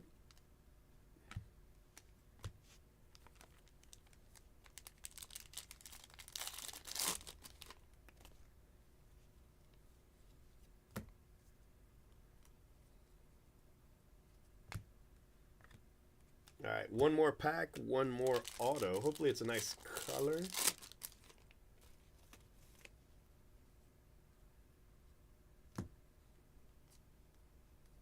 Got a blue auto of Brandon Winokur. Nice card.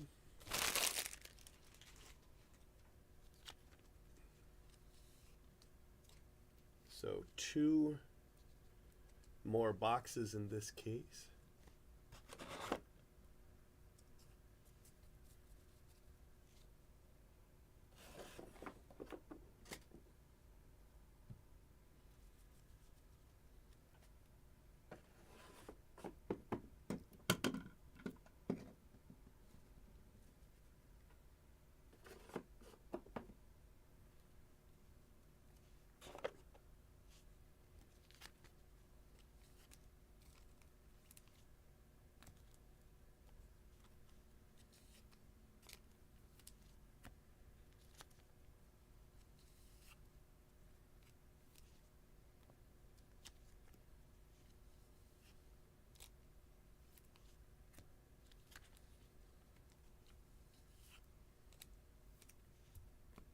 All right. This is box 7, case 9.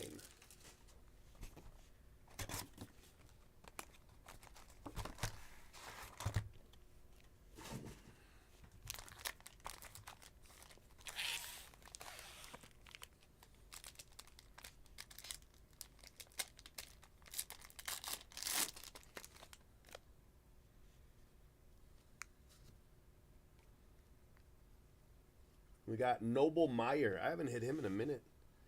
Noble Meyer. Green to 99. I want to say he's 10th overall pick. Yeah, 10th overall pick. Noble Meyer.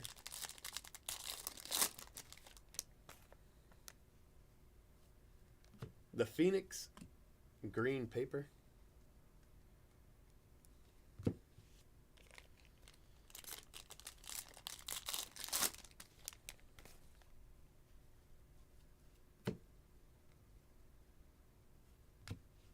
Cole Miller to 75.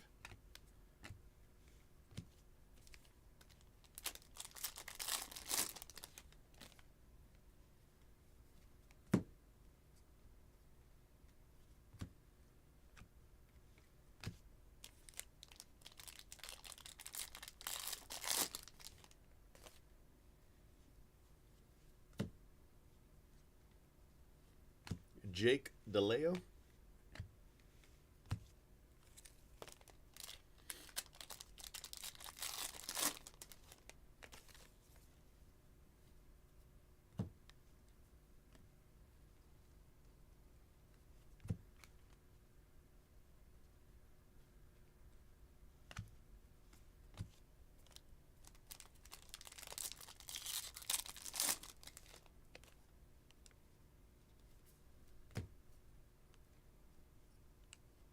Alex Clemmy.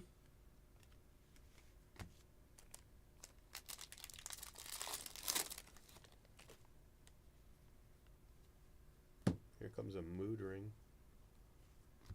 So that's 3 mood rings, including the red.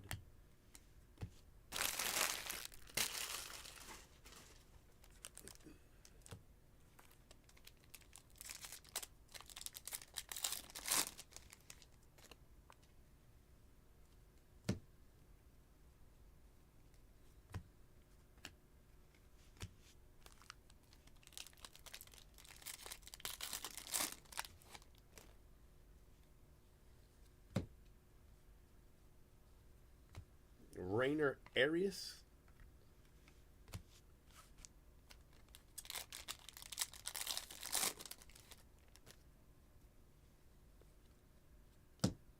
This might be a mood ring auto. Not a mood ring, a Bowman glass auto. It is not. Where's the auto? Oh, I forgot I moved the back. Stupido. So stupid. I moved the back. Sorry.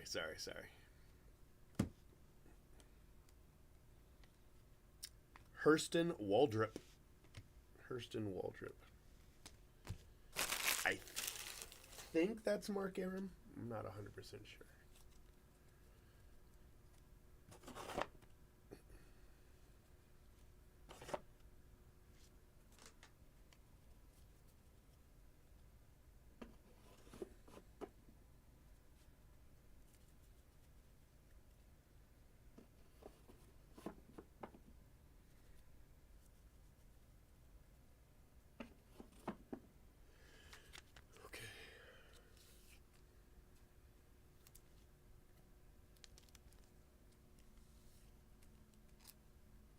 Yeah, I think I'm going to do another one. I think I'm going to get to 10. And then we'll see what happens, but I think I'm going to do one more. I feel bad that I only did, 4 cases in 3 days and none of the 10 caser. So I'm trying to make up for it.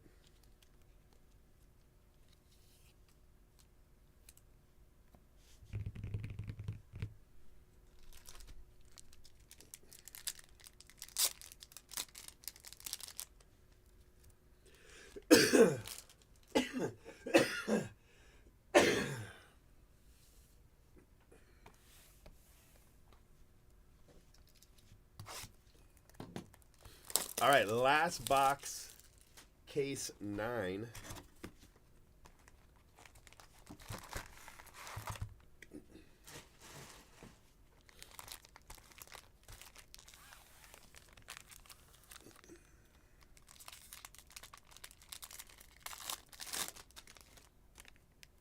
Yeah, I was really proud of the Hanukkah boxes this year. Brock Rodden. I've hit him quite a few times. To 75 for Rodden.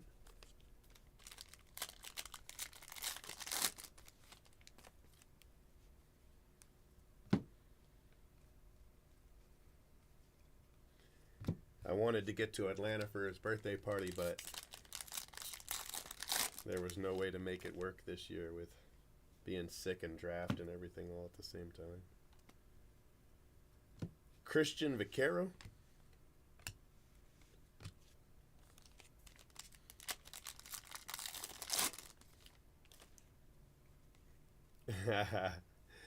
Yeah, I'm doing extra today. Max Clark.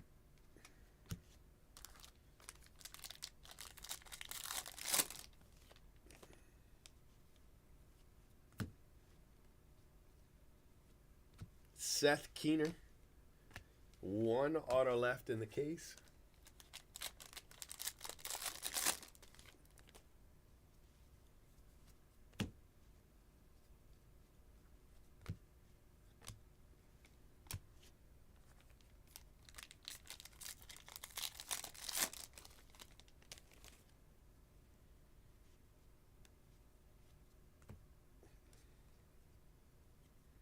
Gavin Cross.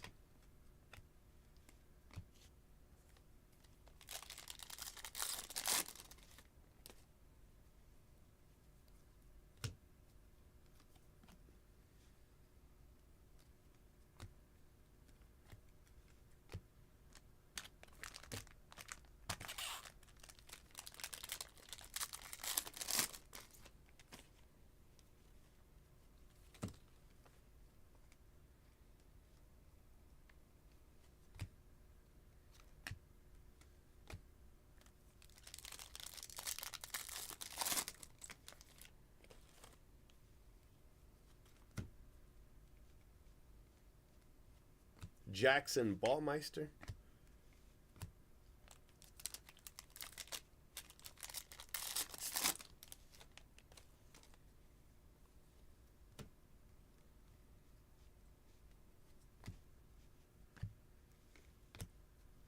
Last pack, last auto, case 9. Let's see what we're looking at here. Samuel Munoz and Hunter Holland. Hunter Holland.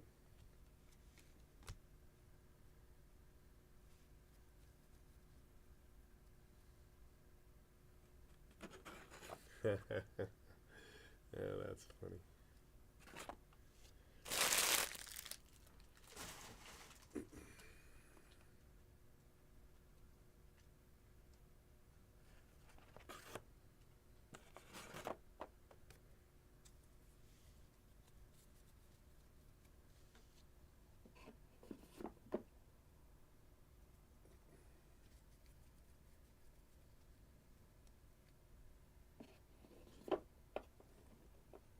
Seven's pretty good.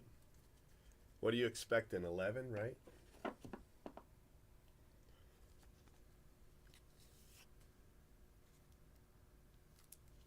So 7 in less than half the cases is pretty good.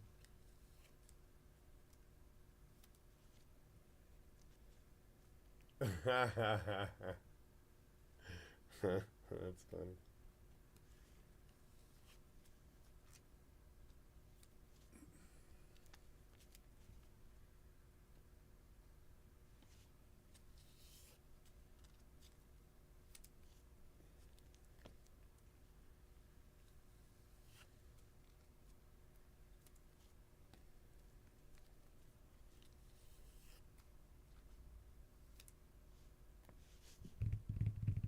All right.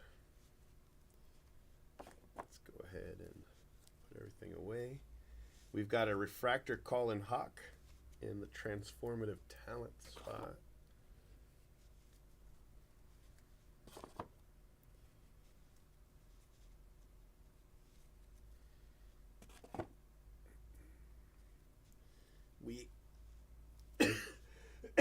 We have a red /5 in the mood rings,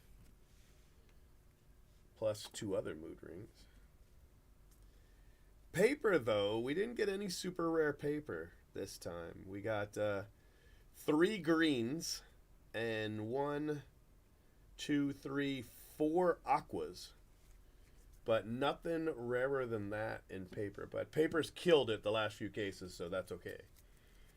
All right, then we've got Christian Vaquero, Gavin Cross, Jackson Ballmeister, Cole Miller, Alex Clemmy, Rainer Arias, Eric Betanti, Dylan Questad, Rock Reggio, Andrew Lindsay, Brady House, Hero Wyatt, Jackson Ballmeister, Alex Clemmy, Andre Pickney, Red Lava 2 of 5, Joendry Vargas, Jackson Merrill, Jesus Baez, Homer Bush Jr.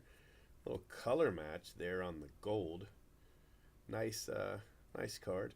Christian Campbell, Patrick Riley, Max Anderson, and Colson Montgomery.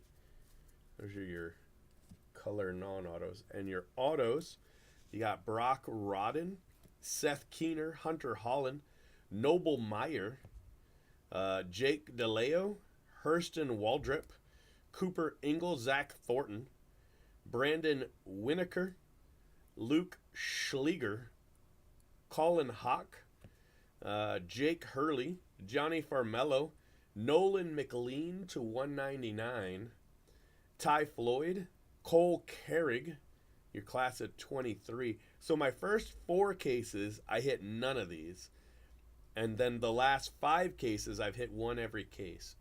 Every case I've opened tonight, well, I mean, it's 8 a.m., but tonight has had one of these.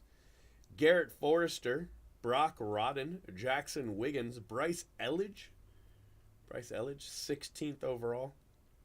Cole Miller, Tommy Troy, Jay Bashir's Blue, and Elian Soto. Those were your autos. I thought we had a Aflac. That must have been the last case, huh? Yeah, it must have been the last case. All right. That is case 9, and I'm going to do 10. I'm going to do another one. So I don't know exactly how long I've been live, but about 4.5 hours, I'd say, so far. Let's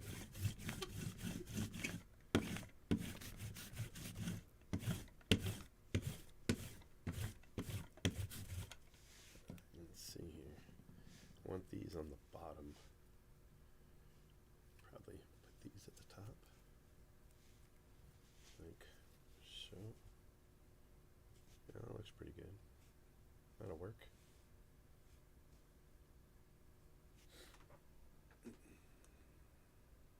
Yeah, it does. It does look good.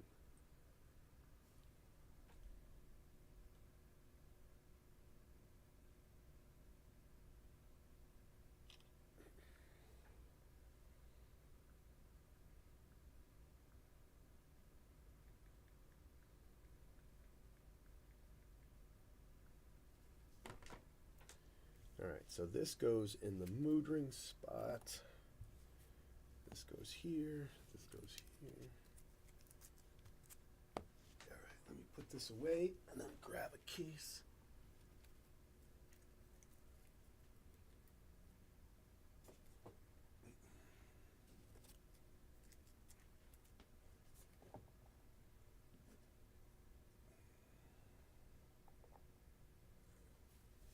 I wonder if I should switch this out now. I feel like I probably should. Yeah, let's go ahead and do it now.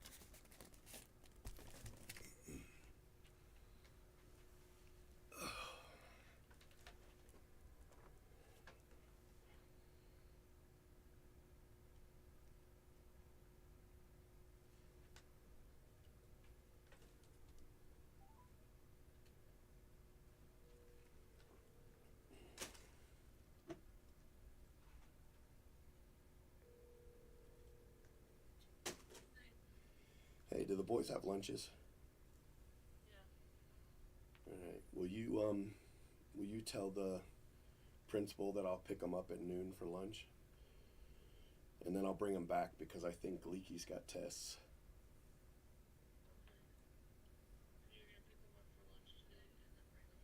Yeah, I'll pick them up at noon. All right. Okay. All right, bye.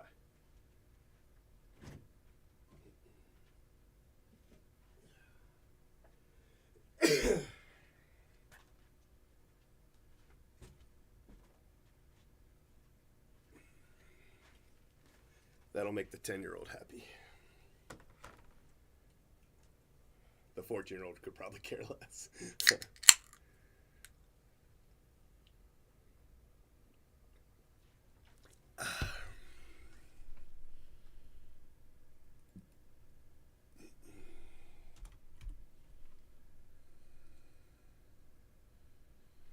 Okay.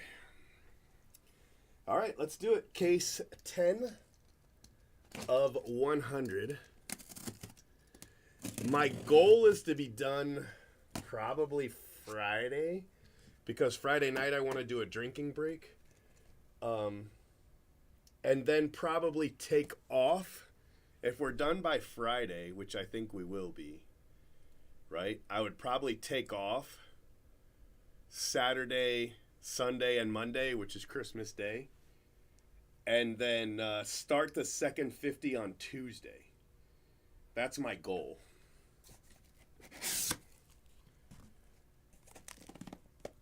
That's my goal. You know?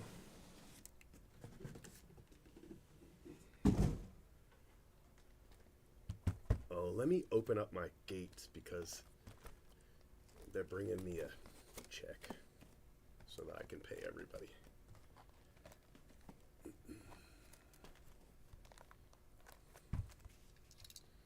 Let me do that now. Be right back.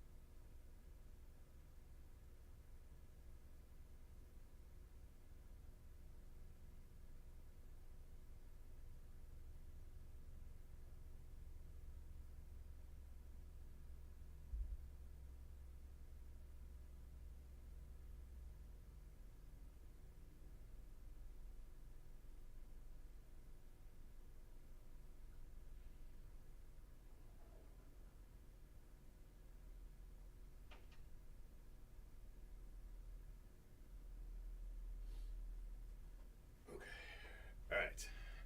My loading dock gate is up, so.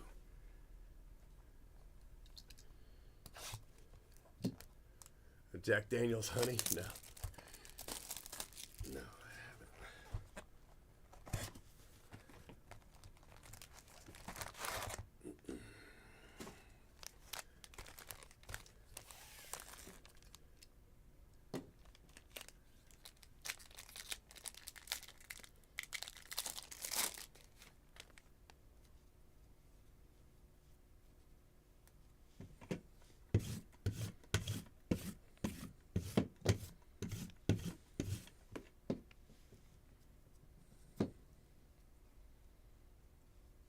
Cade Denton.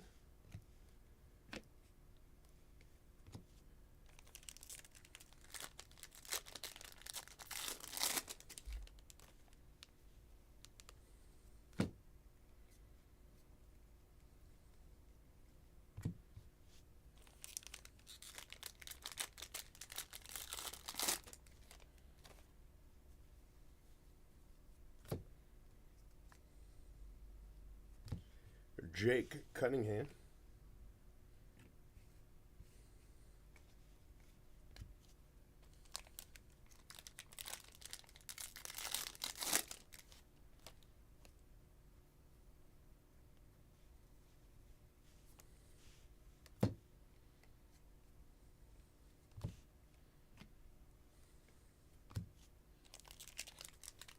Mark, what's up, buddy? How are you doing? Linda was distraught to find out that you weren't live yesterday. She came in and she was like, I'm listening for Mark, but it's not him, it's somebody else. I guess it was some lady or something. She was not happy. I was like, well, I think he's on vacation. She was like, oh.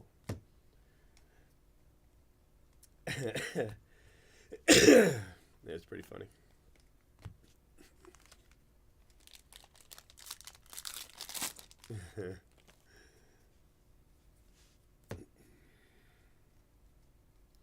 Got a blue Ethan Salas.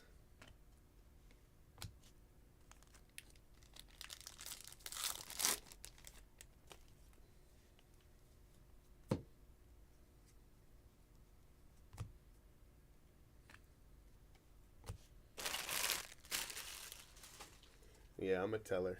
I'm gonna tell her you switched to a different channel without telling her. That's what I'm gonna tell her. She'll be really upset. She'll try to find it.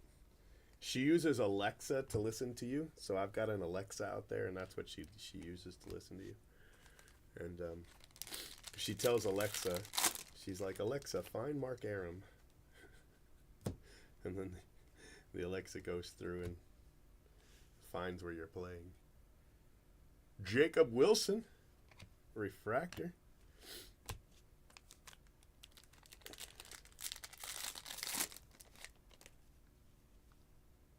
We got an orange, Drew Gilbert. Not a first, but an orange.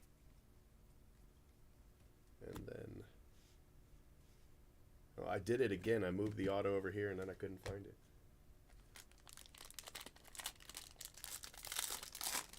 All right. Last pack, box 1. Let's see what we got here. Justin Reimer for the Red Sox is the 3rd auto.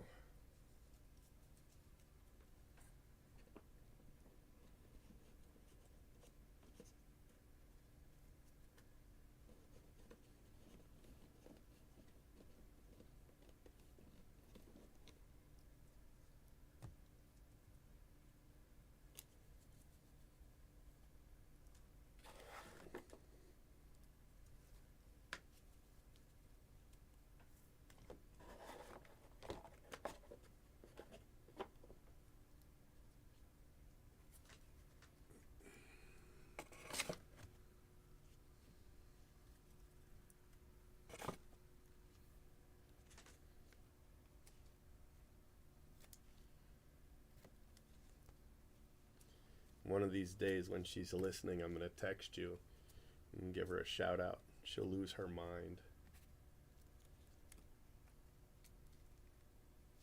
Just be like, I just want to say happy Tuesday to our lawyer listener, Linda in Tampa, Florida.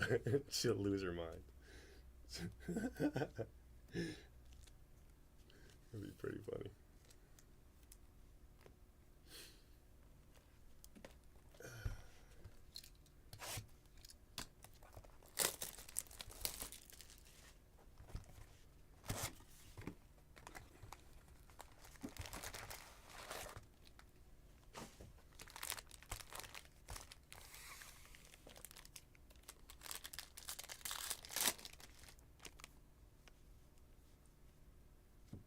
That'd be really funny. Hey, we got him. Now there's only one missing card. Mac Horvath to 99. So apparently he doesn't have base. I don't know if he doesn't have refractors. I'm not sure about that, but probably not. But he does have color, at least green and I guess up, you know. He's probably got blue too, to be honest with you. But anyway, this is the first one we've hit. This is my 10th case. Jay Brooks has opened. Did we hit him in the 10 caser, guys? I'm going to assume not. But I had to change the channel. But this is the first one. So Jay Brooks is on his 13th case in this break, and I'm on my 10th. And then we did a 10 caser that Jay Brooks opened. So that's 33 cases before our first Mac Horvath. Pretty sure. I'm assuming we didn't hit him in the 10 caser. So, nice hit, though, to 99.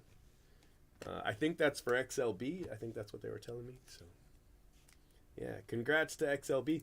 It's not that it's crazy rare necessarily. It's just he only has color. So, that eliminates a ton of his autos. But, I mean, you can easily hit him, like we just did. Green or probably blue or gold or whatever. So, but, so off the board. So now we only have Lucas Sims left. And is it true Lucas Sims is base only? Is that what it is with Lucas Sims? And it might not be Lucas Sims. What is this? Seth Sims? I don't know. Sims, anyway. Kevin Sims? I don't remember. That's the only guy left that we haven't hit yet. But nice to get somebody off the board. That's pretty cool.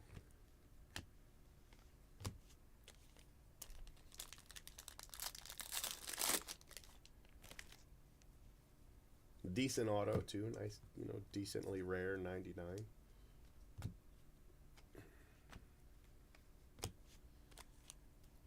Kevin Sims. He has everything. Oh, okay. We're just unlucky with the Kevin Sims. Look at the more pieces of card coming out here. Look at this. Jeez. So when this happens, when you see this, usually there's going to be damage when you see stuff like that. So if you're going through and you can actually see it, you see the damage right there, right? Okay, so these are the paper base, and they should be flat. So if you see how they're not flat, that's your damage. And what happens is there's a machine that pushes these out, and then it meets whatever else is added, and then it's wrapped up into the pack. So for these to be flipped means they got caught somehow, and then these would be the damaged cards. So you just toss them, and then when you put them together, you see there's no more raises, so no more damage. But and that can cause a lot of problems. So you could end up with packs without paper base or anything because of that. Cole Foster. That's the first time I remember hitting Cole Foster. Choose 71. So Jay Brooks must have already hit him. Maybe we can hit Kevin Sims since he has everything. Brady auto. Well, you guys will have to wait for Jay Brooks for that. I'm out of the Brady game. I hit one, I'm done. I'm a one and done Brady kind of guy, so I got one, I'm out.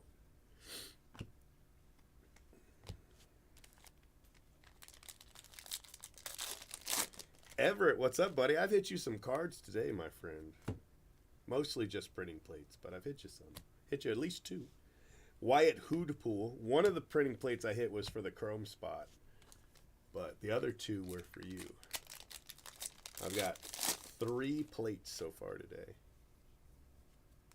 I don't think I've got anything other than that for the rare paper spot. I mean, I've hit a bunch of orange, and a bunch of orange, but that and 2 plates. I don't like it personally, but it looks like they loaded them up. I couldn't get them for if I could have got them for the right price, I would have, but I couldn't. They were about a 50% markup from what Topps was offering them to their breakers. So what that means is, in order for me to sell it to you, I would have to sell it for 50% more than a Topps breaker would have to. Or we'd sell them for the same price and I would break even, maybe lose money, and they would make 50%. You know what I mean? Which is probably what would happen. So that's why I didn't buy any.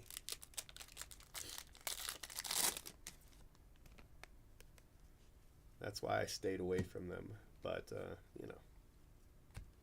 they're probably loaded, if you get in on those cases especially if it's a break happening on Fanatics with obviously a Fanatics breaker, and the cases are direct from Fanatics, they're probably better than most other cases, hits wise. So pretty good, I guess.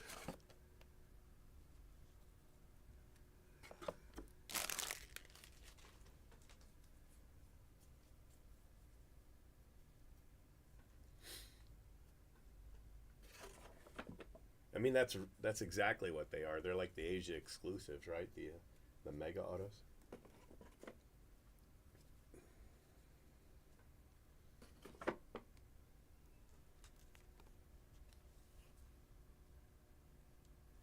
Yeah, well, that's why they have so much more color, is because they have a bunch of different color exclusives.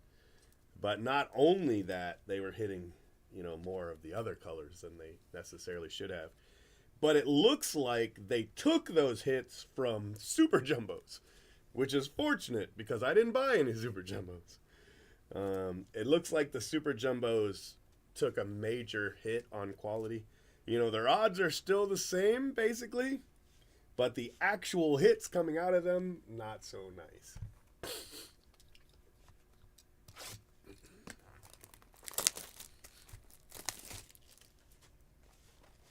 I hit a muff earlier. Muff. I hit some muff today. Maybe that was the black, right? Muff. Muth. I don't know what his name is.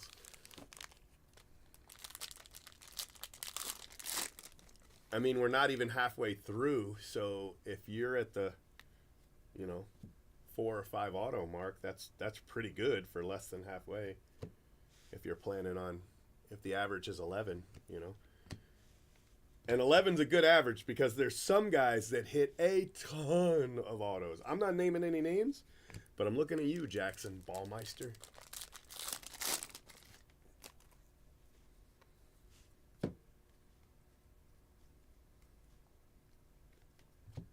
Overall, less inserts than I thought. I mean, I did have that one case. Yeah, that's what I called him. I called him Muff. Oh, yeah, you just watched all the recaps? Yeah. Carson Rockefort. I've lost my train of thought. I have no idea what I was saying. So never mind. As you were. Completely don't have any idea what I was talking about.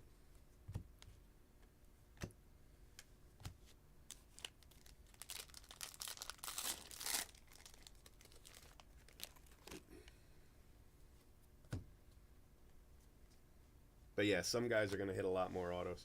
Like Hunter Holland, this is his 8th auto, I think, from what G was saying. 8 autos in less than half is pretty good. Yeah, I've hit him a couple times today. I hit him, I think, a black too, right? I think that's what I hit him. Alarm to take the boys to school.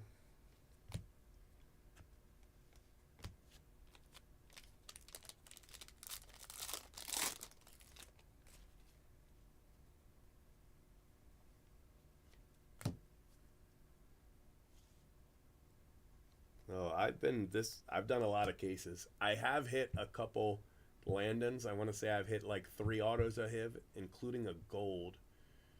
Cole Miller, I don't know if I've hit any Cole Miller. I might have, but I have hit at least one Seth Keener, probably 2.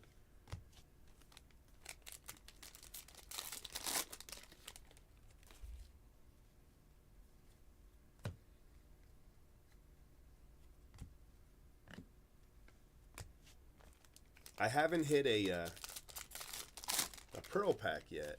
It's kind of got me a little bummed out. And I'm ready for my second Noble Meyer. I'm ready for my second Brady.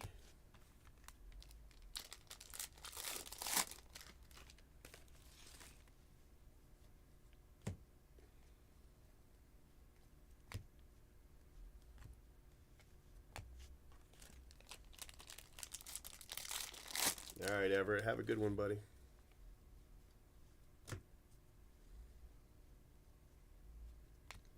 Jack Savakul.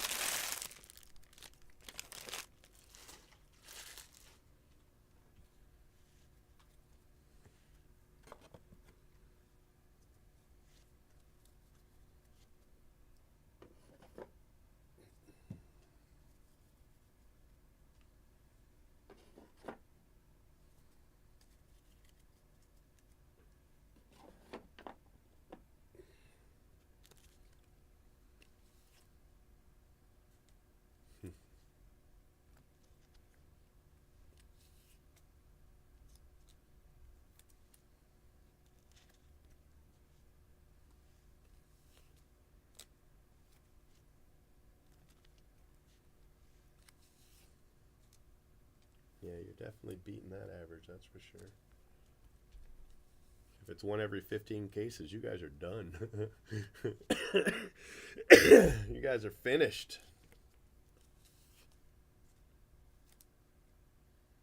Well, it was nice to hit you your last one anyway.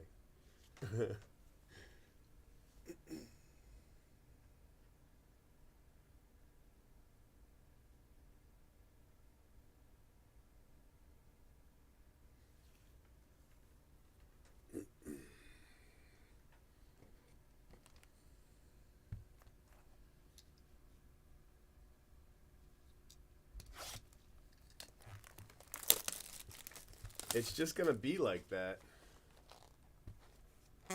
Yeah, it's just going to be like that sometimes. Was that breaker on Fanatics Live or one of their Fanatics Live breakers breaking somewhere else?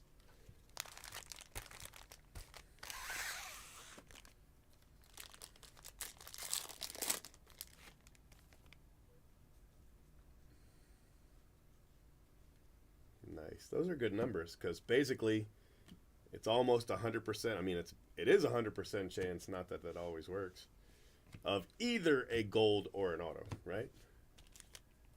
That's pretty good. That's a pretty good 110 chance. I like those odds.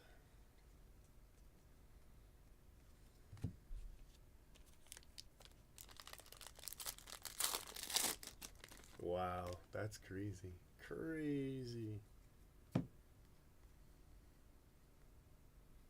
Yeah, well, sometimes it's a Fanatics Live breaker, but he's on like Instagram or something like that. Independent breaker. I don't know how many of those are left, to be honest with you. If you're an independent breaker and you're not getting direct from tops, I did not get direct from tops, so believe me, I know what I'm talking about. It is so hard to break even because breakers with tops get, hey, Paul Skeens, I think that's my first Paul Skeens auto, get a certain price, and they're not even all the same price, but they get a certain price. And then if you're an independent breaker and you have to buy from somewhere other than tops, the markup that you're paying is so high, it's almost impossible to survive. If Blowout didn't give me such a nice deal, and they gave me a pretty good deal, but it's still nothing compared to what Fanatics direct accounts got, you know what I mean? But still, I'm very happy with it. I'm not complaining. It's just, why is that one pink in the background? Oh, I guess some of them are pink. Okay. It would just be, you know, eventually there will be no independent breakers, just like there'll be no independent shops because nobody can afford it. You're not going to be able to afford it because Fanatics is going to eliminate any gravy, anything left on the bone is going to be eliminated, so that only Fanatics direct breakers and shops can survive. I mean, that's definitely the plan. That's what they're doing. So anybody you know that's not direct with tops, they're just not going to last.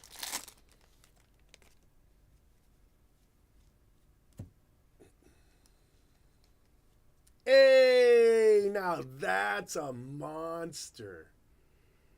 That is a monster card right there. Wyatt Langford, 5 of 10. Hell yeah. What a hit. Oh my gosh. That is a big card. Man, what is that worth, you guys? What do you think that's worth? That's a big card right there. Hell yeah. Samuel Munoz.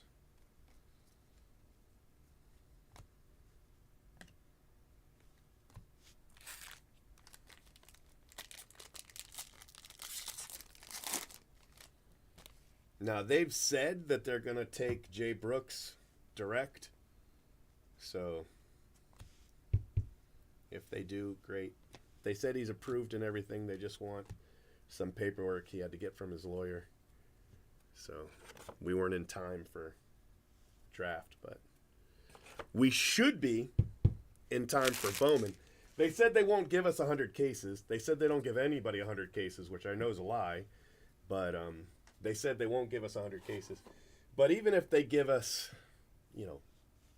40, 60, whatever number they, I don't know, whatever number they give us. If they give us that and then we get the rest from Blowout, at whatever the best deal Blowout will give us, that would be enough. We'd be able to survive. Or if Blowout can't give us any cases and we can't do a 100 caser, that's fine. But, we'd still be able to survive because say it's 60 cases. 60 cases direct from Tops, we would make more money on those 60 cases than we did all 110 that we bought from Blowout. You know what I mean? So we'd be okay. We'd make it. So no, we're not. We are. They were actually very specific that we, meaning me probably, but we are not invited on Fanatics Live. But they will supply us with product. That's what they've said. Now, they haven't actually done that, but that's what they said. So, and I believe them. I don't think they're lying. If they are, I might have something to say about that. But I don't think so. I mean, it seems legit. The only thing that they need that they still don't have from us is the resale certificate. And Jay Brooks has it. He just doesn't know where it is. So he had to get another copy from the state. And the state's just slow. So, and he's got an accountant. He's just using his accountant. His accountant's going to get it because I guess they can get it faster. And normally you would just download it from sunbiz.gov. But his expired.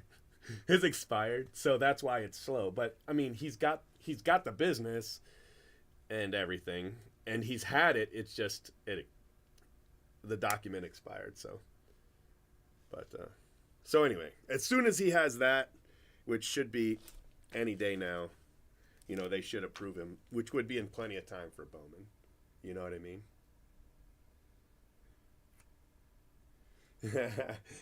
Thanks, Mark. All right, so let's just do some raw numbers. All right, a blue went for $350, right? A blue went for $350. So if a blue went for $350, then a gold would probably go for $500. And if a gold went for $500, then an orange would probably do $750. And if a orange did $750, then this would probably do over $1,000. So I could see $2K. Yeah, I could definitely see $2K. Sometimes it doubles, just depends. Anywhere between $1,000 and $2K, I would say, is probably the number. It's really nice. It's a cool card. Definitely a cool card. Nice hit. So congrats to that spot.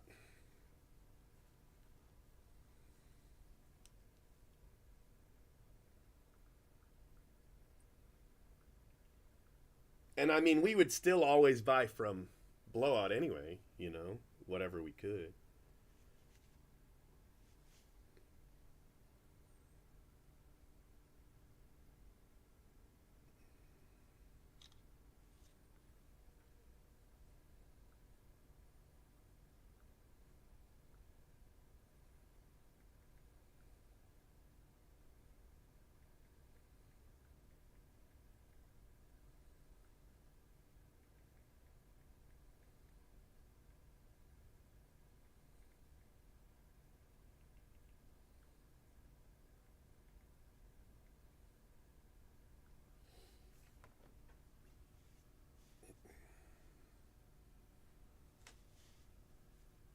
That is a great card.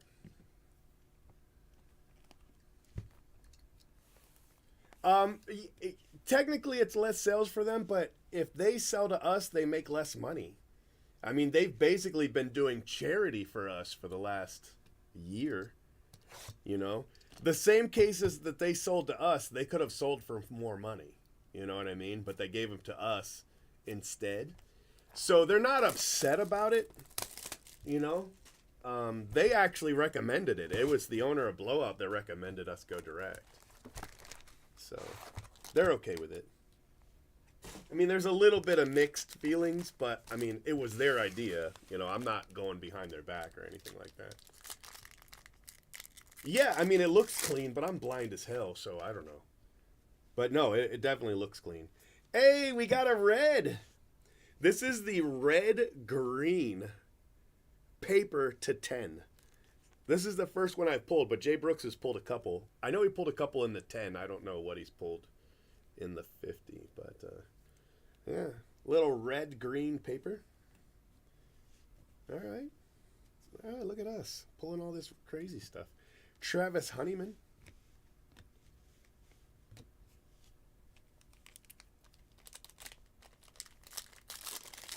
Yeah, no, I mean, and they know that, but I guess the reason they didn't want me on Fanatics Live is because, and this is off the record, this isn't them officially saying this, this is somebody telling me kind of on the side, is they don't know what I'll say. Like, they don't feel like they can tell me what to say, and they don't trust that I won't say whatever the hell I want, you know what I mean?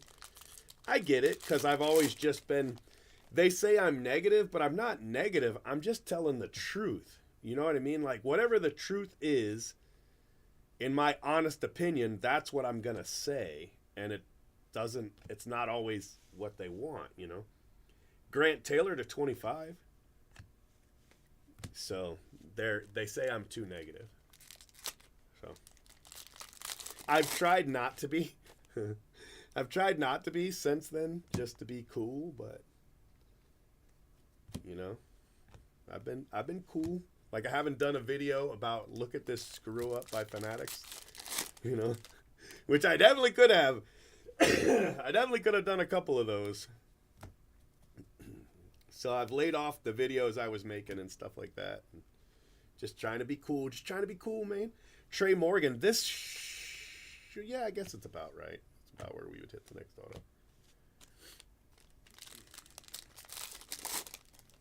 But yeah, they definitely were originally going for a different clientele. And I feel like they kind of maybe feel like they neglected a certain clientele. And that's why they want me and Jay Brooks, you know. Hey, it's Muth. Xander Muth. Mueth.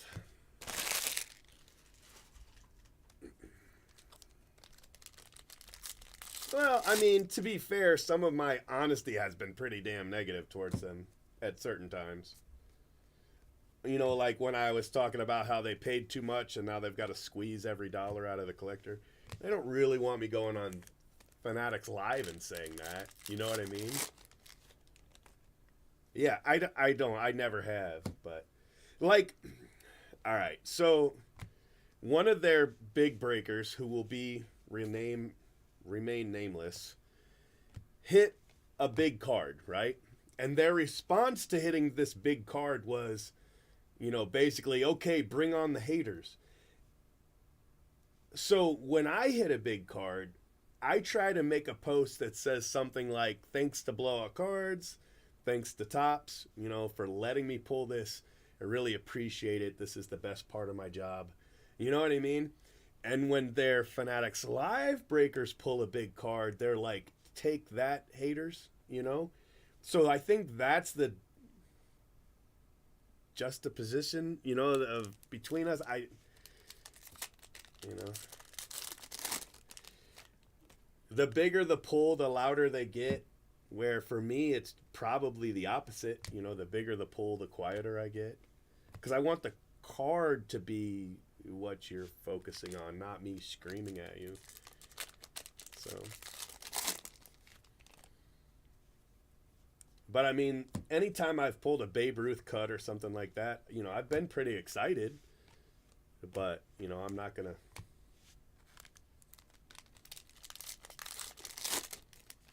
Yeah, sorry. Sorry about the muff.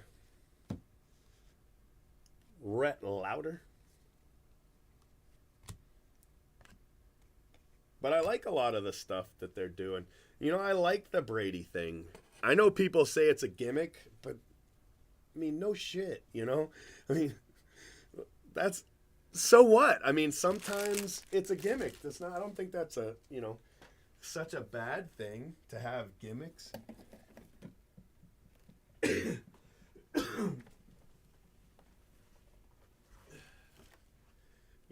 I don't mind that kind of thing, having fun with it. I mean, I wouldn't want it to be all gimmicks, but to make it an extra hit, yeah, go for it.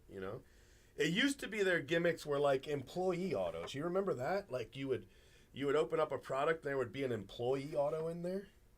Nobody wants that. So instead of an employee auto, now you're getting like a Tom Brady card that the base version sells for $1,000. I mean, what's wrong with that? So.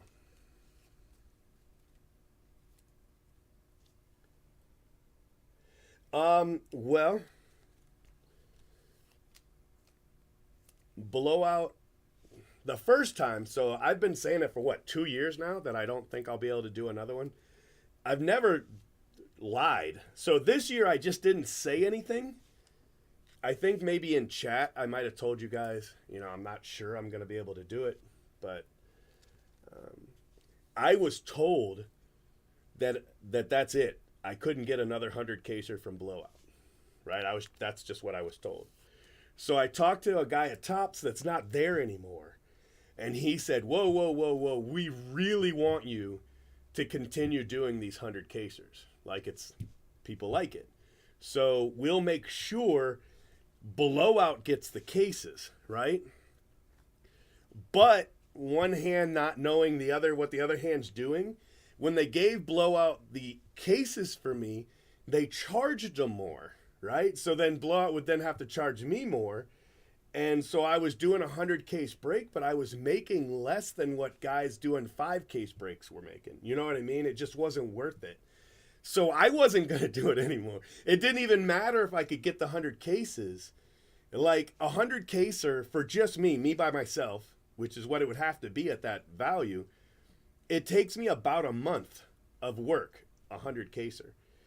And I would only be able to make the kind of money that somebody would make on a 5 caser, you see? So it just wasn't worth it.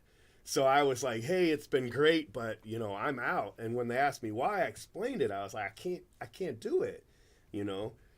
I just can't do it. If there's one small mistake that I have to pay for, like now I'm in the negative for an entire month's worth of work. It just wasn't worth it.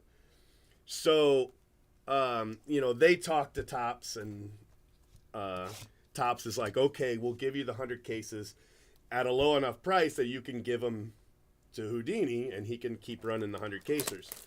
So the next one I did, it was a little bit better, but it really wasn't great.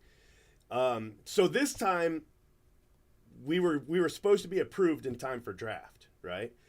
And the prices that Tops was charging for cases is night and day different than what you get them in the secondary market, because by the time blowout gets them, they get their allocation, and then they get a second allocation at a higher price. And that's where my 100 were coming from. But if we were getting them from Tops and blowout, between the two of them, we'd be doing fine. So that's kind of what we were hoping for.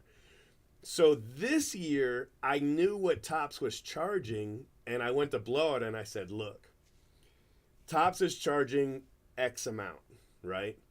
If I buy from you at what my normal discount is, which is, I'll be honest with you, it's about 4%. If I buy from you and I'm only at 4%, then, and other breakers are doing 100 casers now, and they're making these huge margins. I can't compete with them.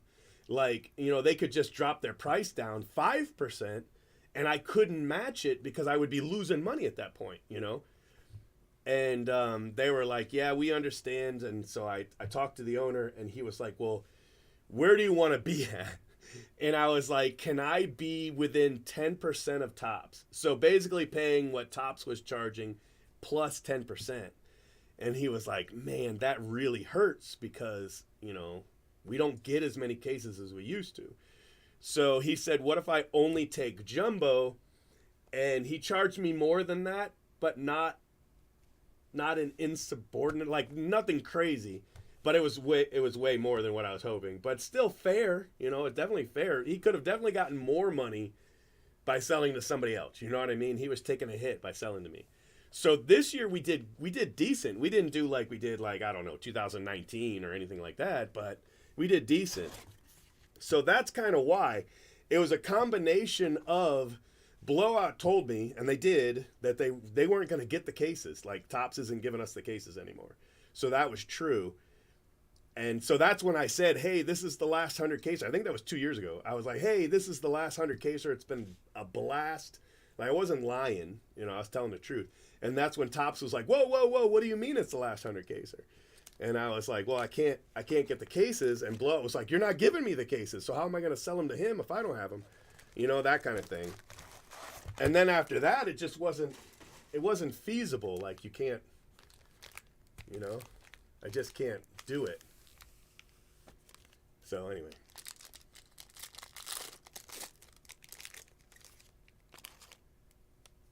I don't know how the other guys do them, to be honest with you. I've only ever done them one way, which is this way, because I wouldn't know what to charge. That's why I do the auction. The auction basically gives me a base price, and then that's how I build the 100 caser. It's how I've always done it. I don't know how other people do it. You know what I mean?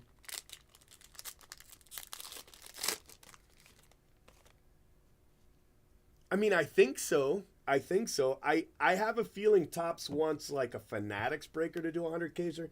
That's why you saw Filthy do a 100 caser, but he didn't do jumbos. He did HTA, which is legitimately a 100 case break, but it's a 100 case break that only has 1,200 cards in it. So it's not exactly the same thing, but it was. A 100 case breaker of HTA. And they ran it. So Emmanuel Bonilla.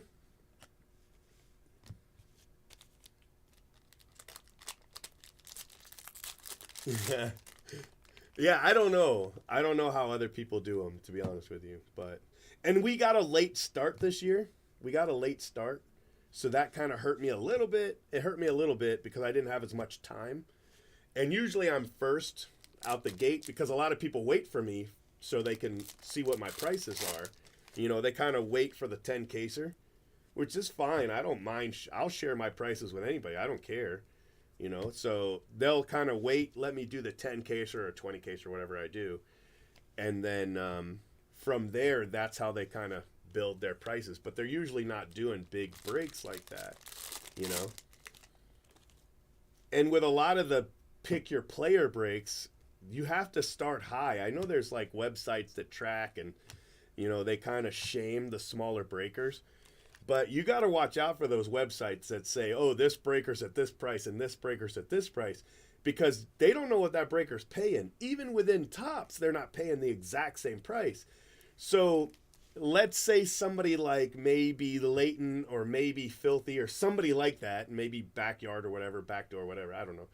They might, and I don't know what they're getting, but they might be paying less than another breaker that's still with Topps. And they're sure is, by God, paying less than somebody that's buying from Steel City or Atlanta or Dave and Adams or Blowout Cards or any of those places, So if you see a breaker and they seem to be high and like that website or that whatever that account is, and they're like, hey, they're high, they might not be making anywhere near as what another breaker is making that's, lower on the list. So there could be a guy that's at a certain price and you're like, man, they're lower than the guy I want to break with.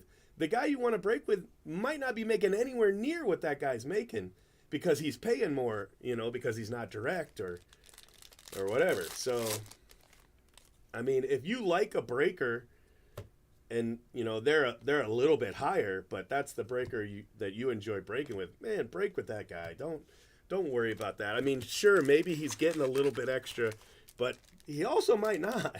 He might be at the absolute lowest price he can be at and just trying his best to stay competitive. You know, I forget who it was. It wasn't Midwest, but it was somebody like Midwest. What's that other breaker that's kind of like Midwest? Um, anyway, and he's not with Tops. So whoever he's buying from, you know, he's got to buy from, you know, Blowout or Steel City or something like that. And then, you know, his prices won't be as low as the other guys. Or if they are as low, it means he's taken a huge hit, you know. I hate eBay. I hate it. I hate eBay for 100 different reasons. But one of the main reasons is a break like this. It might look like you're making, and you might make more money on eBay, but they're taking a much bigger cut, and then you don't have the same protection. Oh, that's a red. That's a red auto. I think that's a red auto. I mean, I know it's a red. Looks like a red prospect auto. You don't have the same kind of protection. You know, you can definitely get stamped. Wow, look at that. What a color match right there. Ty Floyd, red refractor auto. That's a nice looking card. 5 of 5. Is that G? Yeah, deep fried. Yeah, exactly, deep fried. So if you're on eBay and you run this kind of break, you know, somebody could bid up the price and then not pay.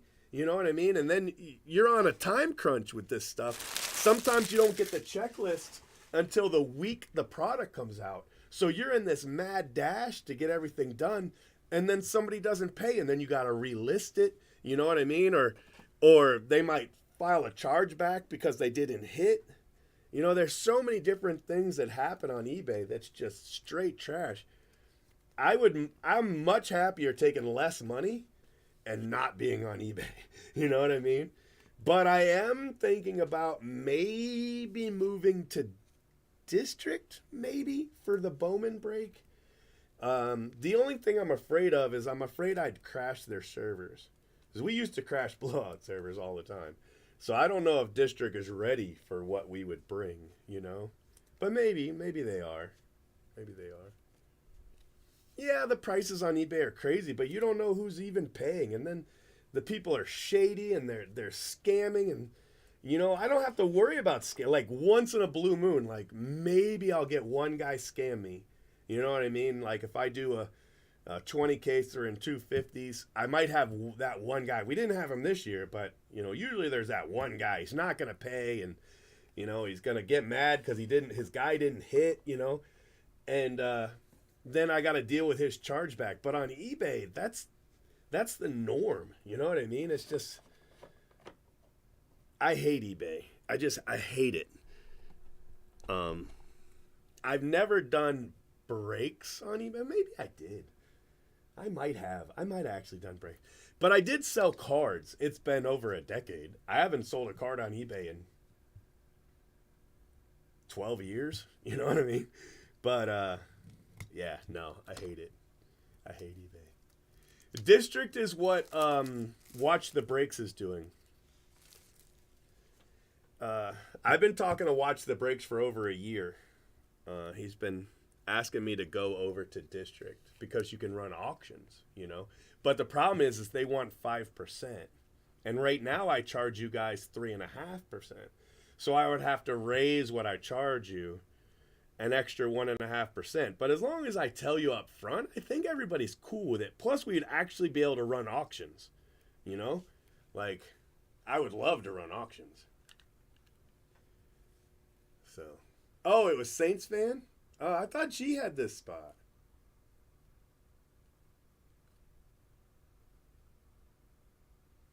Did they really? I didn't know Top Notch went out of business.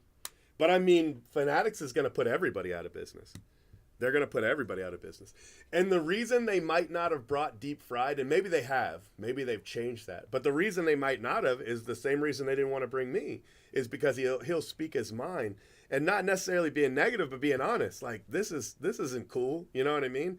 And then somebody at top sees it, and they're like, yeah, don't put him in the Breakers program, and basically run him out of business.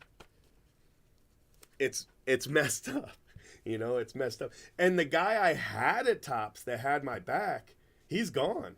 You know, he was like, yeah, I'm out. So, He's actually CEO of another card company, actually, at the moment. So, anyway, really nice hit. I probably said way too much. I probably said way too much. I probably better shut up. But, yeah. So, I don't know.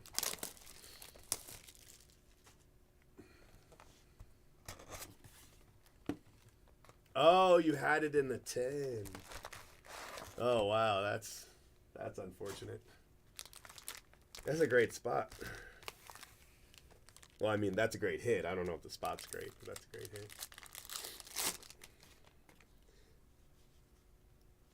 And I feel really bad for Topps right now, Topps and Fanatics, because, oh, that's awesome. Max Clark, Bowman Glass to 25.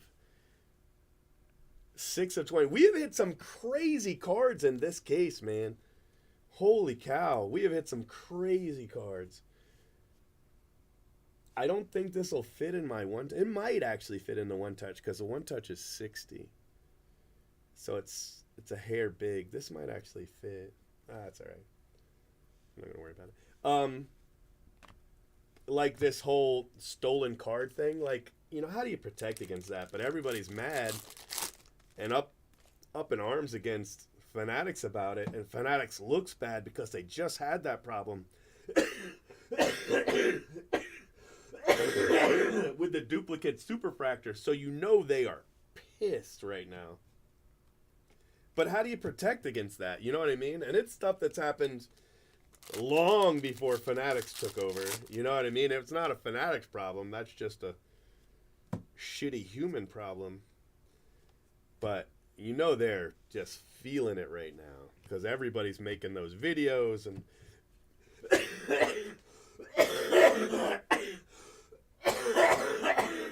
shit. And everybody's, making those posts.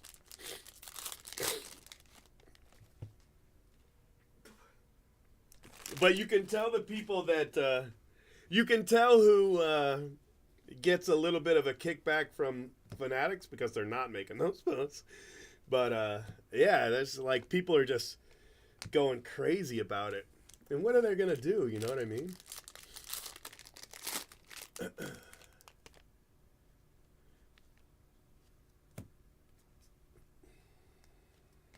Tommy Hawk. I don't think I've hit him in a minute.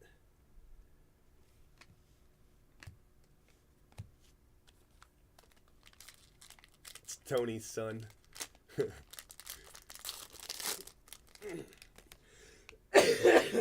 Sorry.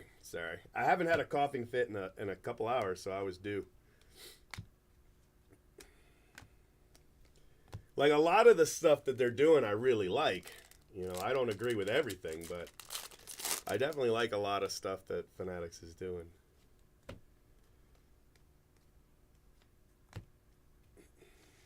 Tanner Hall. But if you're not with Fanatics, you're not going to survive as a breaker. That's just bottom line. I mean, for this year, I made money in September, and I made money in March, and I made money in December. But there were stretches of months, not 1 month, not 2 months, months in a row, where I paid overhead out of my savings. Like I paid staff out of my savings because we didn't make any money. You know what I mean? So it was a rough stretch, but Topps kept saying, we're going to put you in the Breakers program, and first they said they were going to do it like by September. So I was like, all right, I just have to survive till September, right? And then September came and they didn't do it. And then October came and they didn't do it. And then November came and they didn't do it. And then I was like, hey, what's up? And they're like, oh yeah, we got you. Any day now, we got you. And then they didn't do it, So I was like, oh my gosh. But if I had known to begin the year that they weren't going to do it till December, I probably would have shut everything down and just waited, like broke my lease. And because if I didn't have money in savings to pay the bills, we'd have gone bankrupt this year. Like, it was really it was my savings account that I paid the bills with. Hey, another Paul Skeens. That's the second Paul Skeens. But not every month was a loss. But there were a bunch in a row. You know what I mean? Like, as a breaker, there's usually a couple months in the summer where if you break even, you're happy. You know what I mean? So that just happens. Especially if you only break baseball. If you break football and basketball, you might be okay. But if you only break baseball, like, the summer's lean. You know? Like, it's lean. But Bowman and Bowman Draft always made up for it. But this year, Bowman did not make up for anything. So I didn't have any cushion. So, yeah, it was crazy. It was a really crazy year.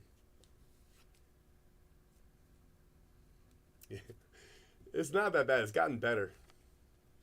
It's gotten better.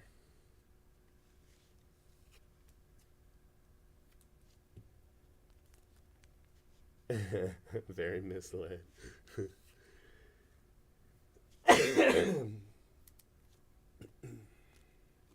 Hey, come back here.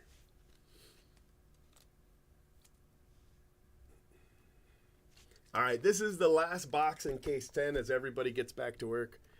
I think I'm gonna do another one. I'm gonna do 11. I'm gonna do case 11.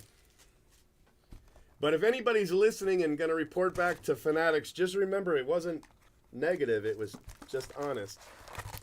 And I ended with positive things, so I didn't just say negative things. Don't just cook me. Tell the truth.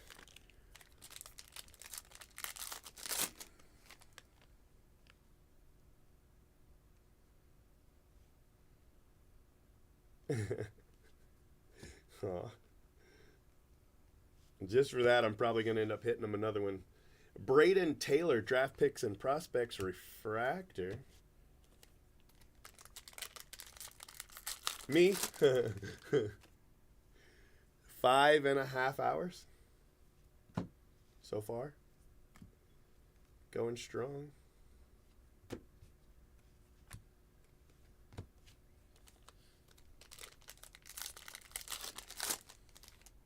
See, Cyrus was, but he left. He left a case ago. But Cyrus was here the whole time. Carson Rockefort.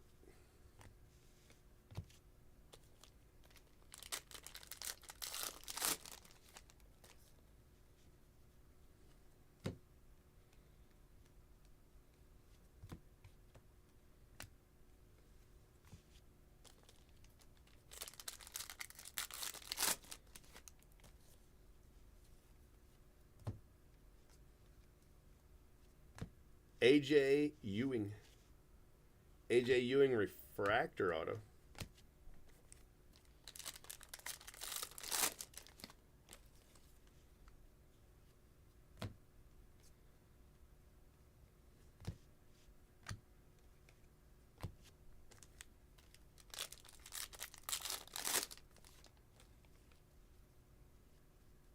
Blake Mitchell. Green paper. That's pretty good. Gold refractor, Kemp Alderman. Really felt bad when his planet exploded.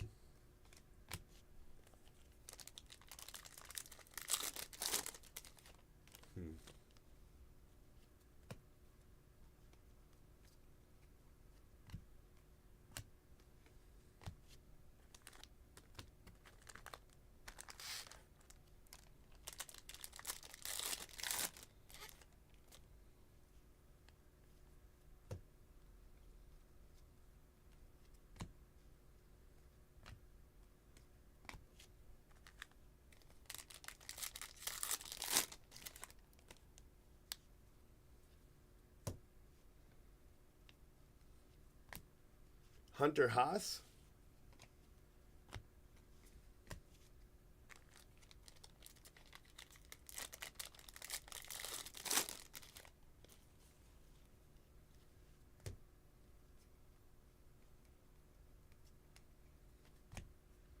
All right, this last auto should be Hunter Sim.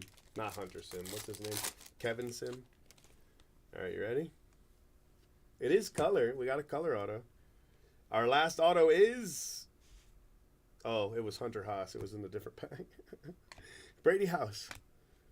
We already got 3 autos. Never mind. They were in different spots.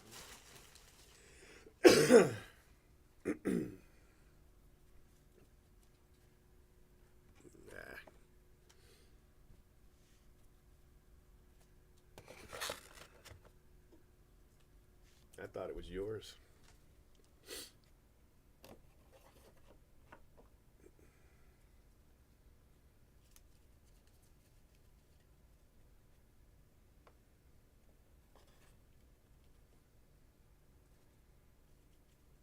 Okay. All right, so no color auto in the last box. We did get some color. We got a base Hunter Haas. Kemp Alderman. 47th overall, second rounder. Gold refractor. AJ Ewing is a refractor auto.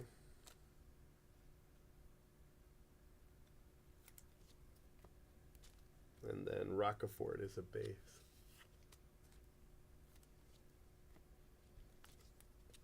All right, let's see what we got here. What do we got? What do we got? Draft night. Transformative talent. And draft picks and prospects has a refractor of Braden Taylor and a refractor of Jacob Wilson. And then this spot has an auto, but not right here. We got 1 mood ring. And then paper, we had a green Blake Mitchell, who was 8th overall. And then Brock Vandenberg. We got a green and red to 10, Samuel Munoz. And an orange Drew Gilbert. So some nice paper. Nice paper. It was okay. We have Kemp Alderman, Brady House, Emarian Boyd, Tanner Hall, Jacob Wilson, Emmanuel Bonilla, Jack Mahoney, Jonathan Mejia, Grant Taylor, and Grant Taylor to 25. So 99 and 25 on Grant Taylor. Xander Muth, Daverson Gutierrez, Rock Reggio, Coleman Picard, Carson Rockefort, Marcus Brown, Jason Savakul, Paul Wilson, Wyatt Hoodpole, Alex Ramirez, Jake Cunningham to 75, and Ethan Salas in the non-auto color. And then we've got Carson Rockefort, AJ Ewing refractor, Hunter Haas, Tommy Hawk, Paul Skeens, Max Clark to 25 in the Bowman glass, Joe Whitman, Luke Keyshaw, Travis Honeymoon, Trey Morgan, Charlie Soto, Rhett Lauder, Paul Skeens, Johnny Farmello, Jackson Ballmeister, Hunter Holland refractor, Noble Meyer, Cole Foster to 71, Jackson Wiggins, Mac Horvath. That's the first Mac Horvath. Cade Denton, Cole Carrig, and Justin Reimer. Those are your autos. And then we got, these are pretty cool right here. We got Ty Floyd, red auto, 5 of 5. Red auto. And then we've got a Wyatt Langford, 5 of 10, rose gold. So we did good. We did good. Very good. But for our 10th case, it was pretty awesome. I'm going to do another one. I'm going to do one more. At least one more. I mean, it's probably just one more. But I've been saying it's probably just one more since case 2. So, you know. So far, so good. I'm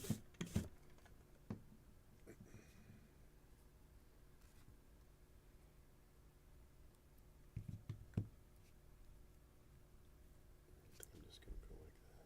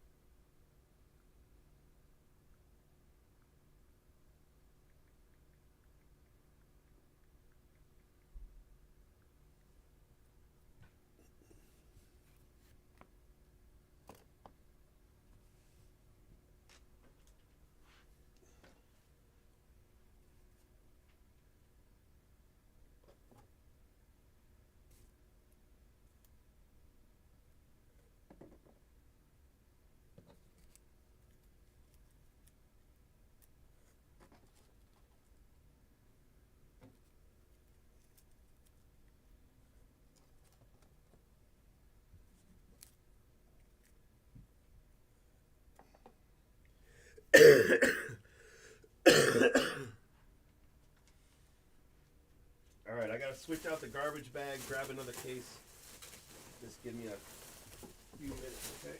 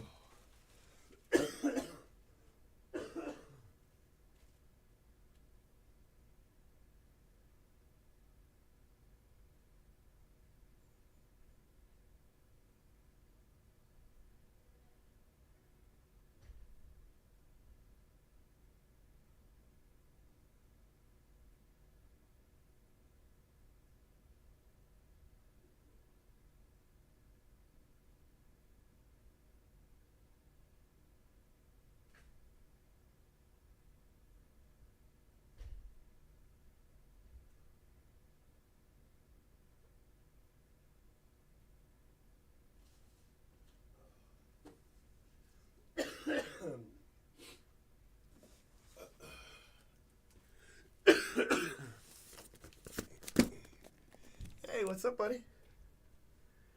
How you doing? I think I'm gonna eat a donut, guys. Oh.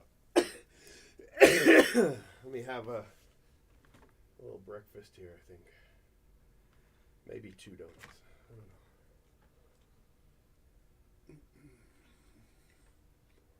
don't know. Woo.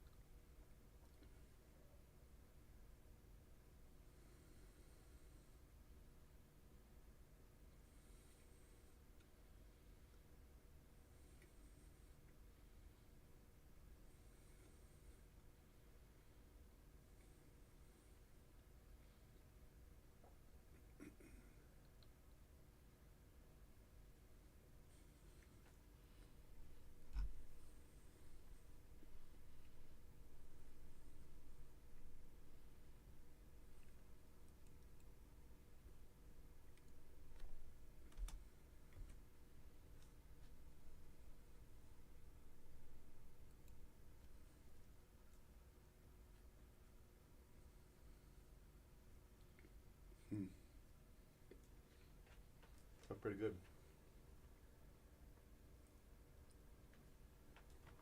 All right, just one. Just one.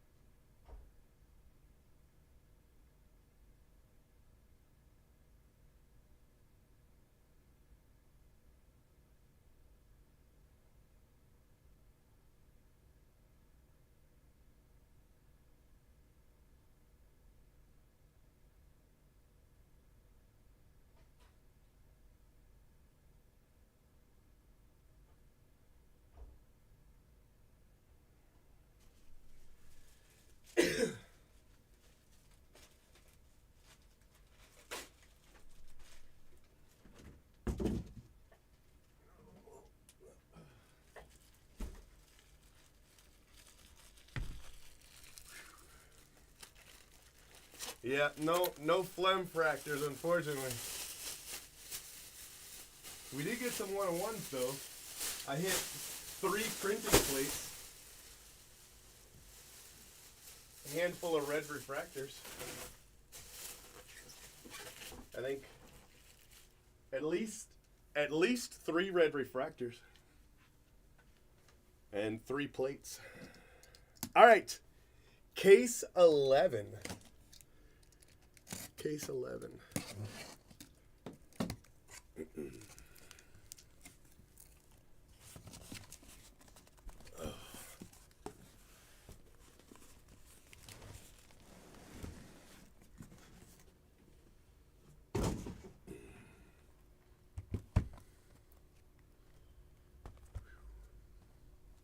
Yeah, no, it's actually been pretty good.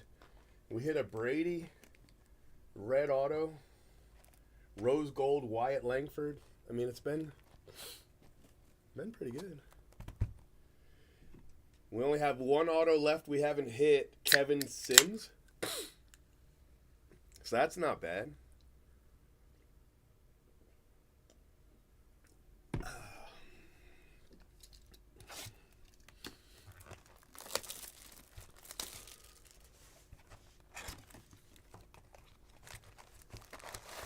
I'm looking for my second Brady and my first Pearl pack. That's where I'm at.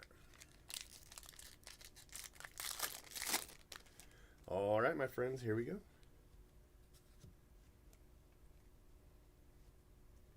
Dylan Head, class of 23, auto to 99.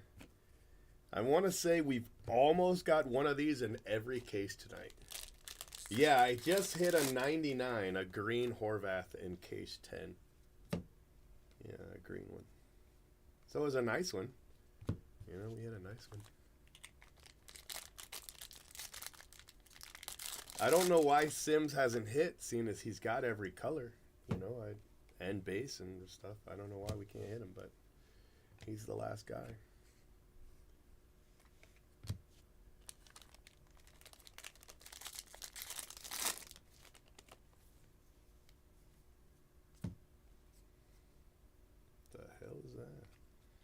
This card's got toilet paper on it. Toilet paper chrome.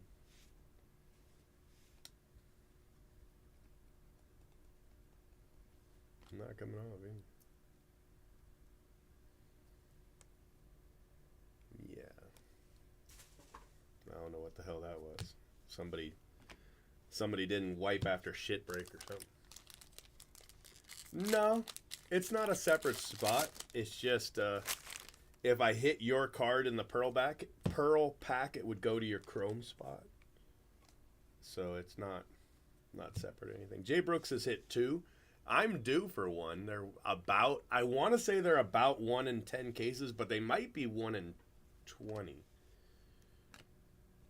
It might have been 1 in 10 last year and 1 in 20 this year. But no, it just goes to the Chrome spot.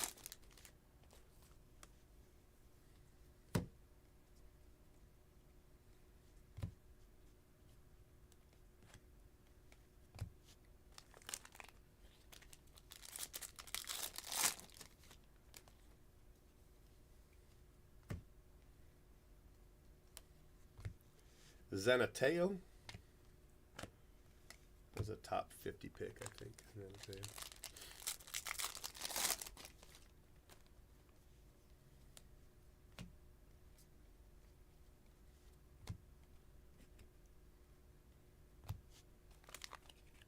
This should be an auto right here. Oh, look at us. Look at us, our first franchise futures duel. This is its own spot. No, well, I mean, it is and it isn't.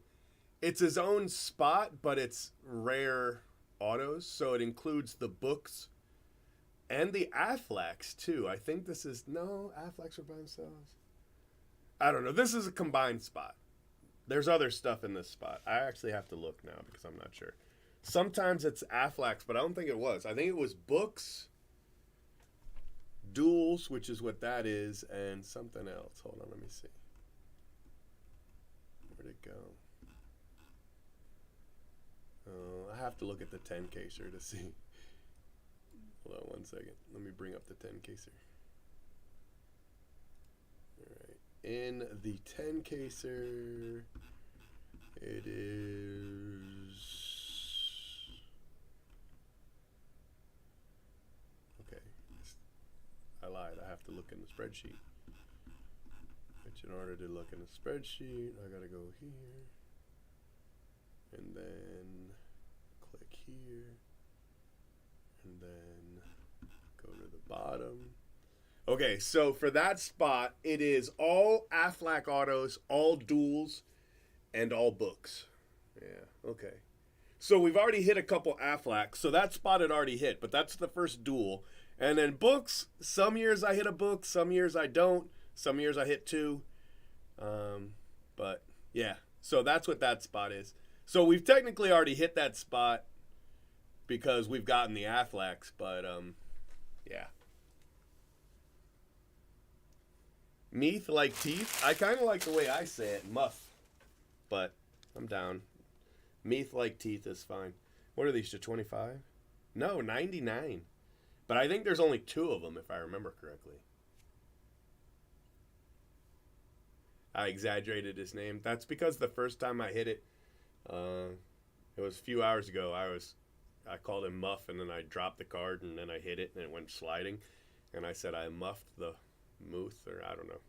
It's an inside joke between just me and everybody who was here at the time, which is mostly just me. So, anyway, this first one I've seen. I don't think Jay Brooks has got one yet, but it's a tough pull. Usually we hit him in the 100, at some point, but yeah. Muth, Muff, Mush. It's very cool. I'm happy to hit this card right here.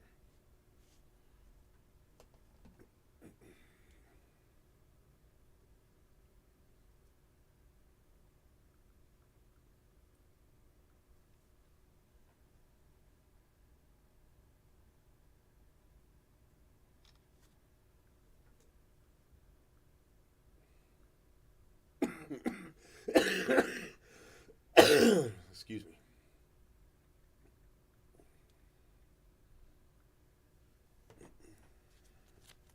Anyway, cool card for that spot. Congrats. I combine that spot up because it's tough,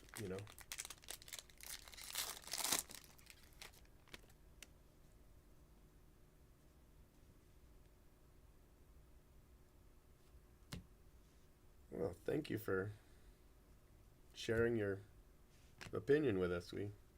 We appreciate it.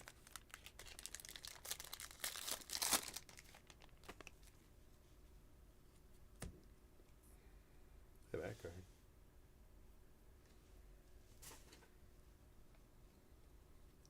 Christian Vaccaro.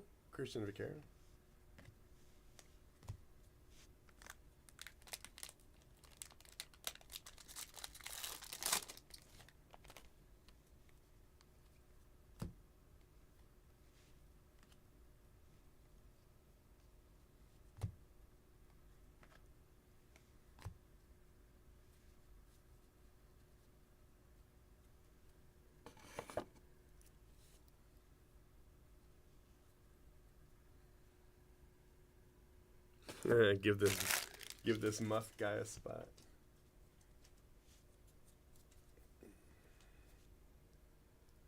Yeah, I like it.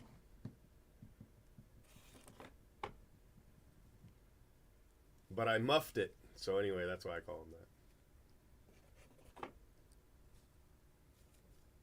It was like a black too, and I just like poof, knocked it over and slid it across the table. It was terrible. I mean, I'm having a good time.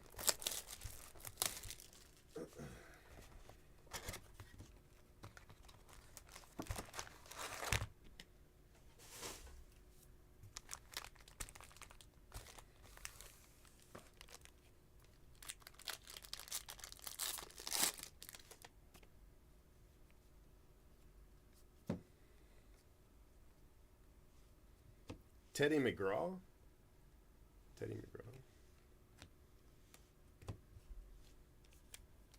You ever seen like the psychology report of a driver? This is what it always reminds me of, because I've been doing this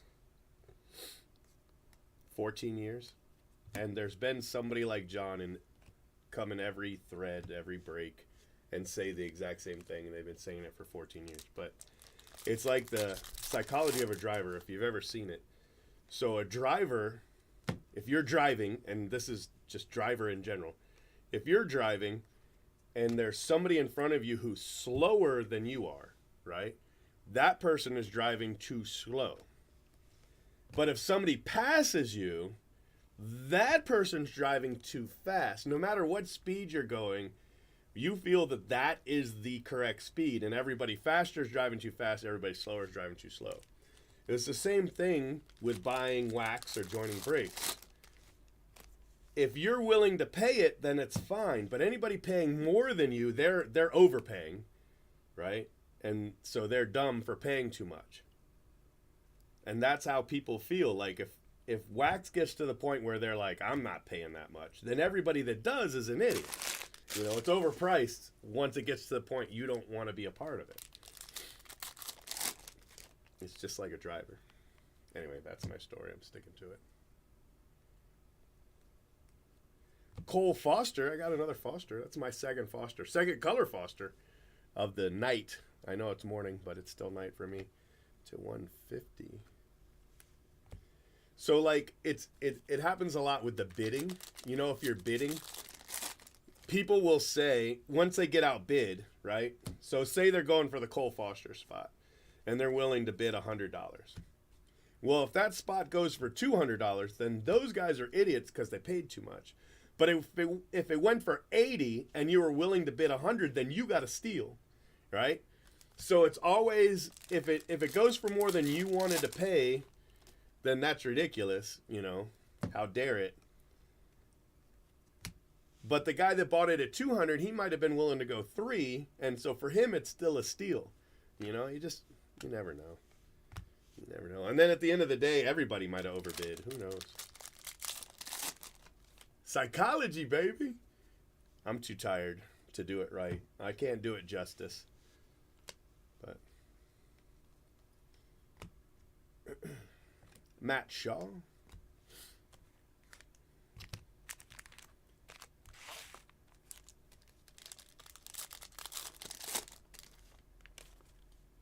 Yeah, right.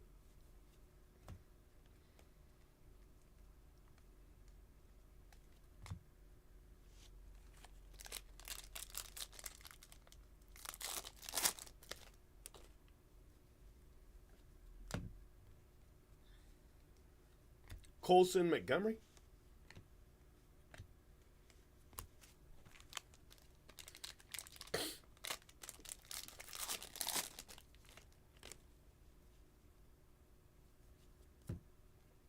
I might do more. I'm feeling spry. I'm not done yet. I gotta go pick up the kids. I'm taking them to lunch. I'm gonna pick them up from school, take them to lunch, and then take them back. But I don't have to do that for a couple hours. And I'm hoping my check comes before then. This is the first month since March that I've gotten a check. So I'm like really happy about it.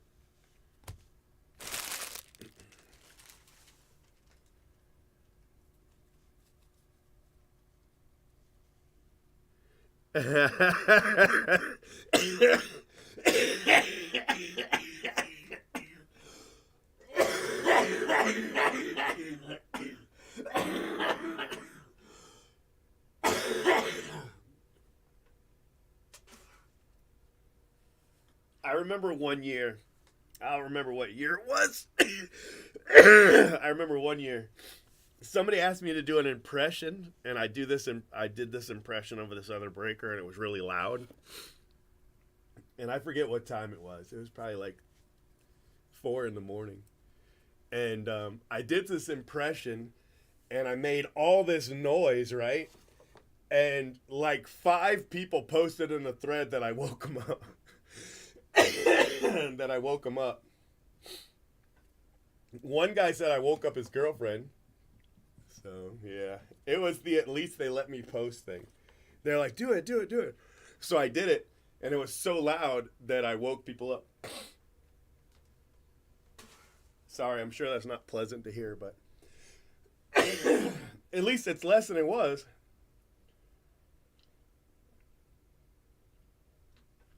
Puig was tough because he was so hard to hit. I remember pulling the blue and being so happy that I hit the Puig. I remember pulling a blue Puig auto.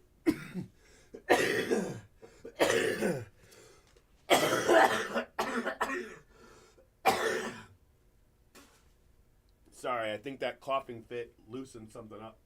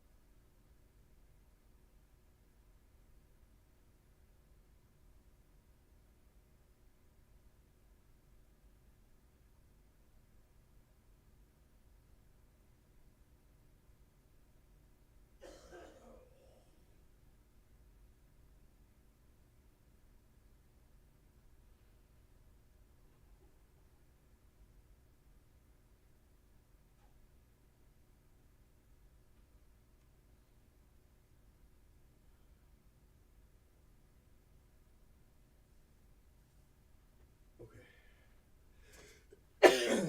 Sorry about that.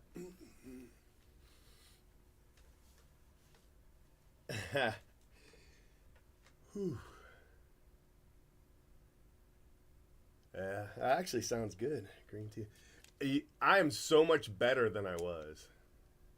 It's just much, much better. Just every once in a while, I'll get that coughing fit still, you know. But it's night and day difference than it was.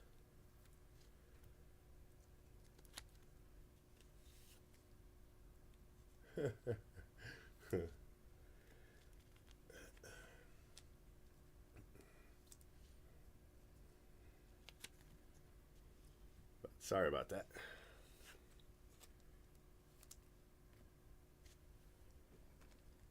I think that was the worst one of the night so far.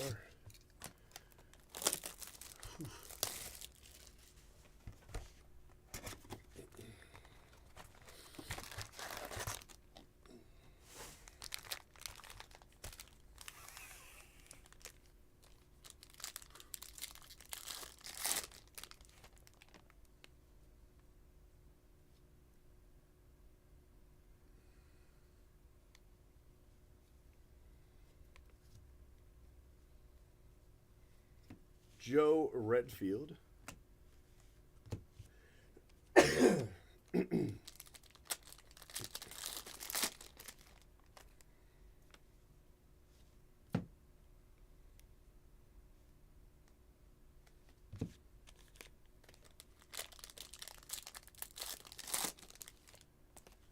Yeah. Yeah, when I did case 1 and case 2, it made it worse for a minute, you know, so that's why I didn't break the next day. And then I did 2 more cases yesterday. But I ended up working all night yesterday, but I was doing shipping. Was doing like mystery boxes, and then some of the breaks were late because I had been sick, so I had to do them. You know, I couldn't break this and not do that. So I did that yesterday. So that all shipped yesterday. And then when I came in today, there was a couple more things I had to do, like a couple more things had to be packaged or whatever. But Jace ibuprofen, I got all that done. And then I've been breaking ever since.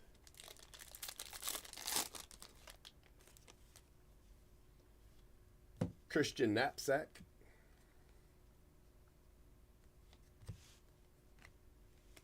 But I feel so much better. Oh my gosh.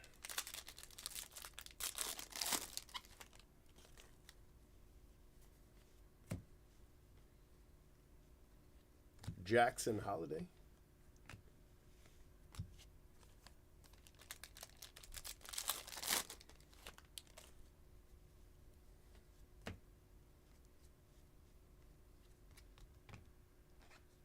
I'm making a mess now.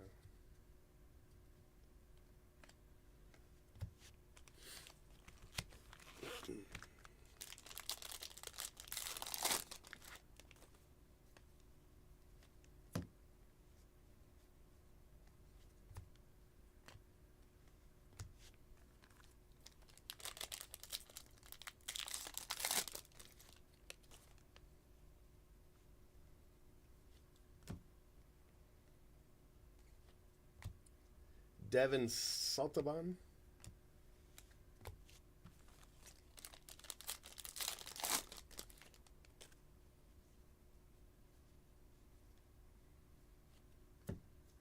Anytime I would do that, I would get the guy in half. He would always hit big in the half I didn't have. Like, without fail. I would get him, he'd hit, you know, say the average was 10 autos. I would get like 6 base, 1 refractor. And then in the next half, it would just explode for like 14 autos, 10 color. You know, Jackson Ballmeister. Without fail, that's how it would work. You know, where the 100 case average would still average out at what it was supposed to be, 10 or 11 or 12 autos. But they would all be second half if I didn't have them in the second half.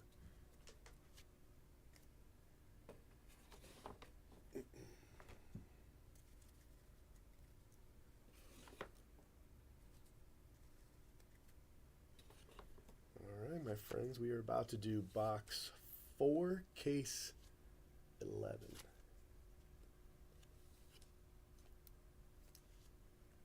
And then we'll see how we feel at the end. See if we'll do a 12. See if we got 12 in us.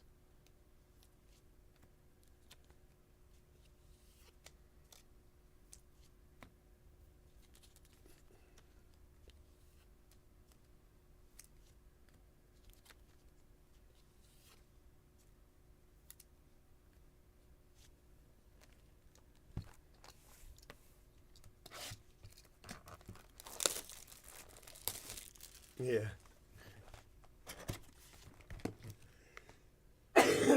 Yeah, not a lot to do about it now anyway, right?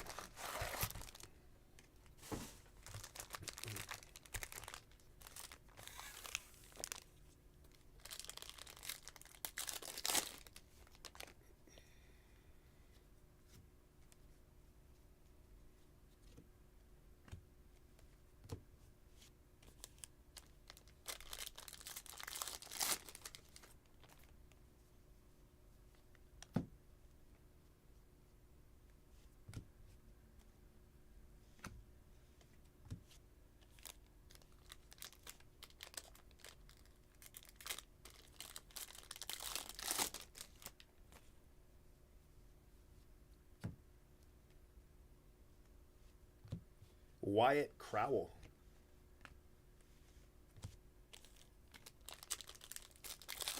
Ah, case 12. Oh, that's funny.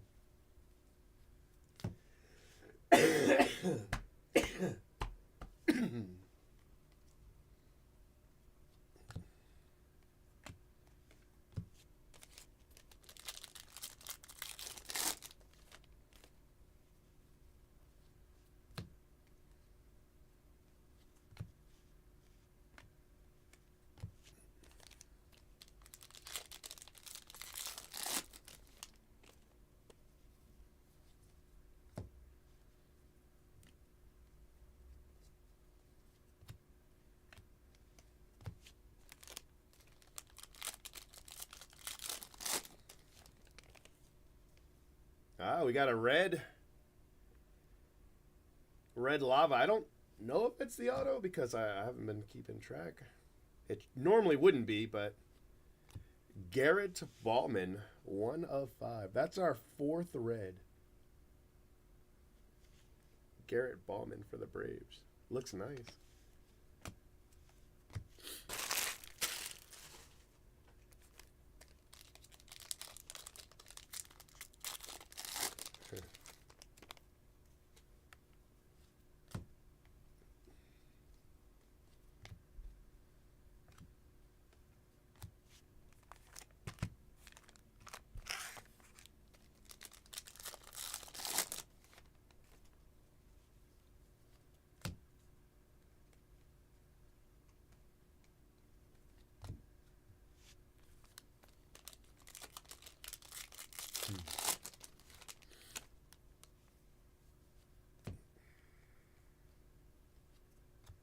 Carlson Reed.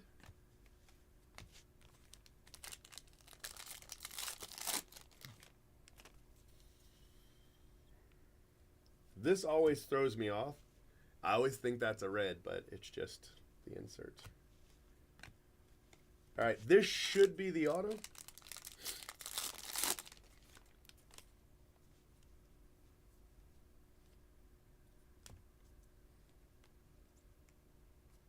Okay, that's not right. So, did we hit any autos in this box at all?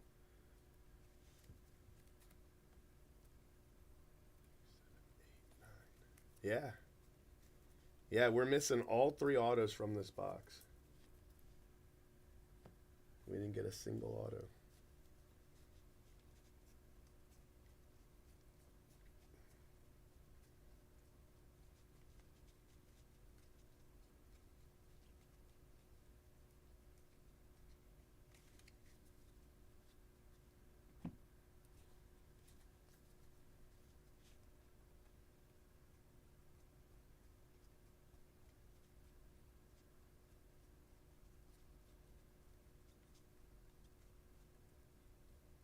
Just in case I accidentally stuck it over here. Come on.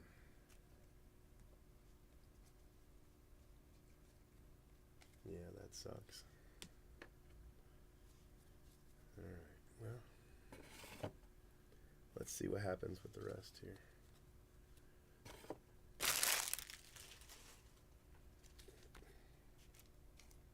That was an entire box of no autos. After getting autos like we should all the way through. I mean, it won't be in the paper, but we'll look just in case. All you got to do is hold it up here and see if you see a chrome card.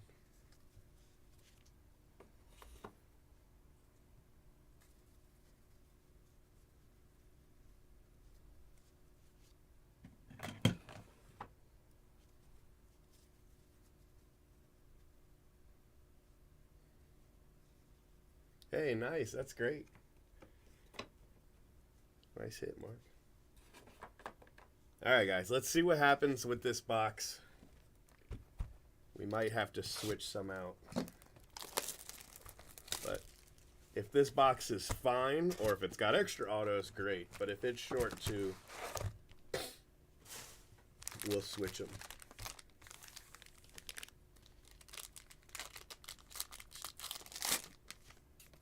Should be this pack. Okay, this pack has the auto. Alright, so I don't know what happened with that whole box, but Hunter Haas. Alright, hold on. This should be the second auto.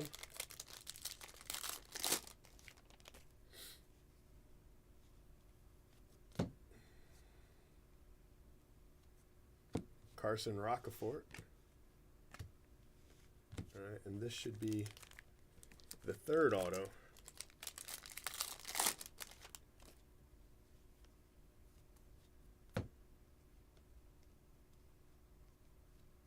Drew Hackenberg.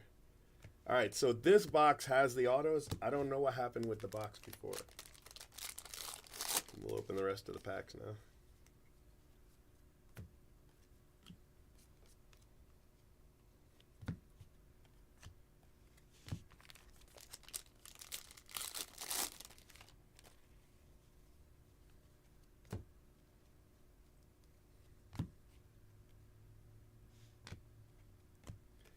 Zach Thornton, purple refractor.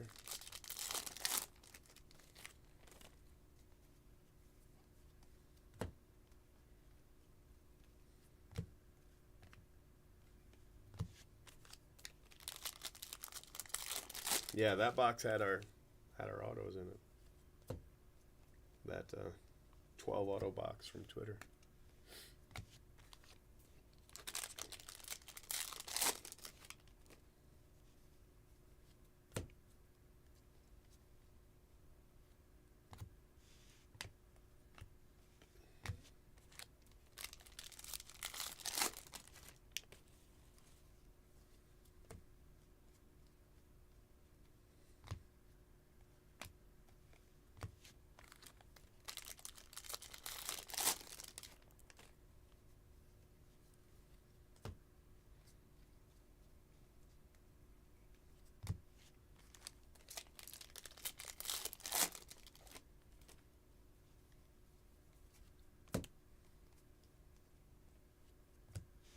Gavin Cross.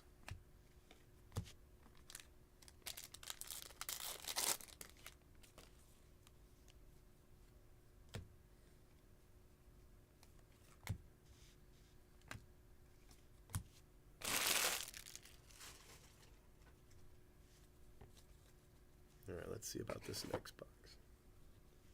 It's weird to just have one random box with no autos in it. Maybe. I mean, I would expect to have like an auto with damage where it got clogged or something, but to just have none and then come back and have them again is weird. But we still have 3 boxes, so I guess, who knows. So the 4th box would be the box from the bottom, you know. So maybe it won't get wonky again until here. I don't know. We'll see, though.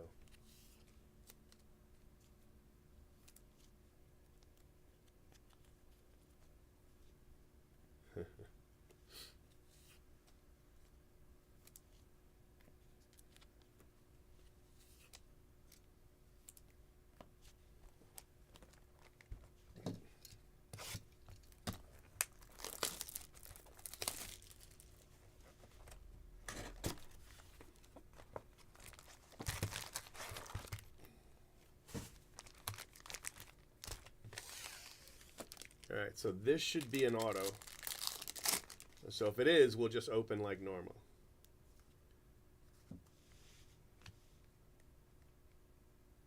Okay, all right, so we'll just go through this one like normal. Braden Taylor, gold paper, and Luke Keyshaw. Looking for our 3 missing autos here.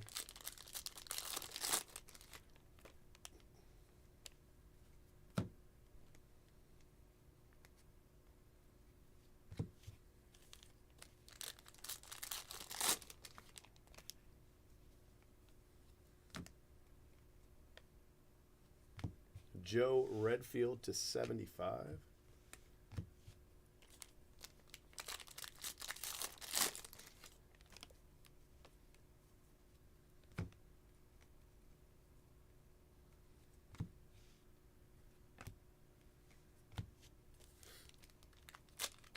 This pack should be an auto.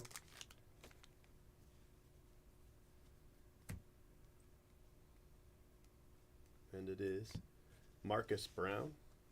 I haven't hit him in a minute.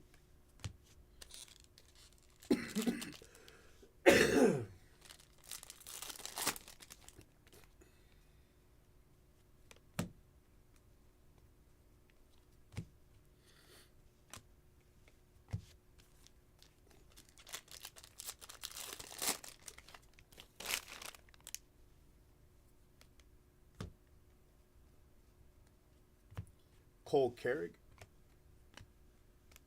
Wyatt Langford refractor.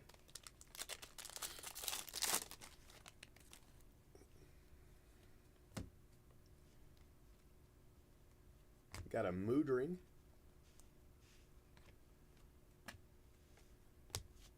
This should be the last auto in the box. Put it on the bottom. And this pack is extra thick. It's just paper though. Extra paper. Kevin Sim.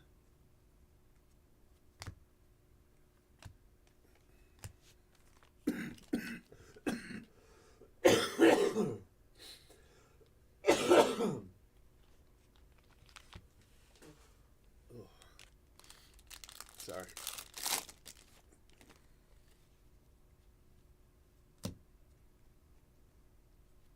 Johnny Farmello.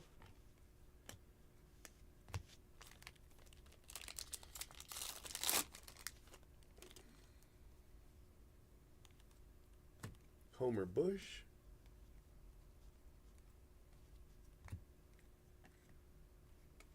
All right, last pack. Let's see our auto.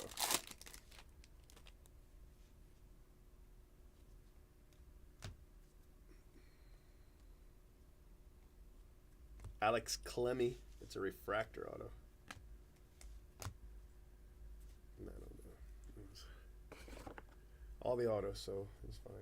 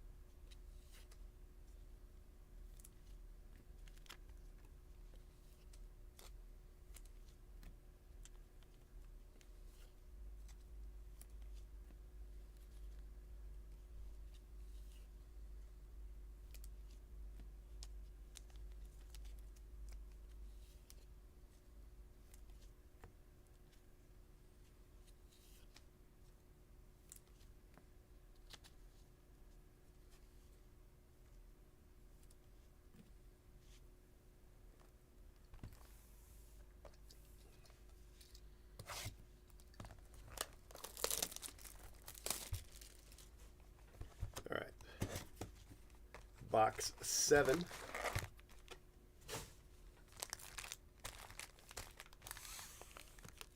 This pack should be the first auto.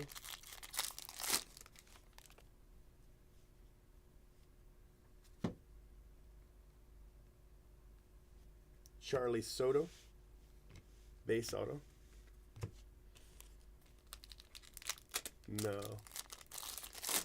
No, we had a box with no autos. It had a red refractor in it, but it didn't have any autos. But so far, every other box has been fine, but we haven't had any extra autos. We just have the 3 missing autos.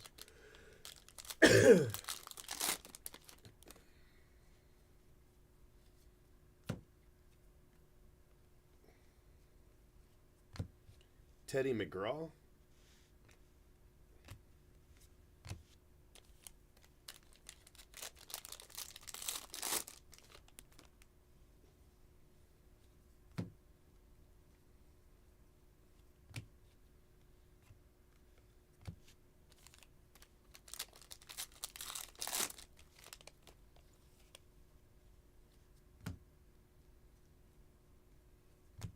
Travis Honeyman, another base.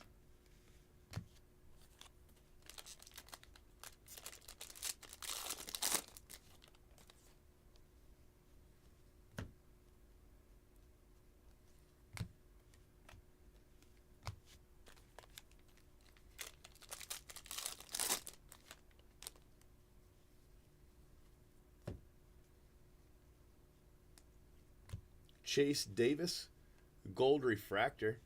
21st overall, Chase Davis. Nice hit. Cardinals.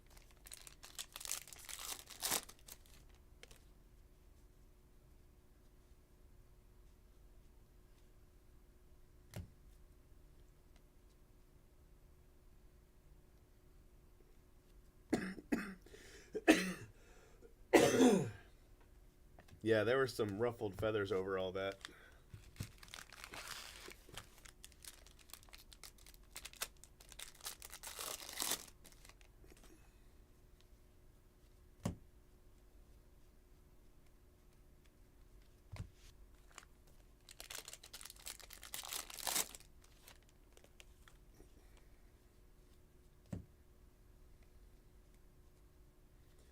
Ethan Salas. So that's a photo variation.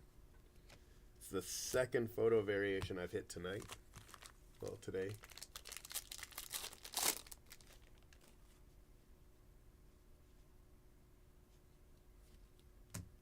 Guanipa.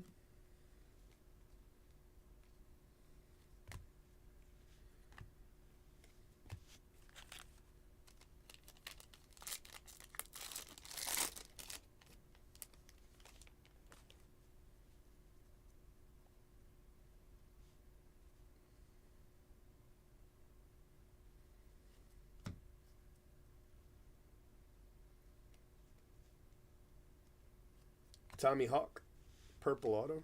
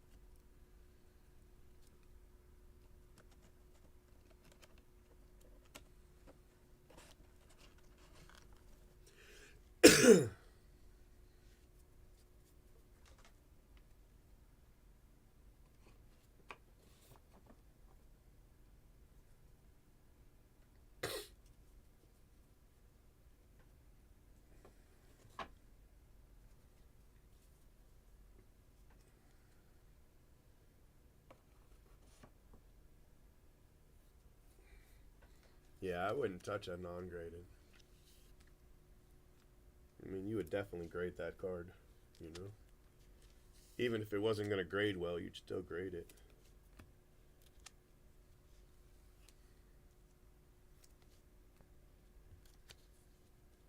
All right, one more box in case 11. What time is it? 10.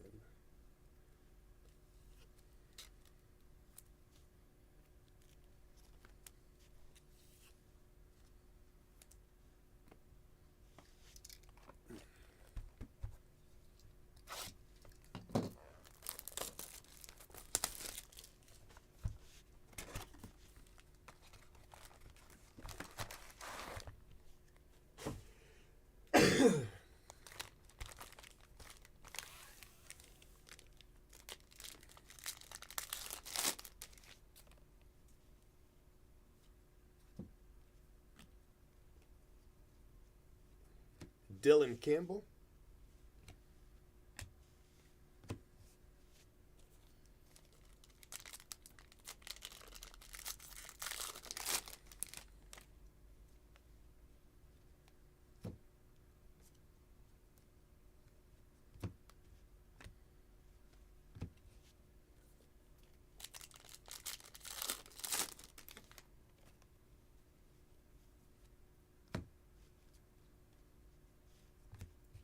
Nazan Zenatello, 225.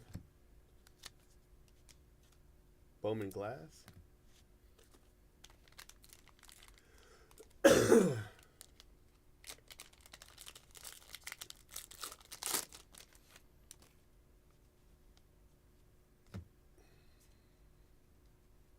Jonathan Mejia.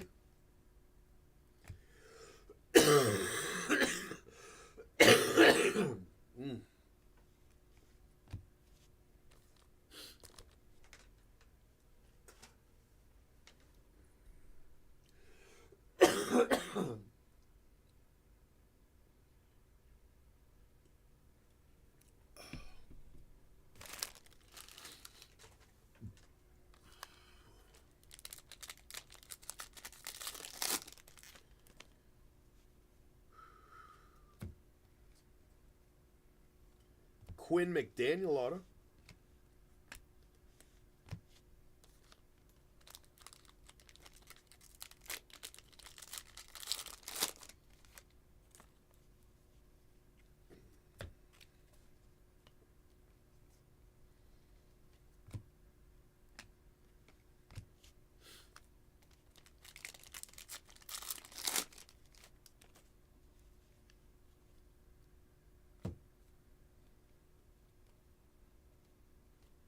Brady House to 75.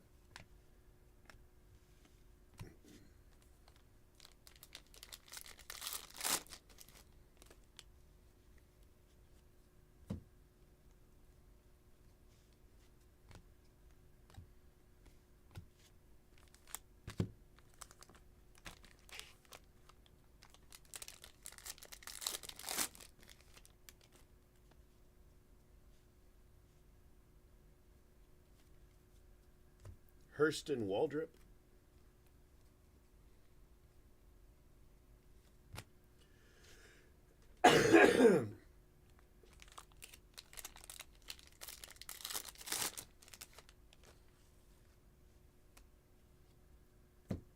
Here's a blue.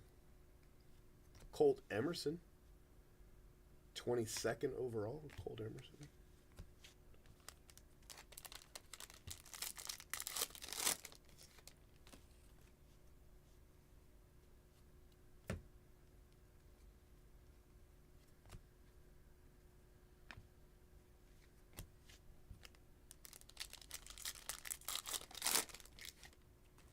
Oh no, I never hit a Babe Ruth. I hit the Johnny Bench and a Johnny Bench auto.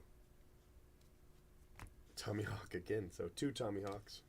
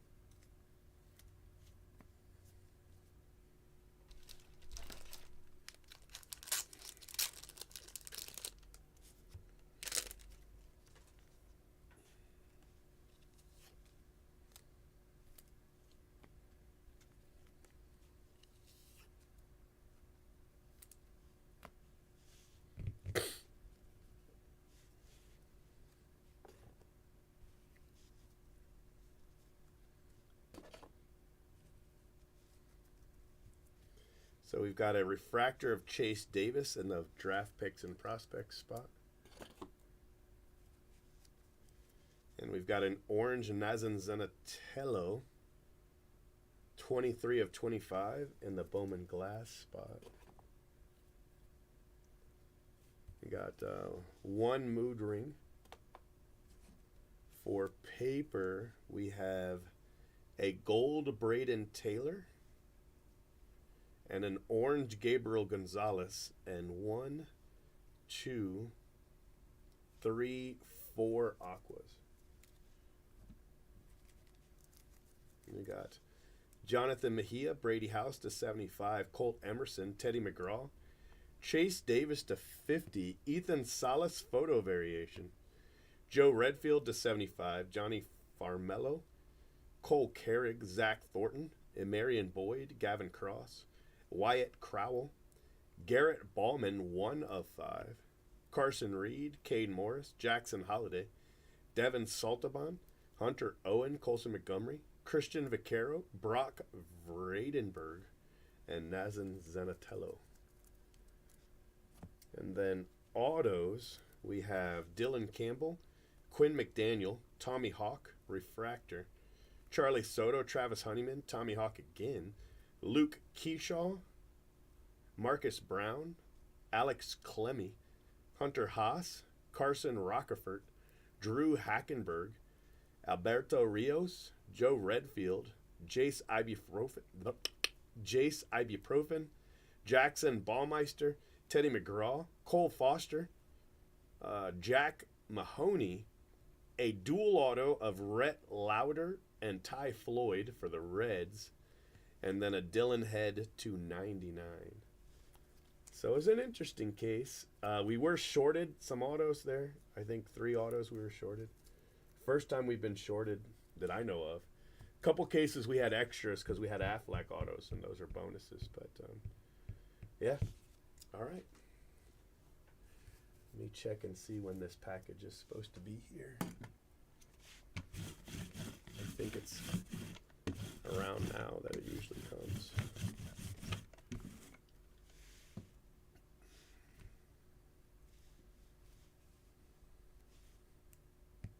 But I want to do another case. Anyway, so I don't know.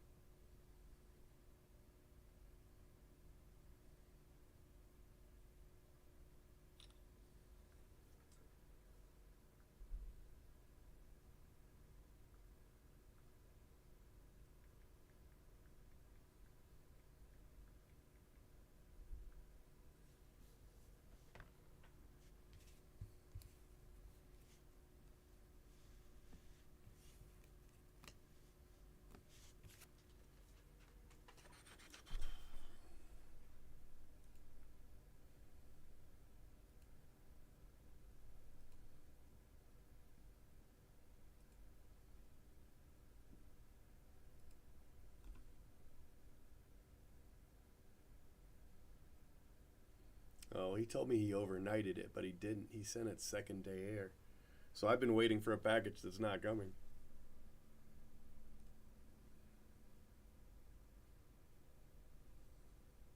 Yeah. Well, I'm glad I looked. I guess I can close the gate.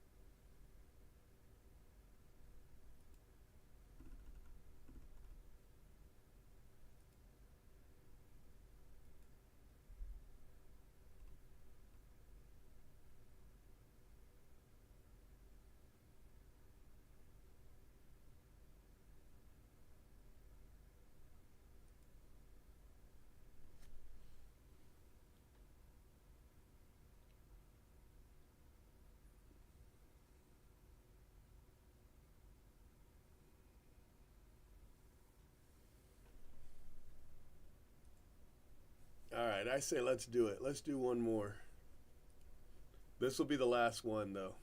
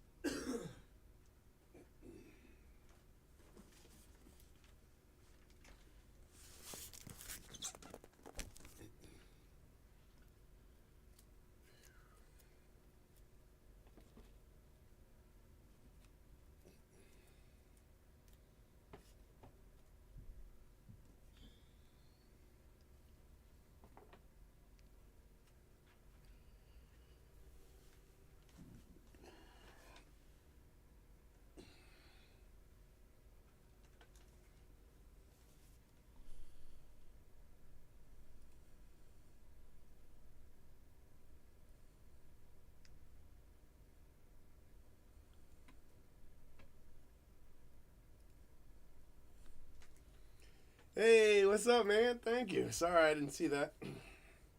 Just trying to figure out where my package is, but I got one package will be here Thursday and one package will be here tomorrow. This is case 12. Case 12.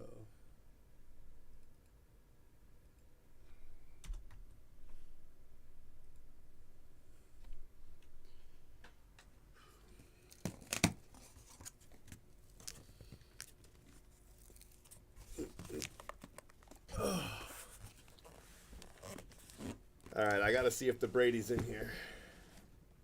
Hold on, my staff's here. I got two packages there. You see them?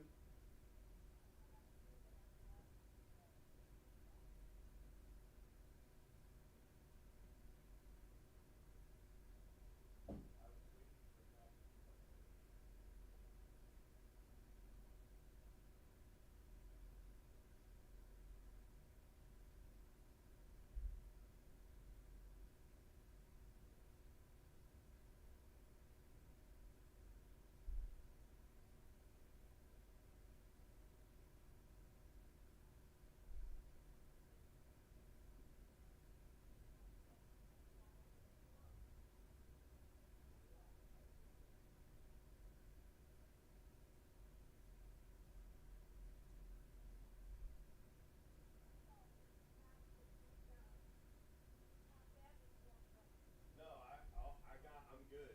Just that. Yeah. Medium. Yeah, medium. Thank you. Okay.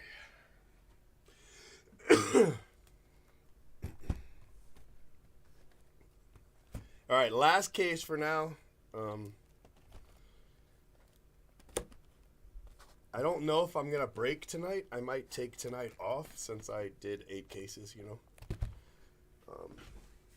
I might come in and do something. I don't know. We'll play it by ear, but I might not be back till tomorrow morning. You know.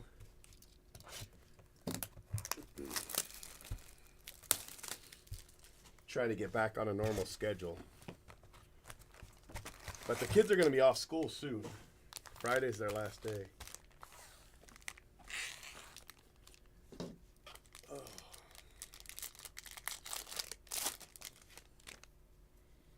All right, here we go. Maui Ahuna. That might be the first one of these I've hit today. I don't remember hitting him. I might have, but I don't remember it. So I've got boxes coming Thursday, and I've got a check coming tomorrow. Which means it won't clear by Christmas. That's the only bad thing. I needed it in today, but all right. Jaron Watts Brown. That's gonna drive. That's gonna drive Cyrus crazy when he sees that one. I've hit a bunch for that guy, but none for Cyrus's guy.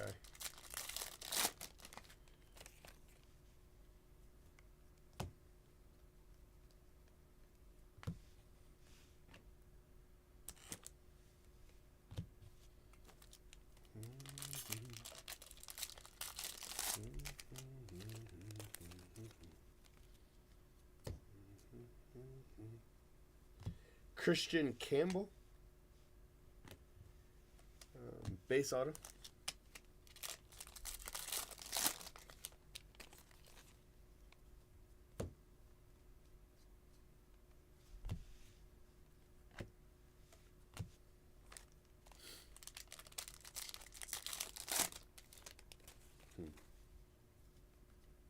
Here's a green. Jonathan Mejia to 99.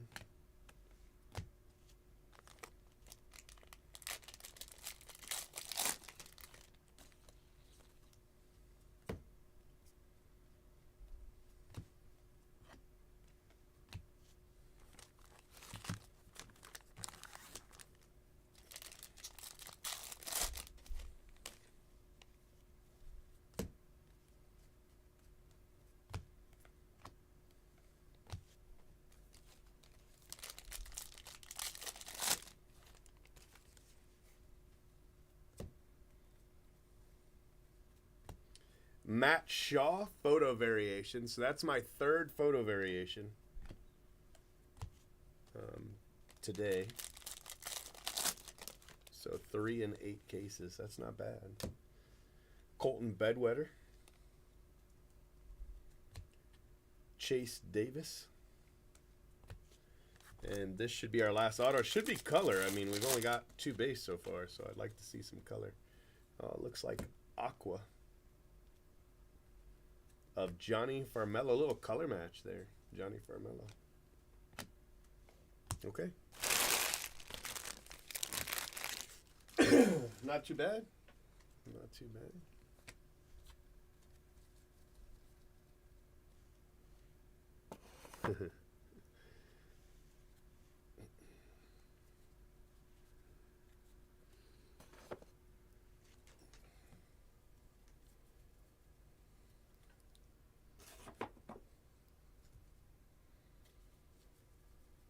I kind of wish I didn't tell the boys I was going to take them to lunch. I'd keep going, but it's all right.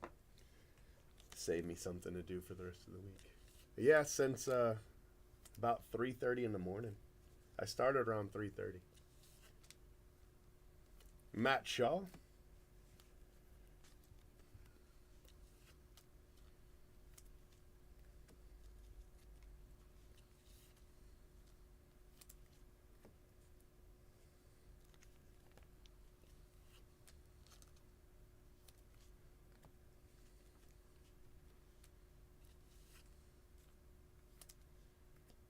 All right.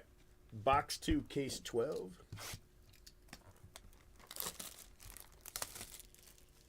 Yeah, I think so. I think you're right.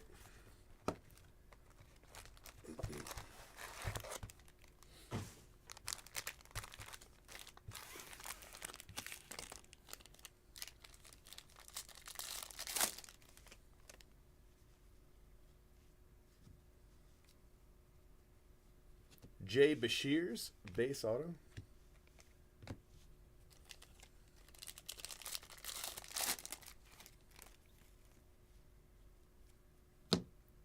Sean Sullivan.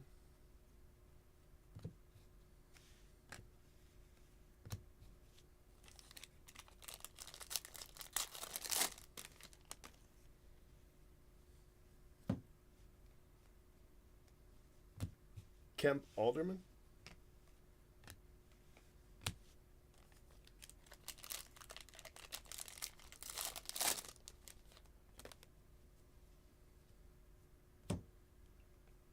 I think that's a mood ring.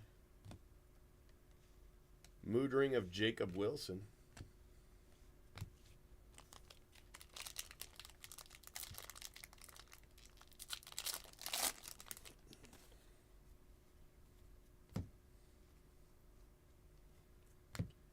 Jace Ibuprofen, a gold wave auto. Jace Ibuprofen. Somebody asked me to hit that spot, but I think they were talking about the non-auto. Right? Wasn't the non-auto you wanted?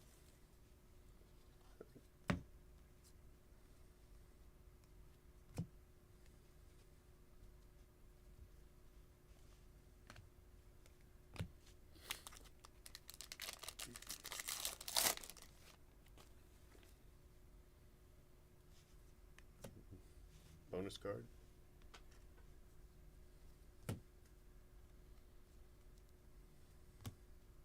Jason Woodward. Yeah.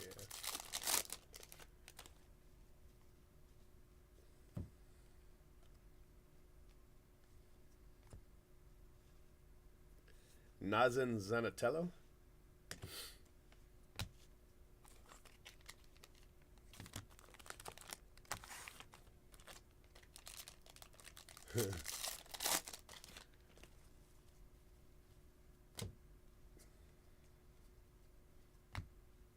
We're not even halfway. We'll get there. Actually, we are halfway. This case would be halfway if Jay Brooks is at 13. So I take it back. We are halfway after this case. Jacob Wilson to 125. That's a nice card.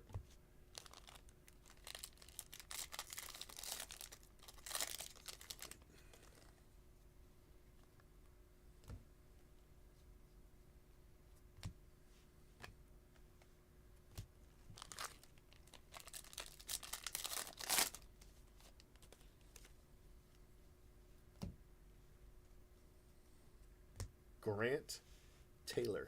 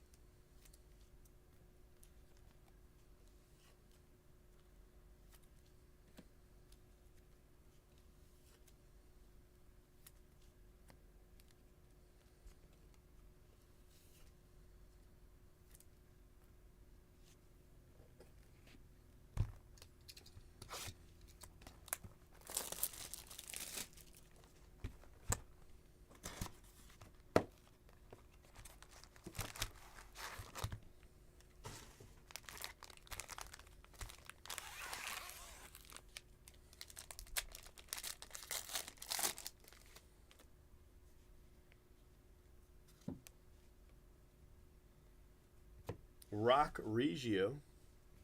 That might be his only auto from me today.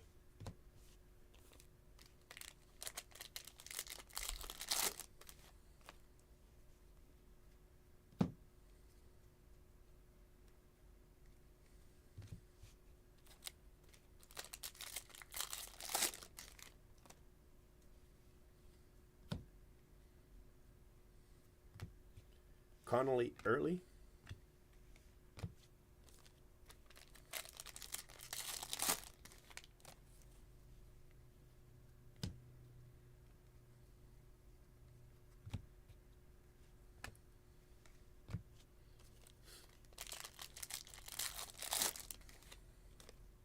Yeah, that might only be number 5. I'm not sure I hit him yet, other than that one. Joe Vetrano. I know I've hit him at least 3 times because I hit him a black, and in the same case, that was his second auto.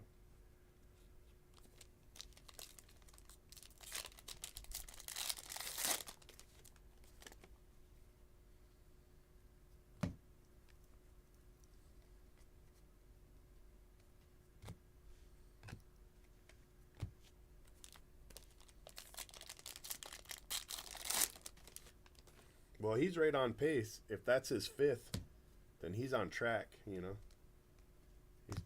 He's doing what he's supposed to do. 56 out of 75, Lazaro Montes.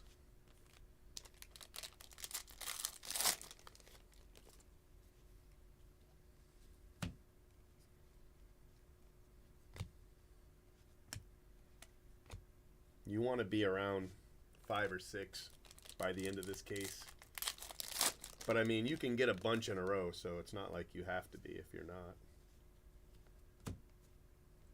It's just for averages. Nolan McLean, blue refractor auto.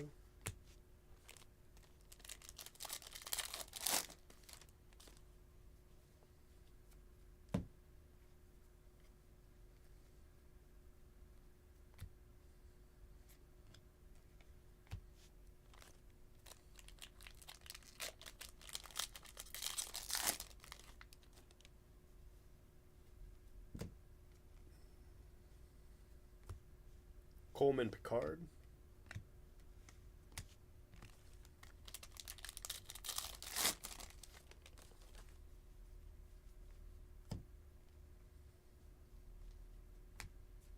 Noble Meyer.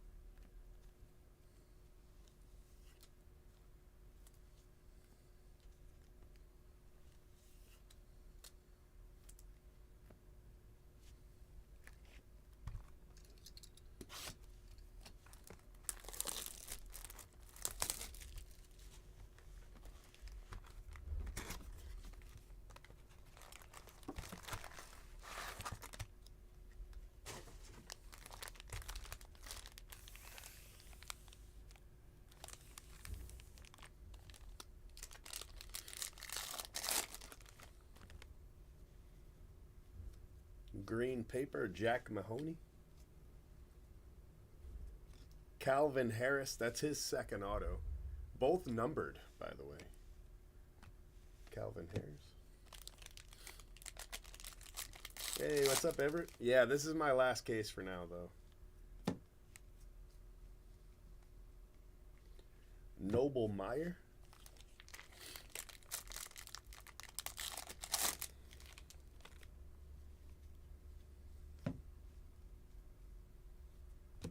Garrett Forrester.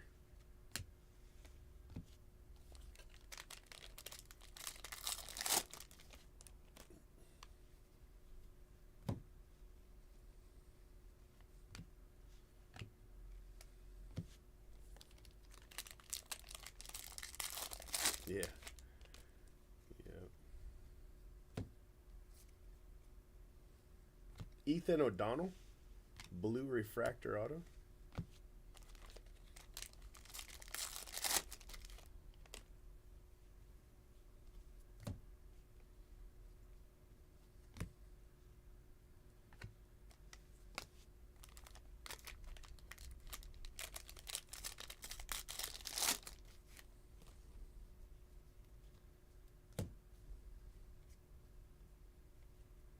Daverson Gutierrez.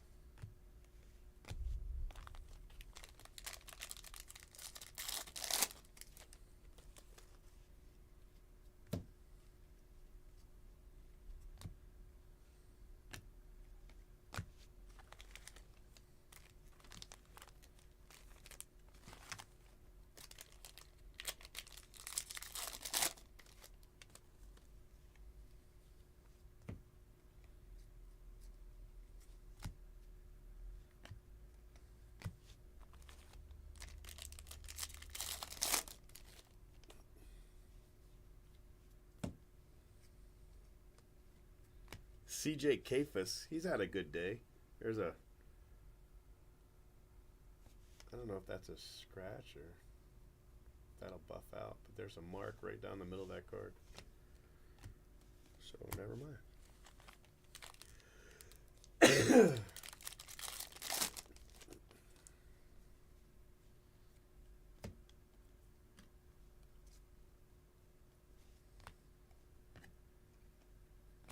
All right, last pack, box 4 should be an auto.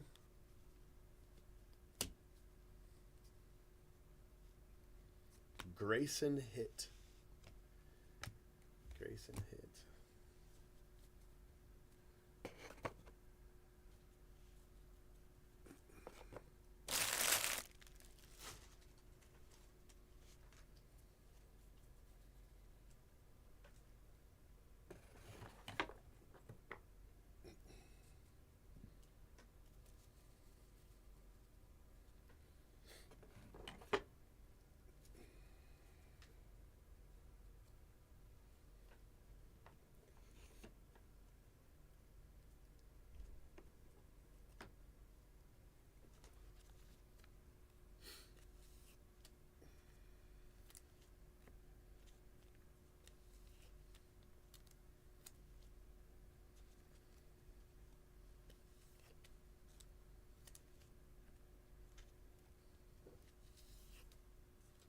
Yeah.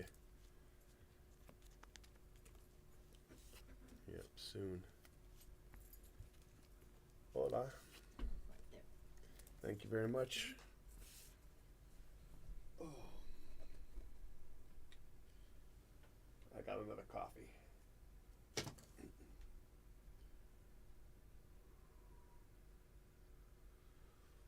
Ooh, hot. Okay.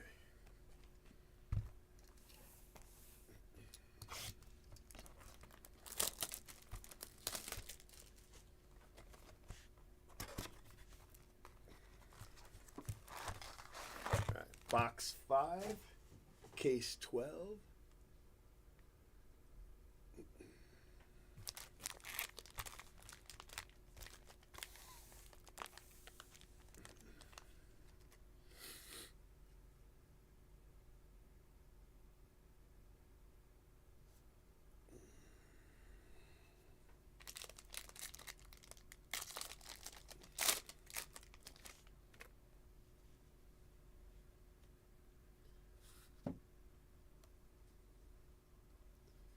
Matt Shaw, class of 23. $2.99.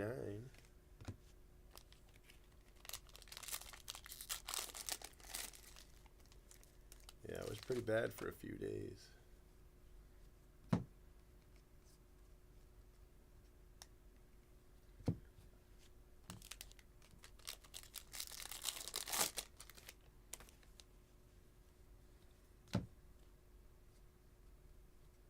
Chase Jaworski.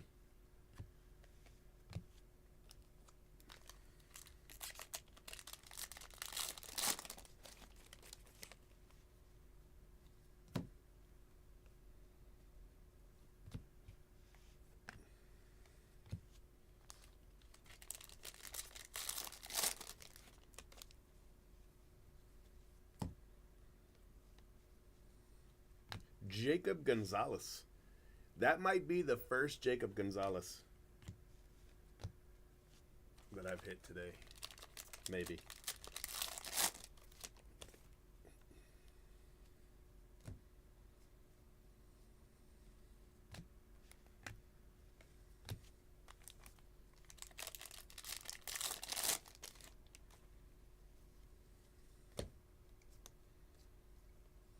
Hunter Haas.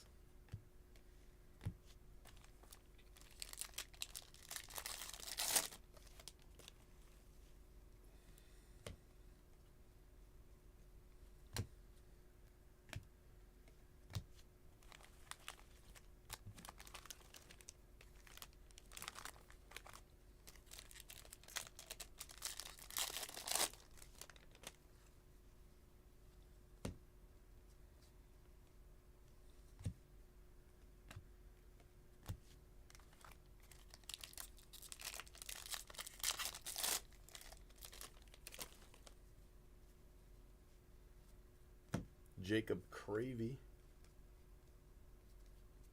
Brock Vandenberg.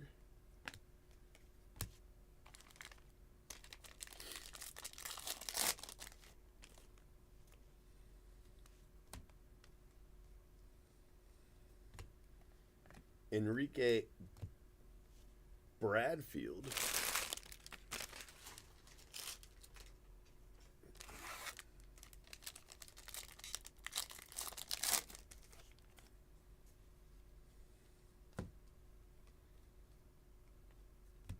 This is definitely the first Ty Pete I've hit today. Pretty sure about that.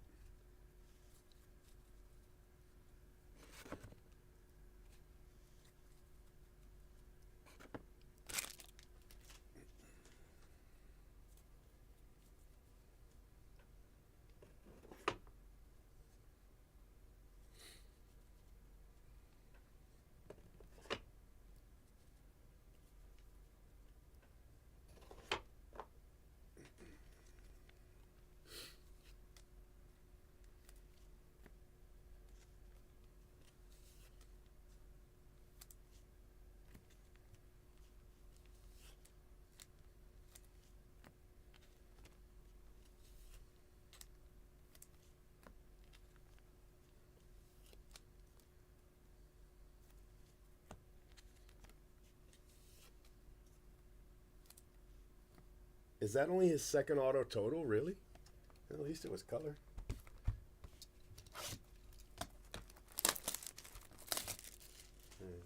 Dang, that's not good.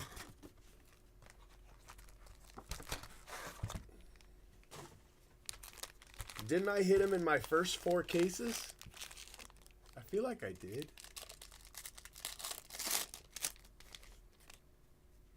I don't know. I don't remember. Joe Redfield.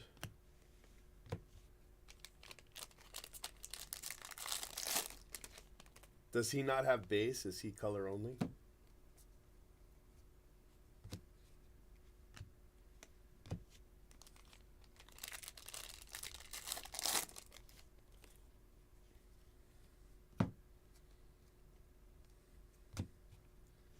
Paul Wilson. A black and a purple. Wow. Black's at least nice. I mean, purple's better than nothing, but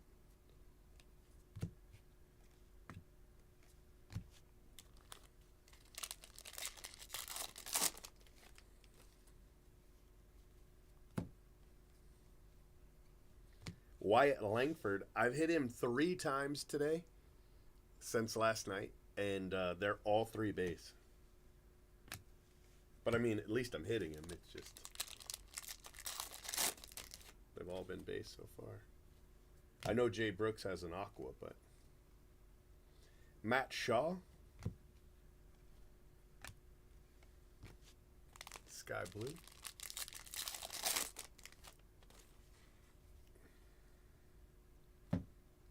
This looks like it is a red. Oh, that's cool. Jackson Holiday, 1954. That's the first 1954 I've hit. And it's actually 1954. Wow, look at that. Those are tough, man. Not an auto, but 1954. Cool card.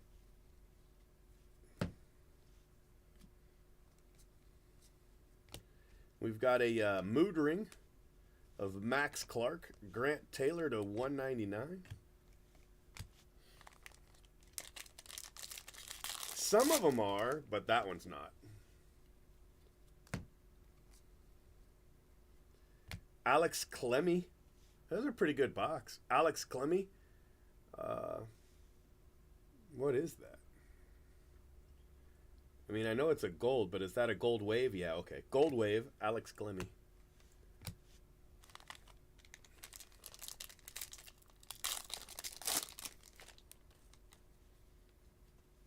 I feel like Jay Brooks has hit an actual auto on one of those. Yeah, right? eBay 1 of 1. Cole Miller.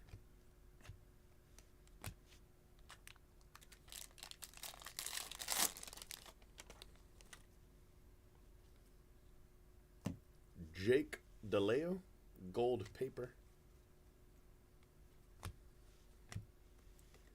All right, 2 boxes to go.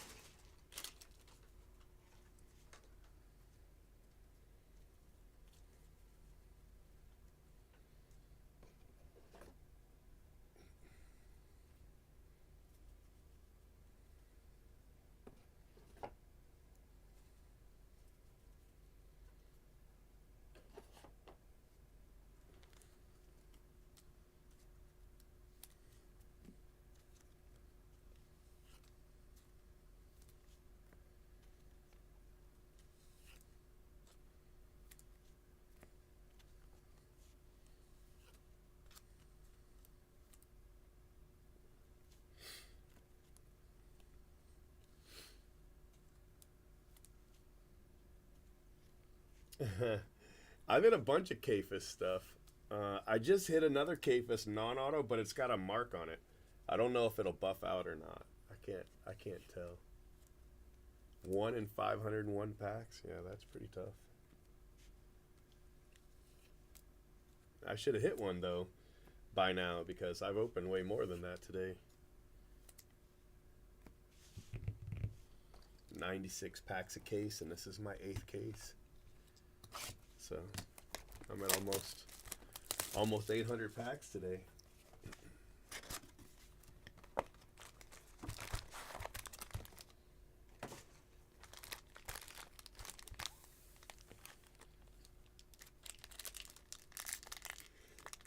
They're cool. I like that they're all red. You know, I mean, they'd probably be better if they were gold since they're to 54, but I still like them. Luke Keyshaw to 199.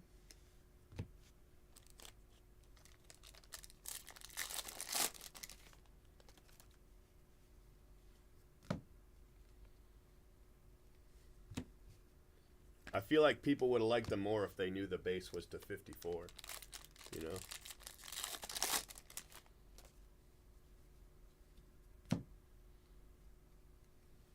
Emarian Boyd.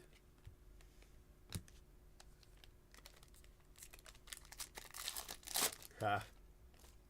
Yeah, but it's over, pretty much. Coming to a close. Braden Taylor. But it's been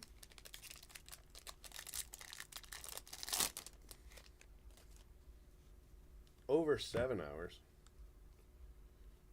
Working on hour number 8.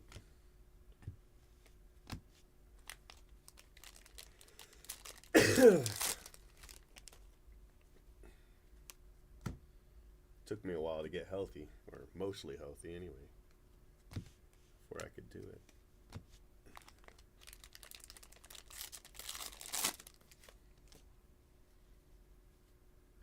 And it's weird that this is back-to-back packs. Makes me feel like one's going to be a parallel. Max Clark to 25.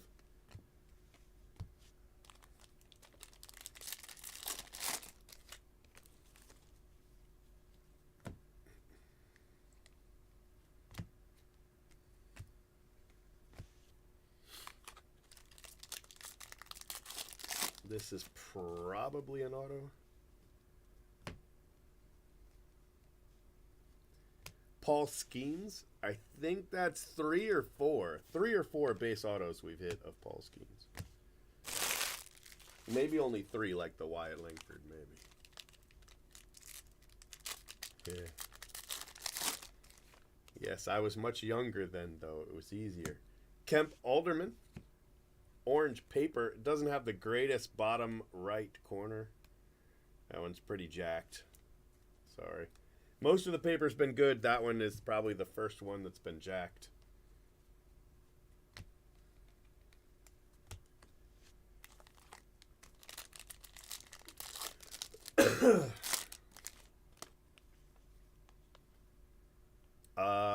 We have a rose gold.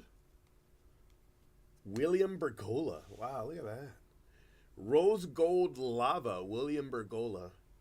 8 of 10. I want to say that's 4 rose gold today. 4? Maybe more. At least 4 rose gold. All right, one more box. One more box. And then we got to call it.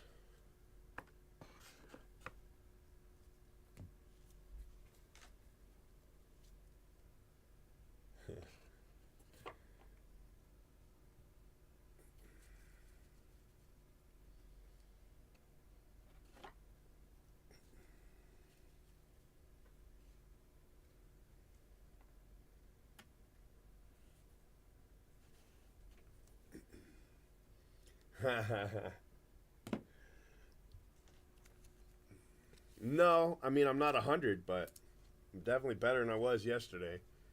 And yesterday I was better than I was the day before, so I figure I'm going in the right direction.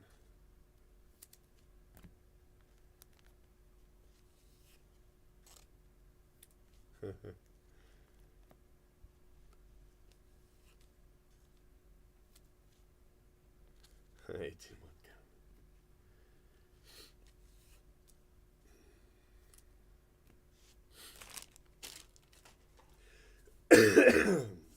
All right, last box, case 12.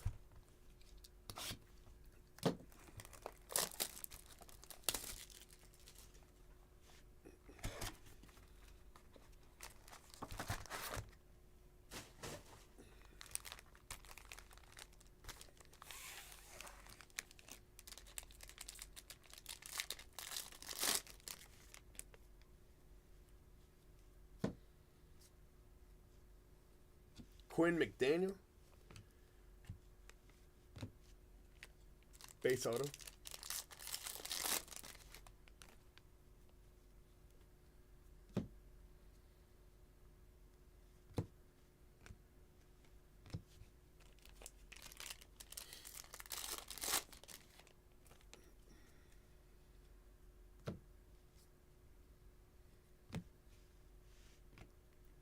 Jonah Cox.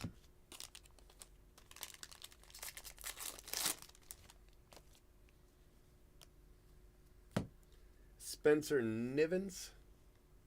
Green paper.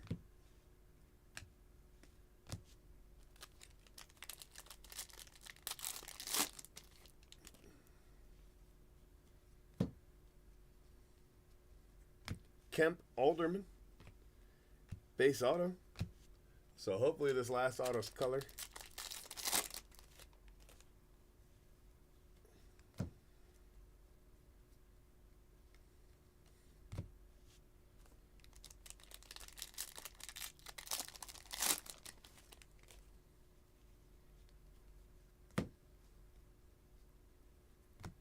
Christian Campbell.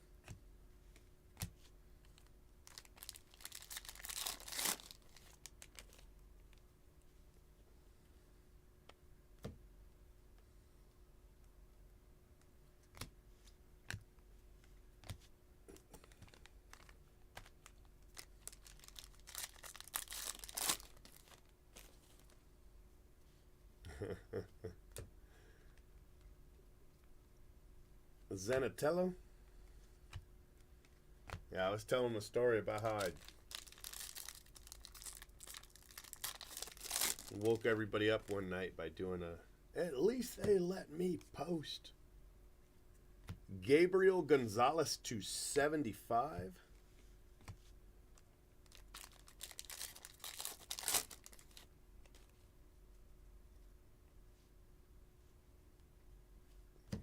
I mean, it's not bad. It's been better than I thought it would be. I mean, I'll have a case, maybe 2 cases without one, but then I'll have cases with 3, you know. All right, here you go. Last auto. It is a blue auto.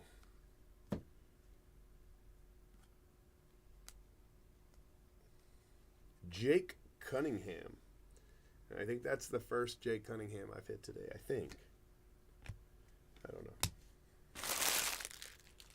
All right, my friends, just the one Brady in 12 cases. That's nothing like Jay Brooks does. He'd have hit 3 or 4 in 12, I think. He's going to come open the next case. There's going to be a Brady, I guarantee it. That's just how he rolls. There were 2 cases left on this last, like, top level of the palette. And I was like, I'm going to take the wrong one. You know, I already know. Whatever I take, he's gonna take the other one, and that'll be the one. So when he does it and he pulls it, just tell him I left that for him. I knew that was about to happen, so.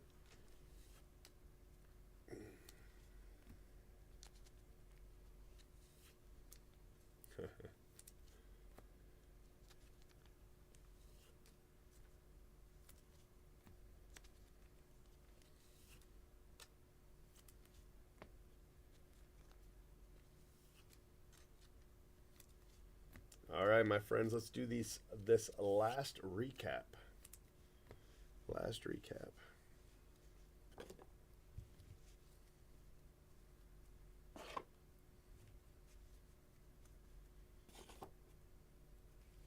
We have an orange Max Clark, 3 of 25 in the Bowman glass spot. In the paper spot, we have a Kemp Alderman orange, but it does have a bad corner. We got Jake DeLeo, gold paper. We got 2 greens and 2 aquas. There are 2 mood rings. And the first 54 is Jackson Holiday, 19 of 54, actually. So, sorry. 1954. Then we've got Jonah Cox, Christian Campbell, Gabriel Gonzalez, and Marion Boyd. William Bergola to 10. Paul Wilson, Grant Taylor, Cole Miller, Chase Jaworski, Hunter Haas, Brock Brandenburg, Garrett Forrester, Daverson Gutierrez, CJ Cephas. It's got a mark on it. I don't know if that's one of the, it'll just buff right out ones or what, but CJ Cephas. Conley Early, Lazaro Montes to 75, Coleman Picard, Kemp Alderman, Jason Woodward, Jacob Wilson, Jerron Watts Brown, 45 out of 50, Jonathan Mejia, and Matt Shaw photo variation. And then autos, we have Quinn McDaniel, Kemp Alderman, Jake Cunningham, Luke Keishel, Hunter Haas, Paul Skeens, Joe Redfield, Wyatt Langford, Alex Clemmy to 50, Matt Shaw, class of 23 to 99, Jacob Gonzalez, Ty Pete, it's only his second auto. Calvin Harris, Ethan O'Donnell, Grayson Hitt, Rock Reggio, Joe Vetrano, Nolan McLean, Jay Bashirs, Jace Ibuprofen, there's another gold there, Grant Taylor, Maui Ahuna, Christian Campbell, and Johnny Farmello. And that, my friends, is case 12. Not a bad case. Plenty of color, I guess. All right, I'm done. 8 cases down. You guys have a good one, and I'll see you when I see you. Thank you.